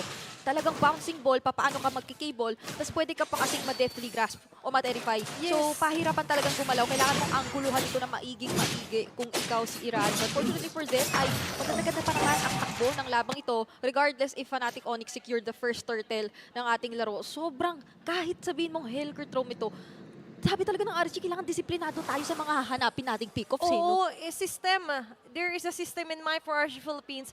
Systematic din actually nagiging approach nila, even through the draft, di ba? Oo. And ngayon, sa magiging takbo ng laban natin, somewhat refreshing kasi na makakita tayo ng out of meta talaga na Hellcurt role dito para sa RSG at sa kamay pa nila. Na-discuss natin yung Infinix keys to victory natin. Pero magagawa niya kaya na makapag-pick off dito ng mga heroes or even targets. But right now, nandito tayo. Ano bang pagong sa laban nito? Pero wala, kalma muna. Nagtatansyahan, Brigida. Ang ganda ng pagsasama-samang ginagawa rito ng Fnatic Onic. Even kaya kahit isa siya ay napakaingat. Pero teka lang, nauna na si Gibor. Secure ang kanya magiging target. At ang alender frigid to laser, may ilang tatamaan. Dark Side Pulse activated. Natilim ang paligid. At secure ang tatanggalin dito ng RSG Philippines. At the 1-for-1 ang magiging palitan doon, Brigida. But they don't stop there. Dahil dito umaali-aligis pa rin sila. Hindi mag-hit yung Deadly Trigger. But instead, ito muna yung stick to figure or stick to plan ng FNOP. Nag-test out at halo ng Brusco. King Kong will still get the turtle. But for Rado, nice try. It's the out-referee still kung sakali. Parehong XP laners ang nakita nating tumumba doon sa naging turtle fight natin. Pero mas maganda ang naipamalas na control ng Fnatic Onic, especially with the threat ni Brusco talaga dito na pwede talagang pumigil. Kaya anumang pasok na gagawin ni Irad, ramdam mo may unting ilang kahit sabihin nating nalusutan niya with the cables doon at nakahanap siya ng way makapenetrate doon sa turtle pit. Hindi rin naman yun naging enough para mabatol niya lang ng saktong-sakto yung retribution. Tsaka may gap sila, Brigida. Level 7 for Fanny, 10 na ngayon. Grabe. Si King Kong, na-check din natin kung bakit nga ba sila nade-delay kasi ito yung ginagawa sa kanya. Super Friends to the last hit. Irad will fall. Binanggit ko pa lang yung gap at yung naging epekto. Ngayon, ginagawa na naman ng FNOP. Yung pang-delay sa RSG. At most, ang nakikita nating nagmumula kay Light ay yung mga timings talaga ng ng Dark Knight Calls para lang magkaroon ng onting dito ngayon ang Fnatic Onic or kung paano nila ipoposisyon sa nilang mga sarili. But the thing is, magkakadikit nga sila. So kahit sabihin mo, momentarily, hindi nila nakikita yung isa't isa. Kampante sila kahit anong mangyari. At the same time, ay ganito na yung kalamangang hawak-hawak nila. So regardless kung ano man yung sitwasyon, at dahil hindi naman sila nagkukulang sa impormasyon, kasi talagang nabibigay yun ng iba't ibang ng mga members ng Fnatic Onic sa isa't isa, kung nasaan man si Light, kung nandoon man yung katapat ni Kelra. So kaya lang nilang lumaban na lumaban. Tumilim mo man mapa, ilang segundo yun, kapit basic, and you mentioned nga na si Pag Espeto dun sila bumabawi. pag minsan pag di ka masyado makakita, or katulad niya dumidilim, nag-heighten din yung ibang senses mo. And yung instinct na yun, or yung senses na yun, is to go for the pickups ng Aladdin. Or members here on the bottom side. I-stretch si Brusco, but definitely, it's still going to be a win situation kasi nakabasag sila ng Torre at mukhang hindi sila magtatatagpuan. Kahit kontek-petek with the Deadly Stinger, but still, the damage isn't that enough to totally tore down yung defenses dito ni Brusco. Kahit nga yata hindi naman galing sa mga tagong lugar si Brusco, okay na yun for Fnatic Onic. Pwede na nilang pakita yun sa mga sarili. Pero teka lang, kay Igor kamuntikan makuha yung unang pick-off. May lalaban pa ba ito ng RSG? Mukhang hindi na muna, Brigida, kasi delikado. And it all started with the drop din, yung flex kasi nung Ruby talaga. And imagine, sometimes mapapa-overshoot na talaga. Pero kahit saan kasi mapuntang lane tong Ruby, kay Kero naman ang Jerker, definitely, sobrang ganda lagi nung nagiging potential pick-up sila or nagiging set-up sila. Oops. Oops. Oops. Oh! Ay, papasok na nga lang na dito si King Kong. That's going to be a kill. Doon si Kusiya Flight, but for Onic Philippines, parang okay na, fantastic job na yun. Enough na muna. Regroup and then let's take over the next wave. To talagang sabihin, dominate yung mapa. Mahirap-hirap na sitwasyon na kita natin kinaharap ng RSG Philippines ngayon. Nabanggit din ng ating panel kanina lang sa Infinix Game Tambayan yung kalugian na iisa lang ang kanilang magiging dependent na magiging kumbaga madedependent na frontliner, which is si Nibor, na for the past few minutes ay nakita natin hinahunt down na rin ng Fnatic Onico. Hindi pinanghihinayangan na bigyan. Kumbaga kasi kayang-kaya na rin nilang gawin yun. And each time na makikita natin yung attempt from Nibor na siya rin ay mag-e-engage kasi siya naman yung isa sa mga may kapasidad na talagang humanap ng setup para sa kanyang mga kasama ay ang bilis ng response na crowd control and eventually yung punish ng Fnatic Onic. So, kung ikaw ang RSG, paano ka pa magpo-proceed doon sa mga teamfights knowing na yung frontliner mo na take down na ng Fnatic Onic? And lock and loaded kasi agad dito si Kier. Kung hindi man makahatak yung may pendant niya, imagine may Brusco pa na nag-stretching somewhere along the map. Out there. At sabi nga ni Atianara, itong mga brushes na hindi mo kita, lava yan eh. Diba? Everything is lava. And that's the hot spot na gusto mong iwasan if you don't have that kind of vision. Pero speaking of vision naman, meron naman for RSG. Ang ganda naman lagi ng mga pagsilip ni Light. But the problem is wala silang total lockdown talaga na ituturing. Kasi si Nibor, ang dami niyang capabilities na sabihin natin gumo for the setup. Kaso pag namatay siya, parang nababawasan agad yung magiging counterplay nila sa Fnatic Onic. Very well anticipated from Fnatic Onic usually. Yung mga ganong klase. Diba? Engage from Nibor katulad na lamang nito. Papunta pa lang si Nibor pero mukhang pinapauwi na agad siya dito ng Fnatic Onic Philippines. He will go down. Ira trying to run away. Makakasecure ulit ng kill dito ang Fnatic Onic Philippines. Dahil si Jose ngayon na magiging target. Kelva with a double kill. Fnatic Onic Philippines will secure 2 or 3 kills. Tapos may Lord pa ngayon. May Irad na nag-aabang.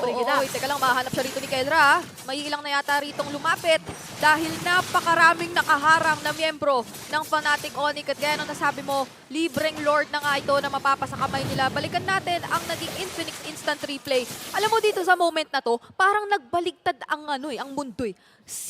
Si King Kong ang humabol kay Light, imbis na si Light ang humabol ng kung sino mang player sa likod ng Fnatic Onic. Kasi ganun na ang tiwala, ganoon na yung lamang na meron ng Fnatic Onic ngayon na kaya na talaga nilang ilaban ito kahit sino pang miyembro ng RSG. Establish agad lahat ng lead and look at that. Ngayon, tatry ni Irad namang outplay. Types of blades ay inactivate na. Babalik yata din si King Kong. There's a King Kong! The swag from King Kong and Irad. Sasama ng alam din dito si Kirk. May mahahatak at si Irad ang mamamatay!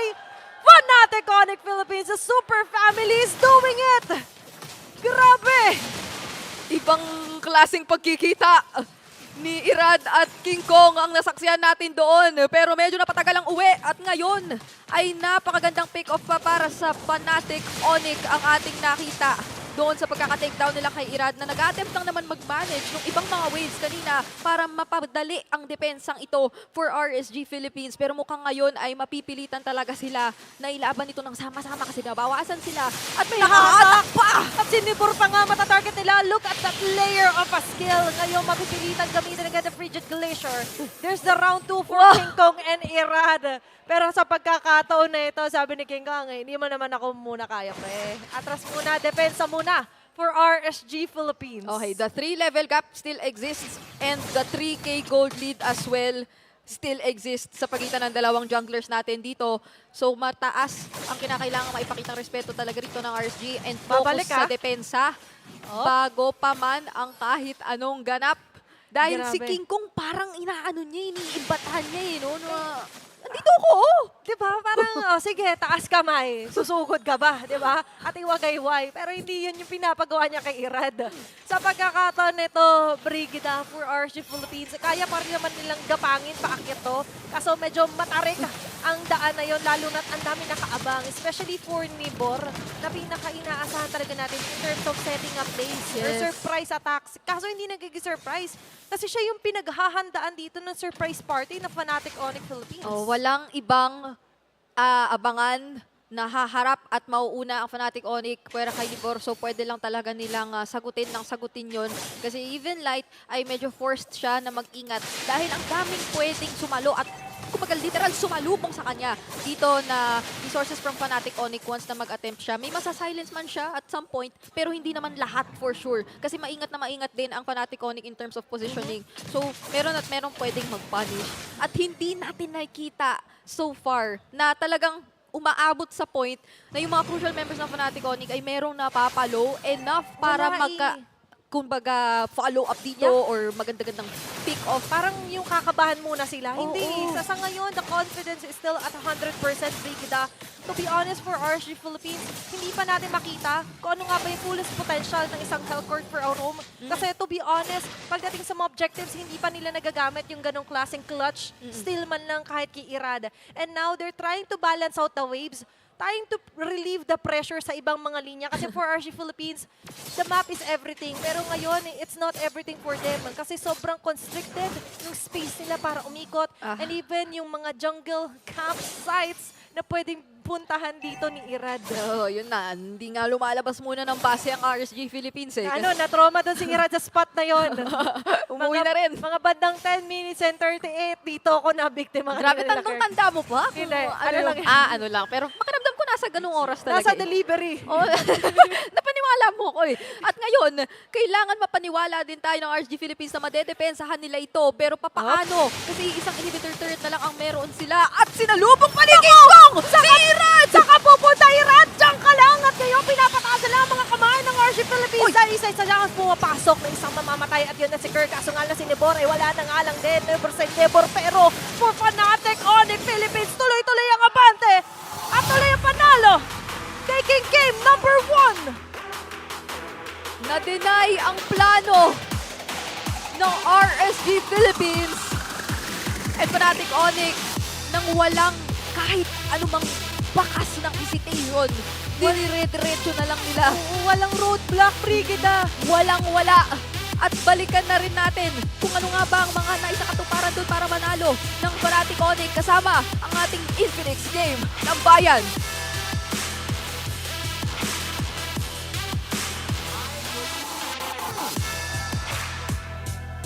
My goodness.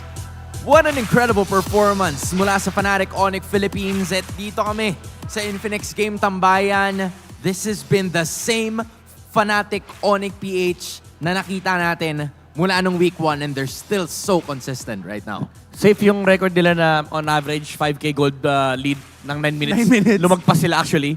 Pero again, nakita natin yung kanilang group up ng early to mid game. Once nakuha nila yung tempo, nakuha nila yung momentum, tuloy-tuloy na yung pag-arangkada rin. Lalo na hawak pa nila yung Ling ni King Kong. Kaya naman siya yung MVP nung game na to. Very outstanding yung naging performance actually ng mga players ng Fnatic Onic. Especially that they had the things that they wanted in the draft. No? Nandiyan yung Kufra, laban kay Irad on the Fanny. Yes. And of course, pre-farm din si King Kong sa Ling. Nakuha niya rin yung kanyang mga objectives. And it will usually net them these kinds of results, lalo kapag naging maganda yung start ng kanilang jungler. And alam mo, what made this lineup very wonderful, starting sa draft, ay yung fact na finers pick nila yung Roger. And yun yung nagiging formula for all of our teams for the first 3-4 weeks.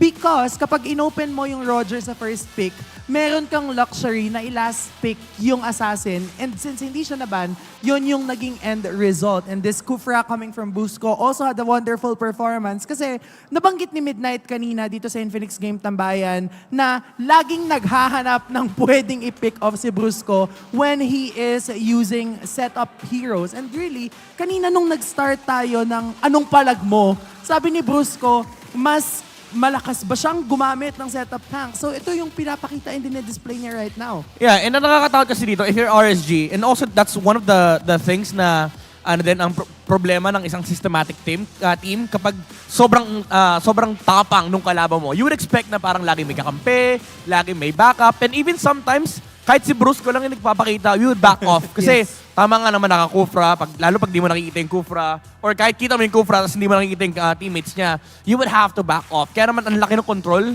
ng Fnatic Onic sa mapa, and ang laki din ng space na nagagamit dito nila Kelra, pati na rin ng King Kong. And also, ang ganda lang din ng kanilang synergy na parang kapag may nakita na silang hero, like for example, matalon na ni Brusco or mahila ni Kirk, binibitawan nila lahat eh. Kanina nung nakita nila si Nibor sa Edith sa may green, nakita lang ni Brusco parang, oy, isa lang ito mawin. Pwede na to. Pwede na to. Kinumitan 4 yung members ng Fnatic Onic na nag-commit sa Edith. And then binalikan nila yung turtle. Nakakita na naman sila ng hero. Tinakot na naman ni Brusco. And then they ended up just taking the turtle for free.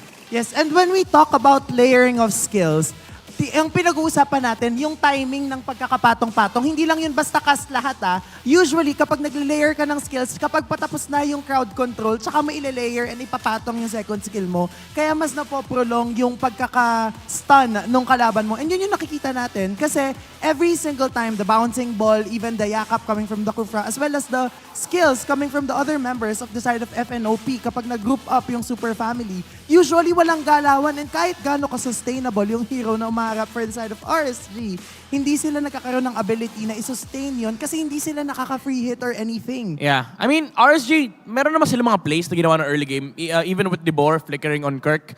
I think that was the first turtle or the second turtle. Ang problema lang is, yun lang talaga yung mahina sa kanilang composition. They don't deal with the Kufra that well. Kasi yung Fanny, kailangan niya hintayin lumabas yung bouncing ball. Yes. Kailangan nila hintayin din yung I'm offended ni Kirk, yung kanyang mga stun, pati yung grasp ni Vexana. And then the Harith, even though pwede naman lumaban ng early game, it takes some time. But even then, pagdating ng mid-game, you have the Summon Force, yes. But you're up against heavily farmed versions of the Roger, the Ling. Bababaan ka lang ng Ling, parang mapapasaman force ka na. Tapos kailangan mo pang isipin saan manggagaling sila. Brusco. So all in all, parang medyo mahirap din talaga i-execute yung lineup ng RSG. Especially when they picked up the Hellkirk robe. Wala silang crowd control versus Fnatic Onic. I mean, yeah, sure, meron silang mga stun dito. Pero walang reliable versus King Kong. Hindi rin enough yung damage sila para patayin si Brusco. It came to the point na ni-rush ni Irad yung kanyang Malefic Roar after the Fury Hammer para lang may enough damage sila just in case kailangan nilang patayin si Brusco. But that's not gonna cut it. And kaya naman, naging maganda talaga yung start ng Fnatic Onic. It's just the way the draft works. And the thing is, they execute it to its maximum potential. Kumbaga, ginawa din talaga ni Fnatic Onic yung kanilang trabaho. Yung aura na ginagawa ni Brusco na lagi siya nasa unahan, lagi nangaamba ng tatalanan. So all in all talaga, sobrang hirap laruin ng game for RSG. Yeah, win condition kasi nila supposedly ay for Light to penetrate the backlines. However, hindi sila nakaka-penetrate because na kukuha ni Brusco lagi yung jungle ng side ng RSG Philippines. Kaya paano sila mag-move forward kung yung jungler nila walang space in the first place? So I think yun din yung isa sa mga reasons as to why our Fnatic Onic Philippines won that. And yung pag-group up talaga nila all throughout the match. Kahit Ling sila, imagine Ling na yon, 5 pa din sila sa isang lane. Ganon ka super family. Hindi ko alam kung ano sasabihin ko, pero gets naman. I get you. And I think they also get you. The super family really is there for a reason. At nakita natin yung performance ni King Kong with the Ling Kong, if I should say, na as in andun eh. Diba? Like, pumorma sila 5 all throughout. He really was there. And then si Brusco, napatunayan niya in this game number 1 na going back to his recent interview na ito yung pino-point out niya na kaya super kampante, super confident. I wouldn't say kampante, more on confident. Yes. Dahil ito yung pinapakita nilang performance eh. And I don't see any reason why you should not be confident after that performance. Kita mo kay Lingkong yung niregolan pa niya yung funny, di ba? Pag-akat niya ng pader, regol pa.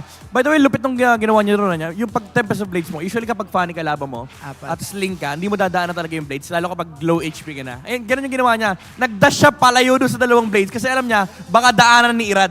Kaya na-outplay din niya si Irad nung time na yun. O, teka lang, dadaanan din muna natin to. Sige. Okay, kasi meron na naman tayong Week 5. Of course, may Week 5. Star match for this time. Sino ba sa tingin nyo ang ating magiging star match? Is it Team Liquid Philippines versus Fnatic Onic Philippines? Is it Falcons APBren versus Aurora? Is it Blacklist International versus Smart Omega? Or is it Aurora versus Smart Omega? Rematch na siguro tong lahat. And kayo dyan, na nanonood sa inyong mga tahanan, make sure to type A, B, C, or D. Kung alin ba dyan ang pakiramdam nyo na gusto nyo talaga makita. Bakit ka natatawa? Alam mo kung liquid fan ka, medyo mainit yung letter A eh. Oo, mainit talaga. Medyo mainit yan eh. Tingin ko din eh. Mainit. Alam ko marami nag-aabang dyan eh. Pero mahirap bumoto actually Oo. Mahirap Parang bumoto. maganda nga yun, Direct, yung pwede letter ba A. all? Actually, itong ang game na to parang pwede rin eh. Oo, parang pwede rin Diba, to. mainit Direct wala bang letter E, all of the above? mainit yung face-up ni Light tsaka ni Bruce Stone Cold eh. Walang reaction eh. Paano? Ganyan na yun parang. Wait, ako muna. Brusco and Light, anong palag mo? Ano nga ulit yung sabi ni Light kanina? Ako muna. Kasi Light. Alam ko talaga sa sarili ko na mas malakas talaga ako. Ayun. Stone Cold eh, di ba? Stone Cold. Brusco. Ikaw, Brusco. Anong palag Kimpi, mo? palis mo yung buhok mo. Hindi ko na makikimit. Tapos naka-hairspray tayo eh. na, Brusco. Anong palag mo? Papakita ko talaga sino mas malakas mag-setup tank.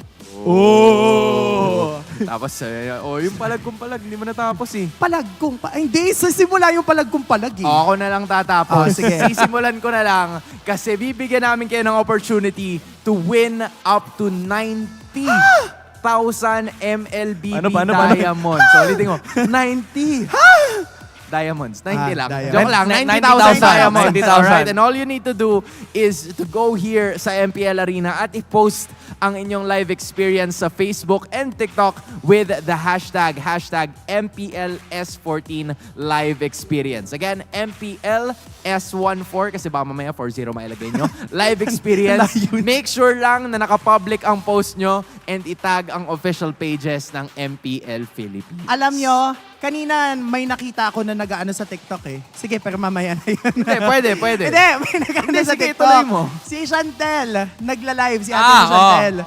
Tapos, sabi niya, yung mga Chantel Tubbies, gusto din daw makapunta dito sa MPL Arena. Kaya wag na kayo manood sa live stream lang ni Ate Chantel. Paano yung... Punta na tayo dito.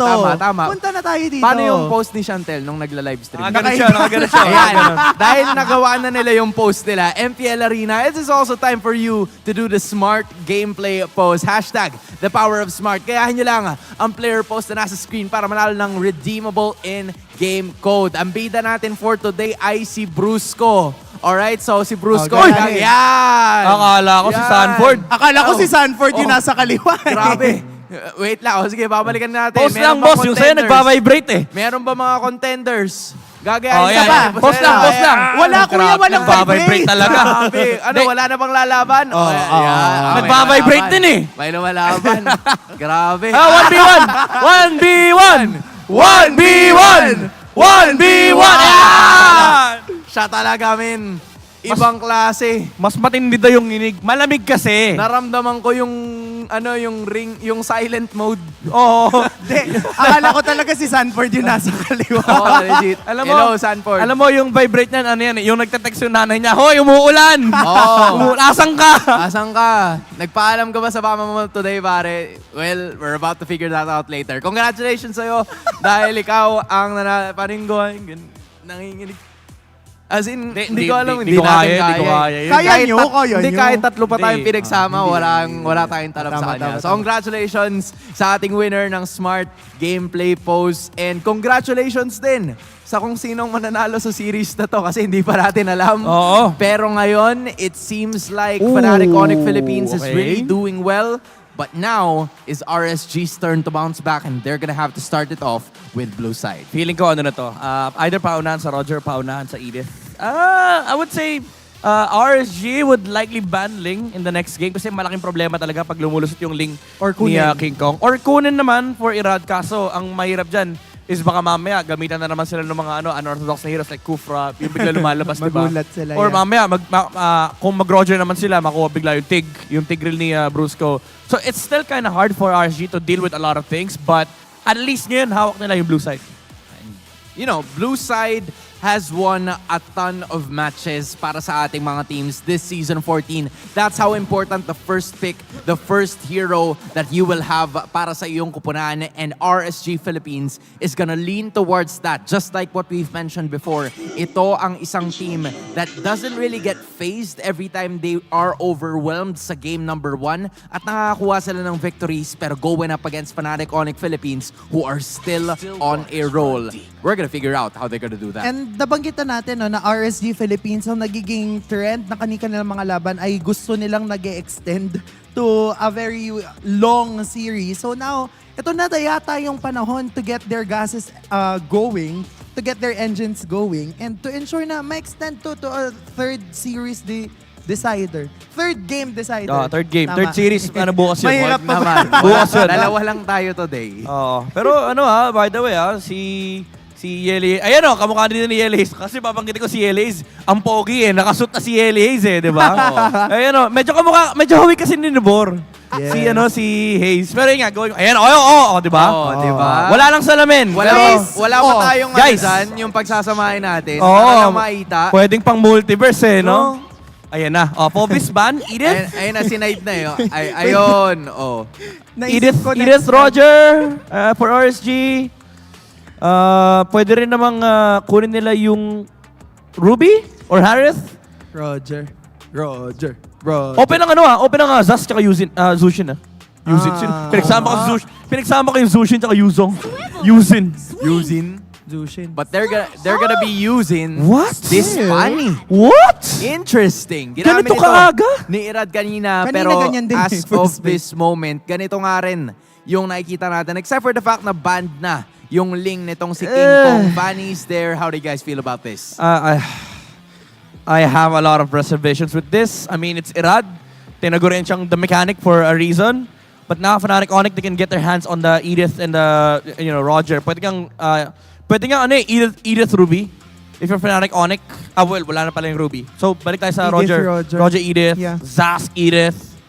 I mean, hindi sila ganun ka dikit sa Zask, but now they do get the Roger. Edith maybe, tapos kuha sila ng Tig or Grok ng third pick, maybe even the Kufra once again. So they go for the Roger Edith.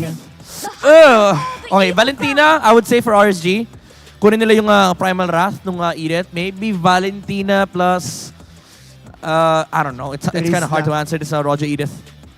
I think open yung Terizla, so that's a possibility. Harith also open Jushin. Jushin and Harith. For the side of FNOP, I think pwede pa din naman... Nolan. Ba't mo naman kinis, Auntie? Anyway, to continue. Julian. Okay. Julian's right there. Harith and Zushin. Yung Jushin parang ang tagal nating hindi nakita. Tapos it's always in the funny face for so long. Louis kaya? Louis ni Super Prince. Ooh, might be an option given that there hasn't really been a lot of, magic damage just yet. Pero yung Roger is still flexible. Even the Edith is still flexible in all of those roles. So, FNOP's draft is kinda unknown at this point. Yeah, I like the Louis here because of the fact that it can set up the Grok or Tig sa second phase. No invaders! Oh, okay, never mind. They go for the Hayabusa, Okay, interesting. Maganda yung Hayabusa kasi versus the Zushin. You don't necessarily have to close the gap kasi meron kang isang natural gap closer with the shadows and nandun yung burst damage with the Ogi Shadow kill. Also acknowledging the fact that Light and Brusco are 1 and 2 respectively with the least deaths ranking among all of the roamers. Light only with 33 and Brusco with 34. What does this usually mean? Pag roamers ka and ikaw yung merong least deaths. Like, is it a good thing or is it more like,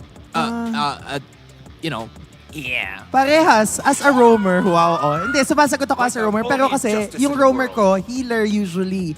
So usually, kapag healer ka, you would expect na mababa yung death count mo. But then for Bossy! them... Bossy! Boss! Okay, binan yung Kufra. Okay. Okay, going back. Going back, na-distract, Sorry, Kapag boss.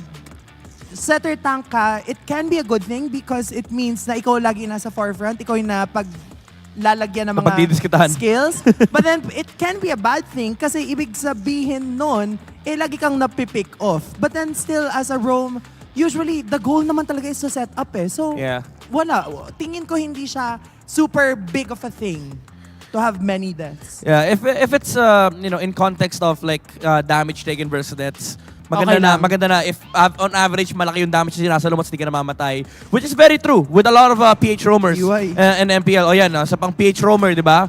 Na sana hindi nananakit ang puwet. Bakit? Hindi ko maintindihan Sana hindi kung nananakit bakit. ang puwet kasi syempre, pag matagal ka nag-ML, sasakit yung puwet mo, di ba? Okay, surely. Diba? I get that. I mean, I like this. Okay, I like this Lolita ban. Yeah. Nakakabatid nga din naman niya sa line ng Fnatic Onic. Hindi rin maganda na mag-Lolita sila, so might as well just remove it. Pero again, just, on a side note, open and grill for Fnatic Onic. Wala na rin yung kabayo sa RSG. Battered na battered talaga yung RSG din sa hero na yan. Parang 100% ata ang ban rate ng RSG sa Hylos. Kasi, alam mo, no? Aside from week number 3, yung high loss ay sobrang sakit sa ulo. Yeah. Pero, yun na nga. Hindi lang week 3 sa RG. Oo, sa lahat. Ewan ko ba? Ganyan nakaka-bad trip. Ganyan nakaka-bad trip si Hylos. Now, going on to the second phase, I think either Val or Louie, yung maganda rito para kay Super Friends. Flex na nila yung Edith. Open din ang Zask. Uy. Maganda rin yun versus the Harit kasi nakaka-bad trip yung may uod sa Zaman Force. Yeah. May malaking... Tapos may slow pa because of the glowing one. May malaking dumi doon sa gitna ng dance floor. Para may poste sa daan. Oo, yung inaharangan yung yung mauuntog ka. Tapos Wait yung poste inaatake ka. Alam mo, gusto ko malaman sa lahat ng mga audience natin, ano kaya yung nilalabas ni Zask? Uod, ipis. Alien tawag ko dun eh. Alien. O sila, ano kaya tawag nila? Well, we're about to figure it out. Pero isa ang nilalabas ng Grok, yung pader. Alright, it's gonna be the one that's gonna be utilized by Fnatic Onic Philippines, Edith, and Grok. Still flexible yung dalawang roles, yung dalawang heroes there. Interchangeable actually. Dig. It's definitely better than the Tig kasi at least nga, interchangeable yung role. But ang RSG, medyo mahirap hanapan ng counter to, wala na yung Cho. Tig does make a lot of sense versus the Hayabusa. But the thing is, there's a lot of resets that could come out from Fnatic Onic. Nandiyan yung Wild Charge, yung Primal Wrath ni Edith. And essentially, ang ganda rin nung Grok in the context na pag ginawa kasing roam yung Edith, tapos wala silang Grok, baka itapat yung Grok sa Edith, medyo lugi sila sa matchup doon. So, it's a very good choice for Fnatic Onic to go that route. Once again, they go for the Hellcurt. This time around, it is gonna be up against a Grok though, na hindi ganun kadali pigilan yung Hellcurt if you're just a Grok. But then again, walang natural frontliner ang RSG. Yeah, sure, makunat ang Terizla, pero ang dami kasing bypass ng Fnatic Onic. I would love some Louie here from Super Friends. Or Faramis, if he likes. Pwede rin. Promise na talaga all-out team fight for Fnatic Onic. Anything that allows them to just group up, take control of the map, allow na maka-rotate dito si Kelra. Kasi si King Kong most likely hahawak lang ng opposite lane. Yes. So now... What? Matilda! What? Okay. What do you guys think about this? Alam mo, interestingly enough, the other day when I was scrolling, nakita ko si Yue gumamit ng Matilda position 4. So, it's been a long time since I've seen it, but maybe it works. Ang tanong ko dito, kasi nakita ko na rin to before, tapos may mga post for Matilda na nagro-roam boots. Yung nakalimutan ko na anong tawag, ang tagal lang di nagagamit yun. Tapos naka-lethal ignition, full damage basically. And kaya mang one hit niyan ng assassin. Dire hit, yun. Thank you. May sumagawa ng dire hit sa audience. The question is, phase 2 tayo. Sabi siguro ni Coach Panda, Light, we're gonna try the Hellcurt again. Light approves of it. Pero yung Matilda naman ang hahawakan nitong si Super Friends. Will they circling eagle their way to a win streak or will it be extended by RSG? Casters, pasok. Maraming salamat. At hindi na ako makapaghintay. Sigurado akong maging si Athena ay hindi na makapaghintay dahil walang katapusan Tapos ang mga sorpresa ang hatid sa atin ng mga draft for today. Ngayon naman, meron tayong makikitang panibagong papupuntahan netong Marida. Pangalawang beses yung Hellcurt, pero may ibibigla pa pala tayo. Dahil ngayon inilabas na rin ang isang Matilda para sa post-4 kay Super Friends dito for Fnatic Onic Philippines. So discuss na nga natin even onto our emblem sets na nga lang din. Even kay Midnight na nagpapasalamat kung sino man daw ang sumigaw nga ng Dark Hit. Pero bukod doon, syempre tignan po natin kung paano nga ba nila mapapagana yung gantong klase na somewhat refreshing draft, Brigida. At yung makikita mo kasing magiging dala-dala rito ng isang Zushin, of course, ay yung ilang sa kung paano ka pepwestoan po forma. Pero wait lang! Teka lang naman kasi! Walang teka lang dito kay King Kong. So, ano na nga ulit? Wala na lang, di ba? Ano na ulit yung sinasabi ko? Reset! Okay, again. Take 2. Pag ito, ginulat na naman tayo, ewan ko na lang ha. Pero yun na nga, yung factor na syempre iisipin mong dala-dala ng isang Zushin is yung ilang mo, lalo kung low on mobility ka in terms of kung paano ka magbabato ng pokes, kung paano ka haharap. But the thing is, may Grok sila. So may power of nature naman. Meron ding Matilda. May Guiding Wind naman. Diba? Kung mabalibag ka man, or ma-UFO ka dito ni Aqua, may luxury kayo na i-place ulit yung sarili nyo on somewhat a good positioning, especially nga na ngayon nabigyan ng maaga rin kasi sila. And ang isa sa kinakatakot nga natin is the delay onto the levels na nung game number 1 sobrang laki na naging epekto, Brigida. Ang siguro pwedeng makita na lang natin na mag-rely ang RSG sa capability nila na mag-compose ng isang magandang formation for team fights. Pero wait lang, diba? Kakasabi ko pa lamang, may isang pa yung UFO, Guiding Wind is the key. Form FNOP at siya pa makakakuha ng kill doon. There's going to be the Lantern Flammer Stones there na magagamit. Kapalit niyan ay buhay ni Brusco. But definitely, Brigida, the Guiding Wind is somewhat of a game changer pagdating sa ina-attempt na clash ng RSG. Parang wala lang nangyari. Naglalim kayo, tapos biniting nyo rito. Alis lang din ang Fnatic Onic right after. Akalain ng RG na potential, sabihin na natin pick off yun, na napapaborsahan nila. And all the while na nangyayari din yun, ay nakapag-secure pa etong si King Kong ng turtle objective for his team. So, hindi biro yung espasyong nagagawa ulit talaga ng Fnatic Onic. Yung bilis ulit ng rotation na nakikita natin from them, parang yun yung nagiging direct answer ngayon sa threat ng Hellcurt. Kasi gusto mo, ikaw yung nakakauna sa pwesto, ikaw yung nang bibigla. Pero Fnatic Onic, sila pa yung nakakapag-anticipate nun. Kaya nakakaroon tayo ng question mark sa paano mo nga naman gagamitin, i-execute yung Hellcurt in this kind of situation. Diba? 3 question mark Pero yung unang question mark dito is kung paano rin naman makakahuli muna sila dito ng possible na maging pick-up for Fnatic Onic Philippines. Kasi lahat sila ay kasamwat kayang iligtas yung sarili nila, di ba? I-frame dito kay Super Friends kahit papano na i-frame out yung sarili niya kapag nahuli nga dito ni Aqua. Even Brusco pa lamang, di ba? Pero ngayon ay medyo may nagtatagong light sa dilim.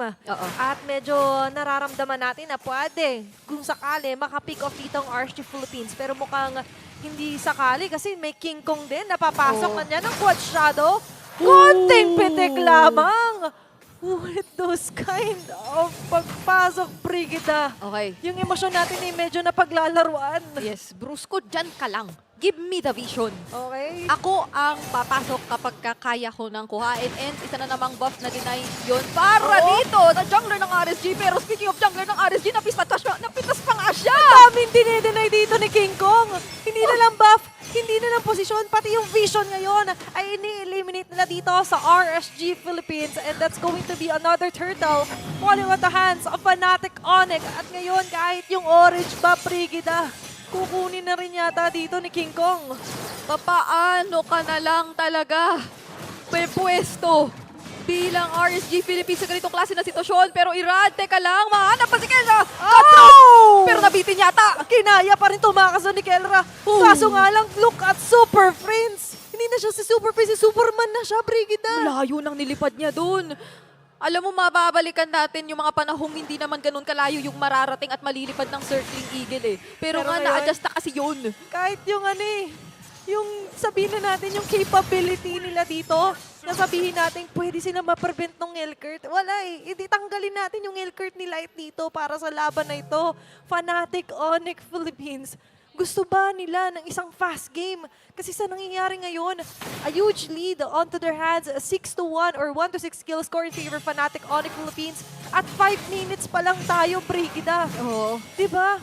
Iniisip ko rito kung papaanong pwedeng kapitan ng RSG Philippines yung mga teamfights na kompleto sila. Pero mamaya na naman, hindi yata sila magiging kumpleto kasi isa-isa silang pinapatumba pag nakikita sila ng Fnatic Onic. At ito nga lang, nakikita rin ni King Kong. Nakuha man siya doon ng sagliting aqua pero hindi sila yung sasaglitin dito. Especially with the kind of damage na binabato sa kanila. Nandun ang another Circling Eagle. Uy! At kasabay niya ang Lantern Flare with the Soul Flare. Pero mukhang makakatakas pa rin dito ang Super Family. Kailangan talaga nilang mag-ingat.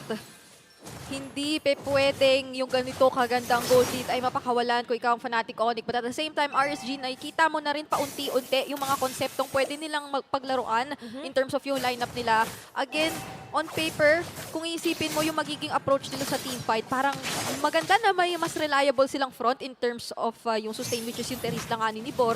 May setup din na pwedeng manggaling sa kanya na AOE. Tapos to think na pwede talaga mag-create dito ng napakaraming space si Aqua and si Light for Kusei to be able to use yung kanyang Zaman Force and dish out yung damage para rin magkaroon ng kaunting kumbaga freedom si Irad na lumipad at maghanap ng targets. Pero dine-deny din kasi yun ang paulit-ulit ng Fnatic Onic kasi ang bilis lang din ng pacing nila dito sa laban. Purple buff din mismo kasi, Brigida, as we all know, kapag may funny ka talagang kalaban, isa yan sa ina-eye out mo na kung kaya nga, di ba, i-delay ng i-delay. Pero hindi lang basta kaya, talagang ginagawa na agad dito ng Fnatic Onic Philippines ang every option na talagang pabagsakin agad dito yung pinaplanong task force ng RSG. And now, they're trying to find a way na naman na kung sakali man mang-delay. Kaso ito na yung reaction ng RSG Philippines. 4 members here rotating around the purple buff. Papasok na nga lang din dito si Brusco. Kahit merong Lantern Flare, hindi niya pinapansin. Instead, mas nagugustuhan niya pa. Hindi na nga rin yata mahanapan ng sagot ng RSG Philippines dito yung panggugulong ginagawa ni Brusco. Again, isa na namang matagumpay na pang i-invade ang naipamalas na naman ng Fnatic Onic. At ito yung hindi mo gugustuhin as a funny. Pero talagang wala nang choice ang RSG Philippines kung hindi harapin yung sitwasyon na ito. And again, going back, kailangan din nilang pilian na maigi kung gugustuhin man nila mag-engage. Kasi sa ngayon, possibly yung pinaka magiging ligtas talaga yung mga ganito na trades or yung mga opposite side ng map na pwedeng puntahan ni Irad. Kasi iwas muna. At this point, yung Sky Piercer na pick up na rin ni Kendra. Pagka na-low sila dito ay sobrang delikado na kasi hindi nakakapusin ang Fnatic Onic ng damage. Yeah, and ngayon, ang kailangan nilang nila bumawas or sumet up. And speaking of setup, eto na naman si Brusco. Nandun ang wall. Pero tatalon lang naman sa bakot doon sila. Makakaligtas. Pero look at Kirk. Appraiser shot activated. Napakasakit mo, Kuya Kirk. At mukhang nowhere to go na naman dito si Light but fall down. And Fnatic Onic Philippines still has the lead. Pero katulad nga ng sinabi mo, they have to make the most out of it eh. Kung ano muna yung kaya, dun muna tayo pumondo. Katulad ng ginagawa ni Irad. Ito muna ang kanilang pangahawakan. Habang ibang mga miyembro ng Fnatic Onic, pwede nilang gawin ng paulit-ulit yung ganitong, sige, pwede ka nang lumalim kasi may susundo at susundo lang sa'yo. And again, kapag hindi na timing yon ng RSG Philippines, maraming mga resources ang potentially mawala sa kamay nila, which is isa sa mga nakita natin kanina, na kapag meron ng magandang pagkaka-force out ng napakaraming spells from RSG, hindi na nila na-execute na po-pull off yung full potential talaga rito ng lineup nila. Lalo pag naging unsuccessful pa yung mga binuhusan nila na skills na yon or mga attempts nila na mag-pick off. So, very tricky itong sitwasyon na to kasi yung gold lead natin nasa tumataginting lang naman na halos mag-10K. Yeah. And kung imaginein mo, Brigida, ilang items na yon, ilang sakit na yon na maidudulot sa inyo kung ikaw ang Fnatic Onic Philippines. But for RSG, what we mentioned earlier is yung kinakatakot natin sino yung isa sana sa sasalag or magbibigay ng somewhat of a shield for them. Si Nibor, sabihin na natin somewhat nagiging hybrid siya. Kaso siya rin kasi yung inaasahan natin sa total lockdown with the penalty zone. And without that, is RSG Philippines, parang sitting duck sila ngayon. Lalo ng Fnatic Onic Philippines is out to hunt them down. Pwedeng kapit sa counter setup ang makikita muna natin for RSG Philippines dito dahil mahirap maghanap ng engage na sila mismo ang mauunang mag-pull off dahil sa ganitong klase ng gold gap na nag-e-exist sa pagitan ng dalawang teams natin. Pero Light, nakita natin yung attempt na to kanina. Meron ding attempt si Light kanina nung last defense na manggaling sa likod. So we'll see how this goes kasi Fnatic Onic, napakatapang na lang nilang lumusob at sumugod. Papatumpahin na agad nila ang isang inhibitor turret. Malinis ang nagiging galaw ngayon ng Fnatic Onic Philippines at kasabay nga nun ay talagang yung timing din ng purple buff. Wala silang pinalagpas na sandali, Brigida. Every moment, every buff counts here for King Kong. And now magbubunga pa on a 10.5k gold lead for Fnatic Onic Philippines for game number 2 alone. 1-9 pa rin ang kill score, Brigida. And right now for RSG Philippines, sobrang liit na nung nagagalawan nilang espasyo. Oo, napapaisip na ako kasi gusto man natin na sabihin, oo, for RSG pwede silang pumunta muna sa mga opposite na parte ng mapa. Ang bilis kasi rin talaga dito ng mobility, or ang taas na mobility ng Fnatic Onic, ang bilis ng mga rotations nila, even at this point ng laro. So, pwede talaga nilang i-manage din on their own yung mga nakikita nating waves. Katulad ito, na hindi man kasama yung Lord Objective, magkakakuha na naman yata ng inhibitor turret, pero grabe! Ito na yung inaantay natin na penalty zone, kaso yung counterplay na nanggaling doon kay Brusco ay mukhang magbubunga ng isang magandang fight at isang magandang mga pick-up. It's going to be Kirk falling down, pero ito ang pagpasok ni Kelra sa pagkalmot, makakasecure pa nga ng dalawa. And that's going to be a double kill. Fnatic Onic Philippines mukhang nagkaroon ng maraming trade-offs doon. Isa ang nakuha ng RSG from that engage na sinimulan ni Nibor. Pero at what cost? Kasi ang Fnatic Onic, kumakatok na yata sila sa base ng RSG Philippines. At nandito na nga sila, gusto na lang nila tapusin dahil Fnatic Onic Philippines will sweep off RSG! At parang ganun lang, tinapos muli ng Super Family ang sereng ito at hindi pa magtatapos. Tuloy-tuloy talaga ang kanilang winning streak. Another 2-0 para sa Fnatic Onic Philippines. And Brigida, habang tumatagal, grabe pabilis ng pabilis ang mga laban na nasasaksihan natin. Ang daming record na na-break ngayong araw in terms of yung mga fastest games. Pwede na ba natin gawan din ng fastest series, di ba? Kasi ang bibilis na mga nakikita natin. Pero still props to RSG Philippines. Klarong-klaro na merong nagiging ideya sa likod ng mga gusto nila talagang gamitin at ilabas. But then unfortunately, yung Fnatic Onic ay naging sobrang prepared para sagutin ang mga yon. At palakpakan natin ang mga Raiders para sa kanilang naipakita dito sa labang ito.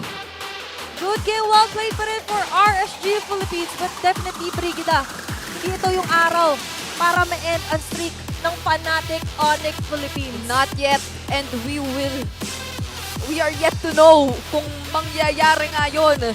Kaya kausapin na muna natin ang Super Family kasama ang ating host na si Mara Aquino.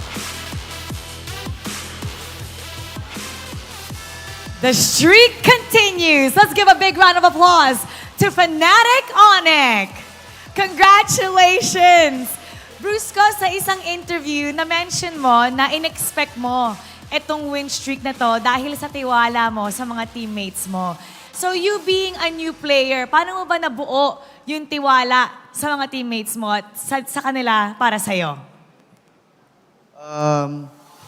Since nung season 13, nakita ko na malakas sila.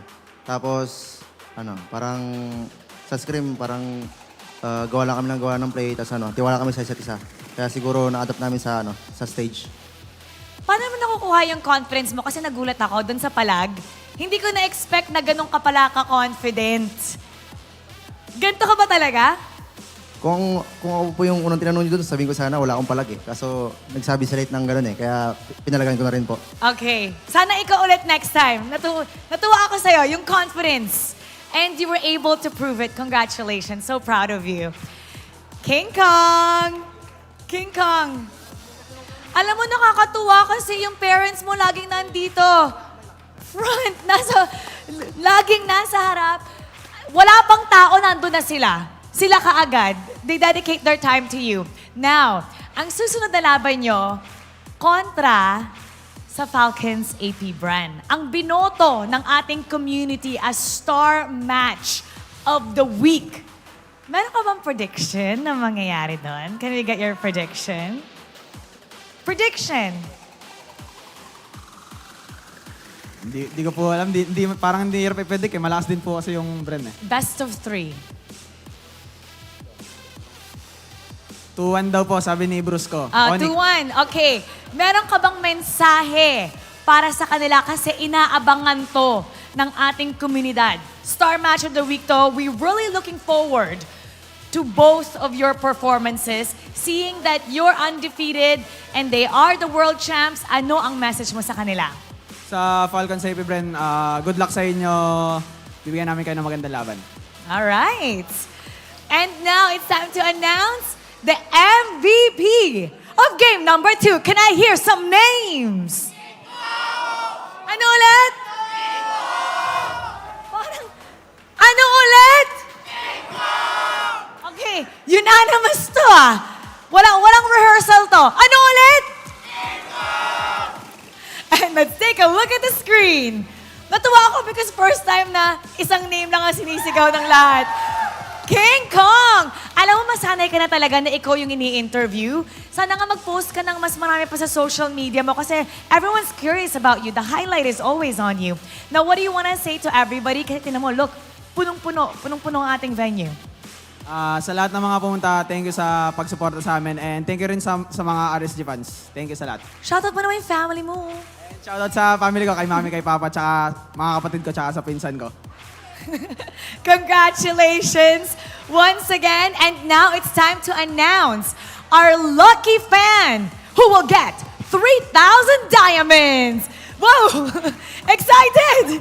Hello, wag ka ba na pa? Wag ka na ba na ba? What's your name? What's your name? Pia. Pia! Pia, nakakatuwa ka. Kumikinang yung face mo. Puro glitter. Nasira kasi yung makeup ko sa CR kanina. So nag-makeup ka bago pumunta dito? Actually, natunaw po yung makeup ko, tapos pumunta po ako kasi po may interview daw eh. Sino ba ang gusto mong i-impress dito? Actually, si Kurt po, pero wag na lang. Si Kirk! Si Kirk, pero wag na lang! Kirk, bakit wink-wink ka na? Okay, ayan, tumabi ka sa kanya. Tumabi ka! Sabi niya, ano ba? Okay, ayan. Bakit si Kirk? First time ko po siya kasi nakita nung nasiminana pa po siya. Tapos nandun po siya sa may baba ng bootcamp po nila, dun sa may McDonald's. Sa baba ng bootcamp? Sa may McDonald's? Ba't ka nandun? Inaabangan mo ba? Hindi po, pero nagkataon lang siguro. Okay, anong gusto mong sabihin sa kanya? At gusto mo ba sabihin kung bakit bigla kang humanga sa kanya? Yung abilidad ba niya? Kasi before, naging admin ako ng Hinana. Oh, okay. So, anong gusto mo sabihin sa kanya ngayon? Ano ba? Pagkakataon mo na. Wait lang, na-speechless ako doon. Nonchalant po siya. Nonchalant talaga siya. Hindi, ganyan lang talaga siya. Kahit ako nagtataka nga ako kung anong iniisip niya minsan eh. Okay, anong gusto mo sabihin? Sa bawat game at mga laban na makukuha niya at ibigay niya lang lahat ng best niya at sana maging OA na rin siya. Sana maging OA ka na. Anong gusto mo sabihin sa kanya?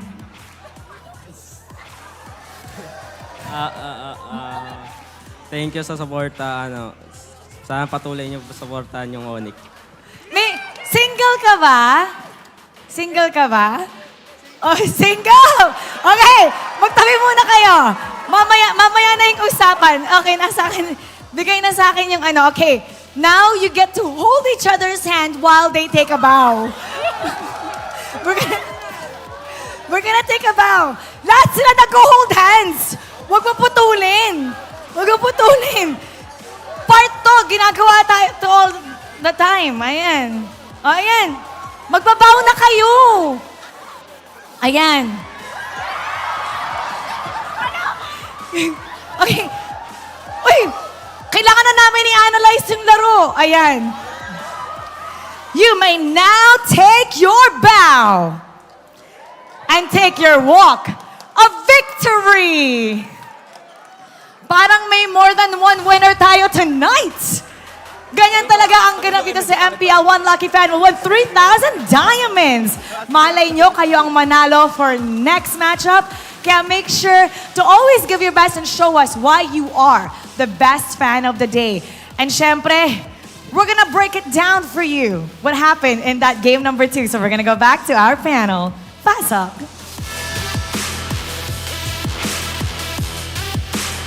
Grabe, 5 lang yung player ng Fanatic Onic, pero 6 yung panalo. Welcome sa Onic family! Parte ka na ngayon ng Super Family! Anong analyst? Mamaya na yun! Mamaya na yun! Si Kirk! Si Kirk? Ikaw pala ang MVP, Kirk! Kirk, pumunta ka dito! Grabe, 2 beses kang nanalo! Grabe! Isipin mo, best of 3, pero yung pinanalo niya, game 2 lang, pero 3 games yung panalo niya. Oh my goodness. Wait lang. Parang Okay, kinikilig okay. pa ako. Okay, pwede nang iyan. Alam mo, sa totoo lang, MVP ka sa buhay ni Pia. Pero now, going back to the game, again, nagkaroon na maraming problems dito yung early game ng RSG. Hindi talaga ganun ka-effective yung Hellcurt roam na sigurong ine-expect din na nagagana ng early game. And as early as level 3 pa lang si King Kong, na-shutdown na kagad yung Hellcurt. So, nawalan din talaga ng early game threat dito yung RSG. And same thing nung game number 1, it's just worse this time around for RSG kasi FNOP is gonna be able to do whatever they want on the map. Kumbaga, wala nang pipigil sa Hayabusa. Yeah. Kahit man makahanap sila ng target dito, nililigtas lang din ni Super Friends as we saw nung skirmish sa mid-game. Oo, and alam mo, ang naging trend talaga ay yung continuous times na nakikita ng FNOP, si Light, na sinusubukang humanap ng opening from the backlines. I think that was 2 to 3 times na na-punish nila si Light without Light being able to look for another opening. And what happens is, kapag nagpapa-overextend naman yung kupunan ng FNOP, yung guiding wind coming from Super Friends is always there. Kaya naman yung pagpapatong-patong ng skills nila, alam nila na kaya silang ilabas because of this Matilda na usually nakikita natin sa roam. But here in this case, nakita natin sa Phosphor and kahit hindi damage yung build na meron siya, it was more than enough still because they have magic damage coming from this EDF. Yeah, and also yung yung ginagawa ni Brusco na napag-usapan natin kanina during do sa actual game. Na yung ang hilig niya tinititigan lang yung jungler ng RSG. Literal na Brusco, diba? Yung pag tinitignan niya yung purple, kinakanta niya si Pani, tinitigan ko. Yung purple mo. Nilapitan ko. Nilapitan ko. Lalapit Winajudge ko. Tapos ang maganda kasi doon, wala ka talaga takot for FNOP kasi again, kulang damage yung RSG. Meron ka pang guiding wind. And ang kailangan mo lang naman gawin is magbigay ng spasyo para kay King Kong. And then, nakita din natin yung effect ng Edith, ng first 2 pick na Edith nila. Even though may Harit sa side ng RSG, pero yun na nga yun eh. It's a winning matchup for Kirk. And nakita natin sa late game, nung pinasok na ng FNOP yung base ng RSG, wala na siyang pake. Flinikeran niya yung Harit. Naghubad si Kirk. Pinakita niya kung sino talaga siya. Oo. And yung gano'n, no, yung Edith right now, especially in the XP, kasi na-maximize ng Edith yung stacks, yung passive ng kanyang Primal Wrath. That's important to note na tumataas yung damage output ng isang Edith, especially if nakamax yung white line underneath the mana ng isang Edith. So yung ganong kind of mechanic coming from Kurt, ay yun yung nagpatunay kung bakit siya yung naging carry ng game and kung bakit siya yung naging winner of this series. Oo, hindi lang ng series, pati ng buhay ng iilang tao. Marami na nagsasabi, din to medyo pang boy band eh. Oo nga eh. Yung itsura, pati galawan actually din naman. Nonchalant kasi. Oo, nonchalant. Alam mo kaya nga siya the Kirkitek eh. Diba? Sukat na sukat lahat eh. Oh, the Circulator. Pwede rin eh, di ba? Ang dami mong options kung anong pwede ipangalan kay Kirk. Pero hindi lang yan. I think you'd also have to give Super Friends his flowers as well. Because we don't usually get to see the Matilda very often in the mid lane. Yeah, imagine to pull off this kind of draft. I mean, it works. And parang pag inis mo, yung ideology nung kanilang composition, it works. It totally works against RSG. Feeling ko nga matagal na nakabaon to for FNOP na parang ngayon lang nila nakita na parang, uy, pwede Maybe it's a matchup against the Zushin. Maybe it's a Matilda Grok thing. But for all we know, it is something na talagang komportable ang FNOP. Yung talagang playstyle nila na sama-sama. Hindi sila naghihiwa-hiwalay. Very similar to like how the top teams play. Pero with FNOP, there's a certain magic to how they play. And grabe, no, nakakatuwang makita na kapag napa-overextend yung isa, even si Kelra, kapag like and pounce, tapos nag-flicker papasok yung kalaban. May 4 sa likod, tapos sabi ni Super Prince, dito ka muna, masyado ka ng malalim. And yung ganong klase ng mechanic, I think is what really makes FNOP a super team. Because they never leave each other alone. Even if si King Kong gumagamit ng mga assassins na kaya niyang mag-solo, hindi siya nagsosolo kasi lagi silang sama-sama. Well, what can I say? Super family for you. A family that, you know, competes together, stays together, wins together. Exactly my point, as Fnatic Onic is now still at the top of our standings with an undefeated 6-0 record in terms of matches and 12-3 in terms of games. Pero something similar to that is Falcons APBren na makakalaban din nila this sa week. Sunday. Yan yung star match natin for this week. Kabang-abang yan. Kung di nyo pa nakikita yung trailer ni Naisu, panoorin nyo na. Pero again, it really tells a lot of things about our top teams. Pero when it comes to the actual standings, TNC and Blacklist International, meron pa silang talagang kailangang ayusin sa kanilang mga laro. They still have the round 2 para makahabol sa points. Pero bukas actually magkikita sila. So medyo First match tomorrow. And hindi pa naman huli, hindi pa natutuldokan ng kanilang playoffs opportunity. So I think now that we're halfway through, this is the best time for them to get going. Kasi kapag nag-week 5 pa na nandito sila sa ganong spot, medyo masesement na mag-e-end na yung run nila for playoffs. Hold up, wait a minute. There's also the best part para sa Nagulat ating mga ako. fans. Alright, mind you, kasi nagkaroon din ng Infinix Fansik laban and the standings are gonna be showcased in just a bit. Kasi as per usual, naglaban ang Raiders, naglaban ang Sonics, naglaban ang Phoenix Army, at pati na rin ang Bees. And as of the moment, it is the Phoenix Army leading the standings. Their fans showing up for their team. Meanwhile, nakakuha naman ng paralo ang Raiders kontra sa Sonic. So, may bawi naman ng konti yung fans dito sa Fansik Laban. Oo, baliktad Baliktad today yung result ng actual match and pati na rin yung Fansik Laban, which is again very exciting kasi again, aside sa pag-support sa mga teams na sinusuportahan nyo, pwede nyong ipaglaban yung inyong mga dangal sa pakikipaglaban sa iba't ibang fans ng mga teams. Siyempre, di ba, masarap din naman na fan ka, di ba? Siyempre, alam ka namang pag trinasyo ka na, talo kayo ngayon, wala kang bawi. O pag panalo kami sa Fansik Laban. Panalo kami sa inyo, di ba? Kaya nga, alam mo, bukod sa fact na nakikita natin yung mga fans na mag-participate in the Fansik Laban, kanina nung break time, nakipaglaro din tayo sa mga fans from RSG Philippines. So, ganun talaga yung bonding here in the MPL Arena. Kaya ikaw, kung free ka naman at hindi na umuulan bukas, pwede ka na magpunta dito. Oo, kung hindi na umuulan at okay naman na dyan. Kapag hindi na. Stay safe, Stay safe. Lagi mong alalahanin, stay safe muna. Make sure that all of your surroundings are A-okay. Pero kung okay naman na, wala na. Andito. Punta rito. Tabi kayo dyan. Tabi kayo dito. Pero dito kami, tayo tabi. isasantabi na rin muna namin ang aming mga sarili. Auntie Anara, Midnight, and Ancillaria. This has been the Infinix Game Tambayan. Irerekta muna natin kay host, Mara Aquino. Mara, pasok. The first day of the halfway point did not disappoint. The Bees recorded the fastest game of the season, and the Super Family added another win to their streak.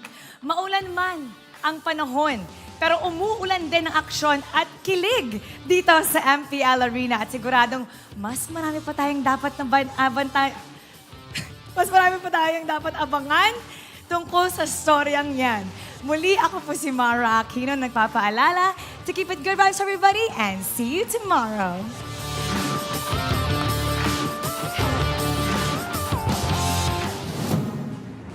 The 14th season of MPL Philippines is brought to you by the following sponsors. Smart, the official telco partner of MPL Philippines Season 14. The official tournament phone of MPL Philippines, Infinix GT 20 Pro. Official suppliers, EMC Asia and Index Salon. Experience the MPL PH Season 14 action live at Green Sun, Makati City. Grab your tickets now via official MPL PH website. Don't miss any MPL action by following our official Facebook and subscribing to our YouTube channel. Follow MPL PH on TikTok for more content. And to ensure the equality and fairness of our games, MPL Philippines is also monitored and supervised by the Games and Amusements Board.